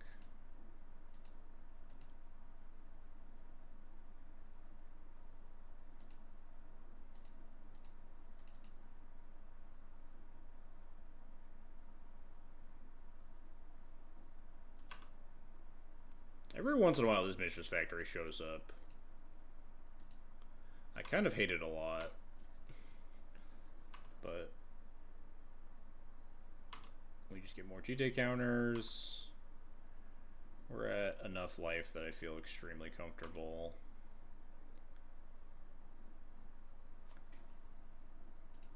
I'm going to gain 2, because I don't feel extremely comfortable. This thing's going to ping me to 4. I don't want to, like, have to deal with, like, Bolt or whatever. It's all fine. Yeah, they're dead. We did it! Alright. A little close looking for comfort. It would have been fine more fine if I just shot the Marionette Apprentice, but it's fine. Do you think Forge Anew deserves a spot? We were actually talking a bunch of shit about Forge Anew at the start of the stream. I think it's probably the most cuttable card in the deck currently. Then it like pulled up randomly to be really good in the Cloud Mirror. Because every card is really good as soon as you start talking about how bad it is. But it was really embarrassing versus like our round 1 opponent when they're on mono black. Another one of those like really awkward hands, but this hand has less good cards than the previous one did in terms of fighting against Jury, but I think I'm still going to keep it. It has a little bit of awkward tension with Mana Tithe and Ocelot Pride. I think I just want to hold up Mana Tithe, though.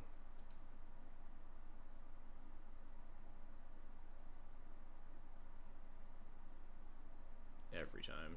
It's just that easy, folks.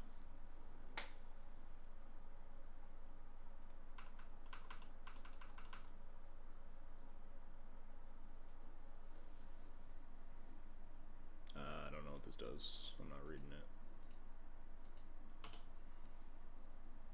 Oh, that's the guy that makes Thopters.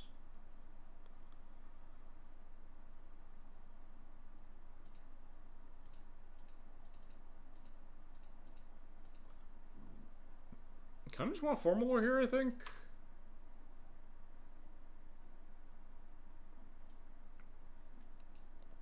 We already have Masterwork in hand, which makes Formal Lore really nice. I kind of want GTA 2 because our hand doesn't have any removal spells. Oh wait, they boarded into into Judith? What? Really? I guess. Didn't even notice this card looked exactly the same. Oh, that card seems kind of hard to beat. Oh, never mind. JK. Incredibly easy to beat. Also, we have 4 more.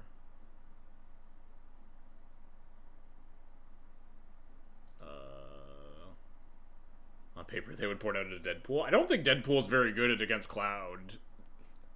Cloud's creatures are mostly really bad, and the equipment makes them good. On paper, I think they would just be playing Deadpool from game 1, though. In fairness to them. I don't just want to hand effect now, just fucking clobber them. Obviously, it's just going to get bombardmented, but it forces the bombardment with no other mana investment from me. So we can, like, 4 more next turn. It's not bad. I don't like committing more creatures to the board while this bombardment's active. I guess we do take a lot of damage here, which is certainly not free.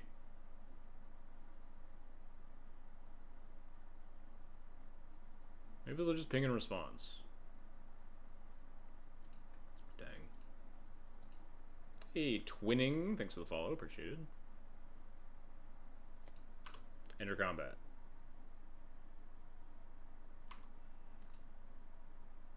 You have to ping this. You're not taking 14. Yeah, there you go. Cloud, you can stay in there. It's fine. A little bit awkward. I guess that the Switchy Shader might not make it into play. Not actually sure.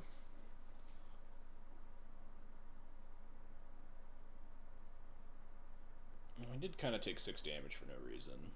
Maybe that play was stupid. If I just played Canonist Pride, though, they just get to, like, gun down more stuff. Oh, they just have nothing? Land? Then they steal Cloud and tutor their Clamp or Spear with Lifelink. Yeah, I mean, Shadow Spear is not a scary card. And also you can, like, Clamp your Cloud away before their Deadpool turn, and, like, you're just a better Clamp deck than they are. I think I'll spend a turn for more in Cloud here.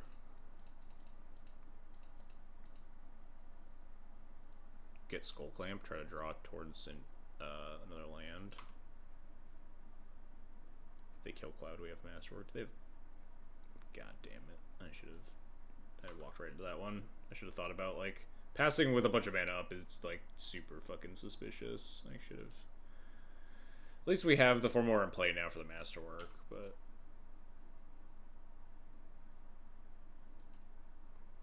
I should have probably just, like, cast one of my other spells. Maybe just marched the Goblin Bombardment this turn or something.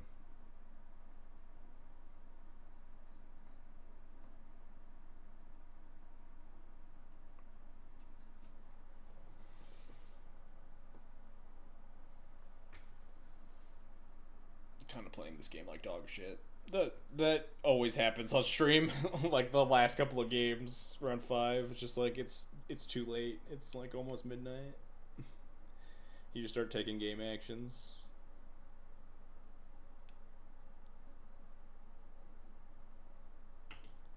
Hit me here for like 6. If they play Jury, they actually hit me. This is just like fucking a million damage. Just slam Jury, hit me for 6, 7, 8, 9, 10. Go to 4.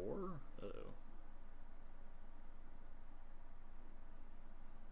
Okay, no Jury. Thank God we're not dead. Nope, nope, don't play land, Judith, or whatever. Judith, Jury, whatever. Okay, nice.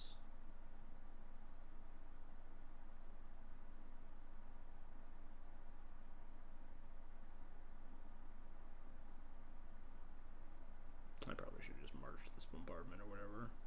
What the hell is this? Oh, dispute one of the zombies, sure.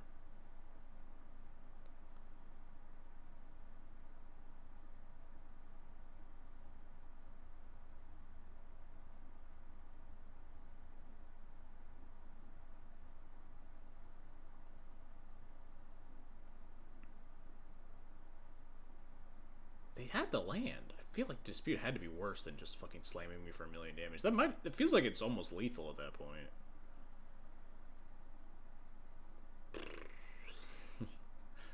No lands is just kind of the nightmare scenario, huh?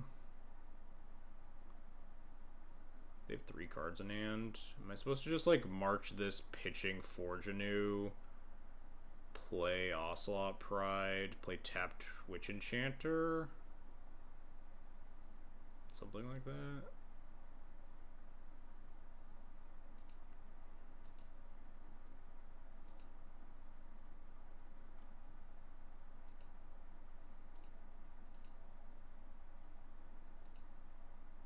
should have probably done this last turn, even.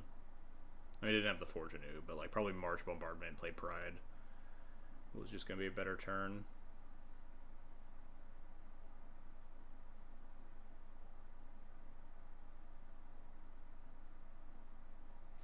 I actually should have, I think, played the Pride and then marched this to, like, bait them into pinging it so I could masterwork back the Pride, just get the Crawler just off the battlefield and have a 3/3 Pride instead. That might have actually been, like, the huge brain move. They're thinking about just, like, pinging me for 1? Alright, cool.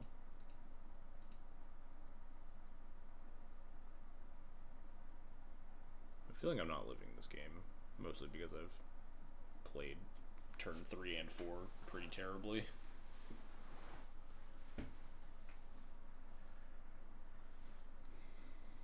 I probably should have, like, played my Witch Enchanter tapped last turn too after the Cloud play went sideways. Going to 6 here seems marginally suicidal.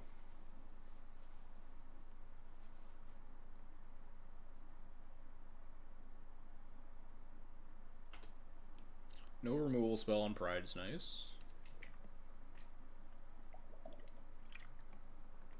If they play Judith attack, I think I just have to block. If they ping Pride, it's not the end of the world. We have Masterwork.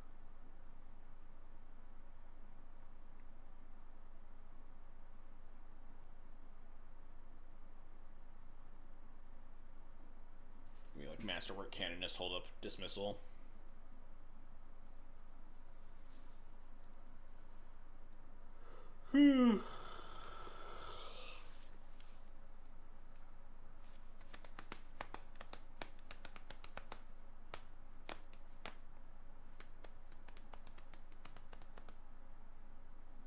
Opponent trying to attrition me out, huh?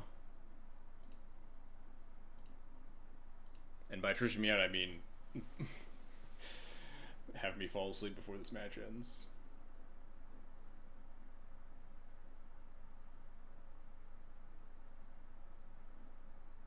What the hell is this?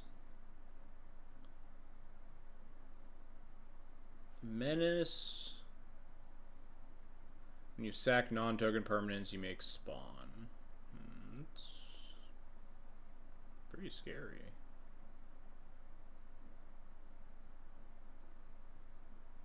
They could, like, jury here and have the spawn for a pinger. Judith, sorry.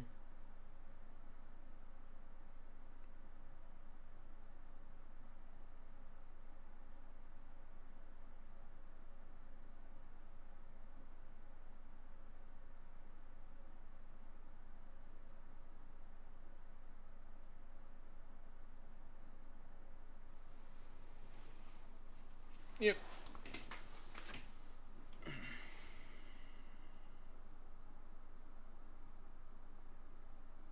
I think I can just attack here.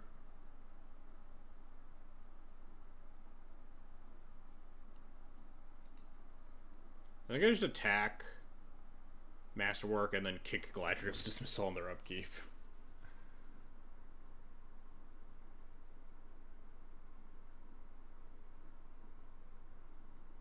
They just always block, right? There's no reason. And they have to kill it in my main too, otherwise I get, like, the... Even if they, like, don't block for some reason. They have to kill it in main 2 before I get the Pride trigger.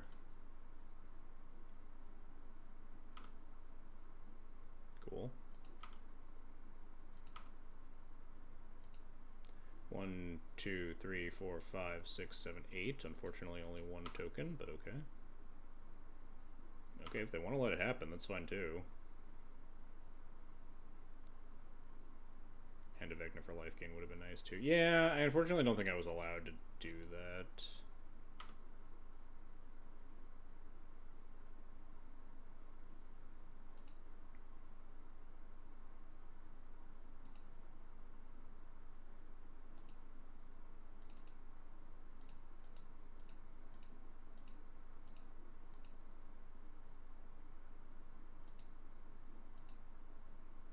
Now they ping the Pride?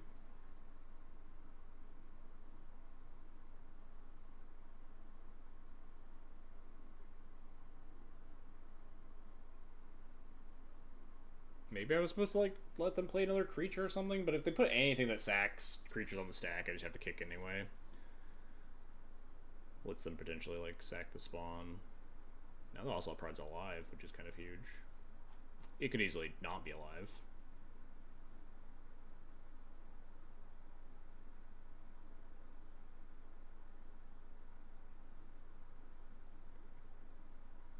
One, two, three, four, five. Fuck. If we had one more mana, we could get Cheetah here, and that would be really, really, really good. We are unfortunately just gonna fucking die instead, huh?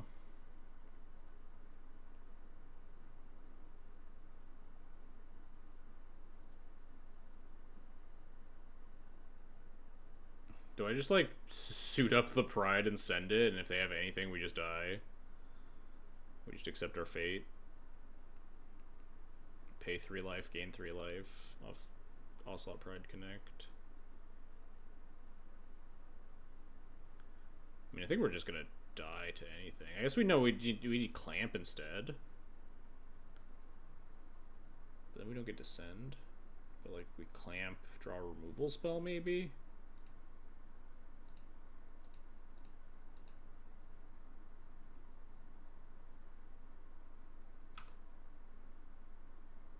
I guess we always get to send.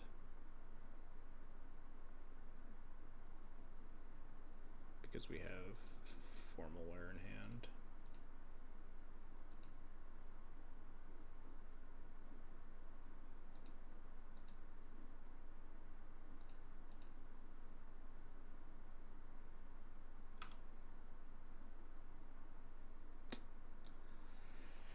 Those aren't removal spells at all.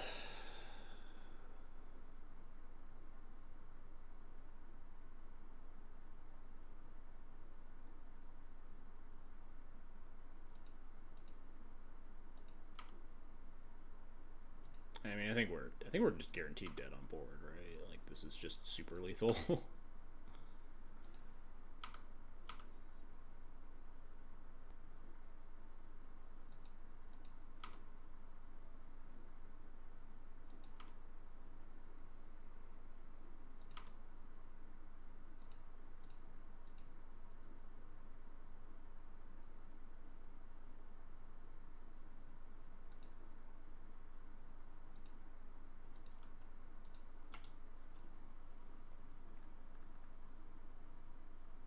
I guess equipping hand was always free, and then we could never Formalware if we equip hand. We'd rather have this. I mean, we're just dead. We need to go to game 3. It's fine. Opponent's got us, like, dead 8 ways from Sunday with double Mayhem Devil in play, basically. They cast some absurd 5 mana card that's just gonna end. Yep, that'll do it. We'll move on to game 3.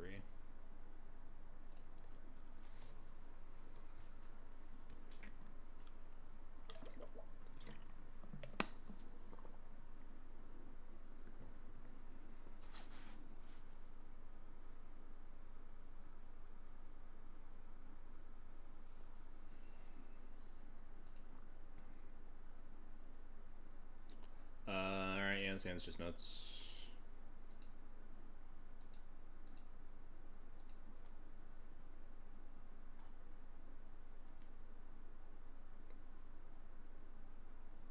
And they're mulling to 5. Alright.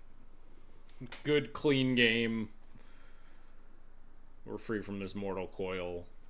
We can finally go to sleep.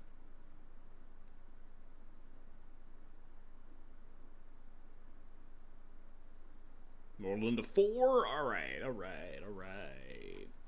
We win.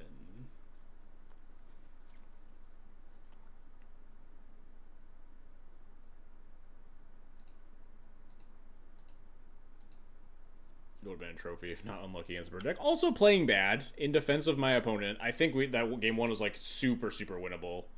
But I didn't play tight at all. I made some tactical errors with the GJ turn and the Ford and the Flare Fortitude turn.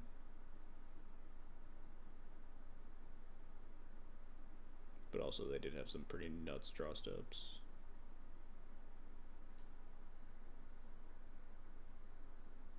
Is this even... I don't know. Yeah, I'm just gonna go get Skull Clamp. I don't know. Tired. All roads lead to Rome. We could get GTA or Formware or Skull Clamp here, and they would all be great.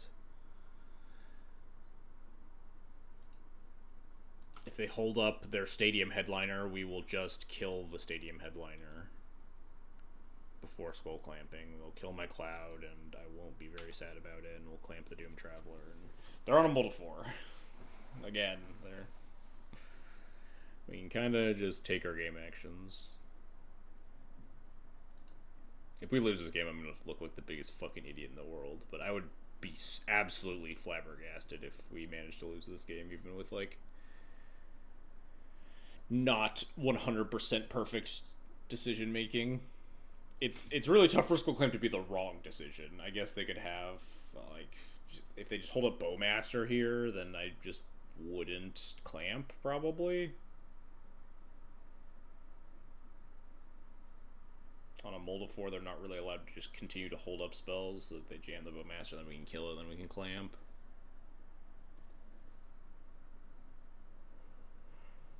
If they attack, I just block with the Doom Traveler. If they then Fury me, then they have one card in hand, and then we're fine.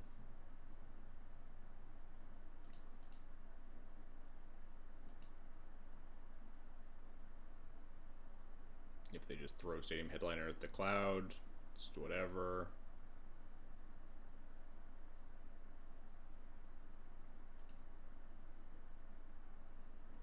We just clamp the Doomed Traveler here.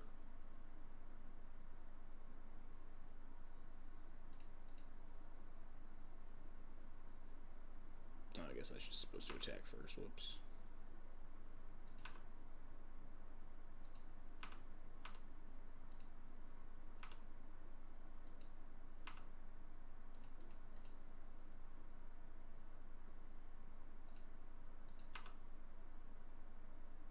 Nice, a Wonder Up.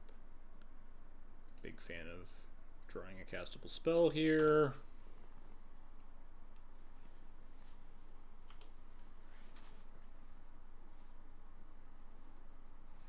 Yeah, they're dead. Alright, we did it.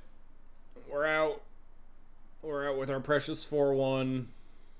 It feels like a pretty lackluster league in terms of gathering relevant data. What did we hit? We hit Mono Black into what the hell was round? Prosh into Mono Red into Cloud into Jury, which is not the most dual commander meta defined league I've ever played. I mean, the Cloud Mirrors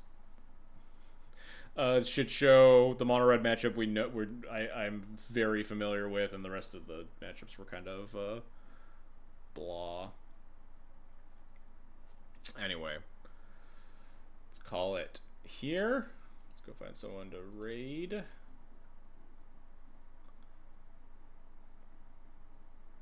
Oh hell yeah, Romario streaming. There's no no Harain to raid. He's in Turkey right now.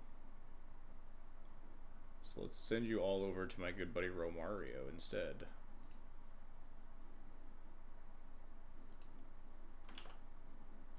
Anyway, thanks everyone for watching. Hope you had a good time. Sorry for the low energy end there. We don't always go to literal midnight here, but that Cloud match took a lot out of me to win.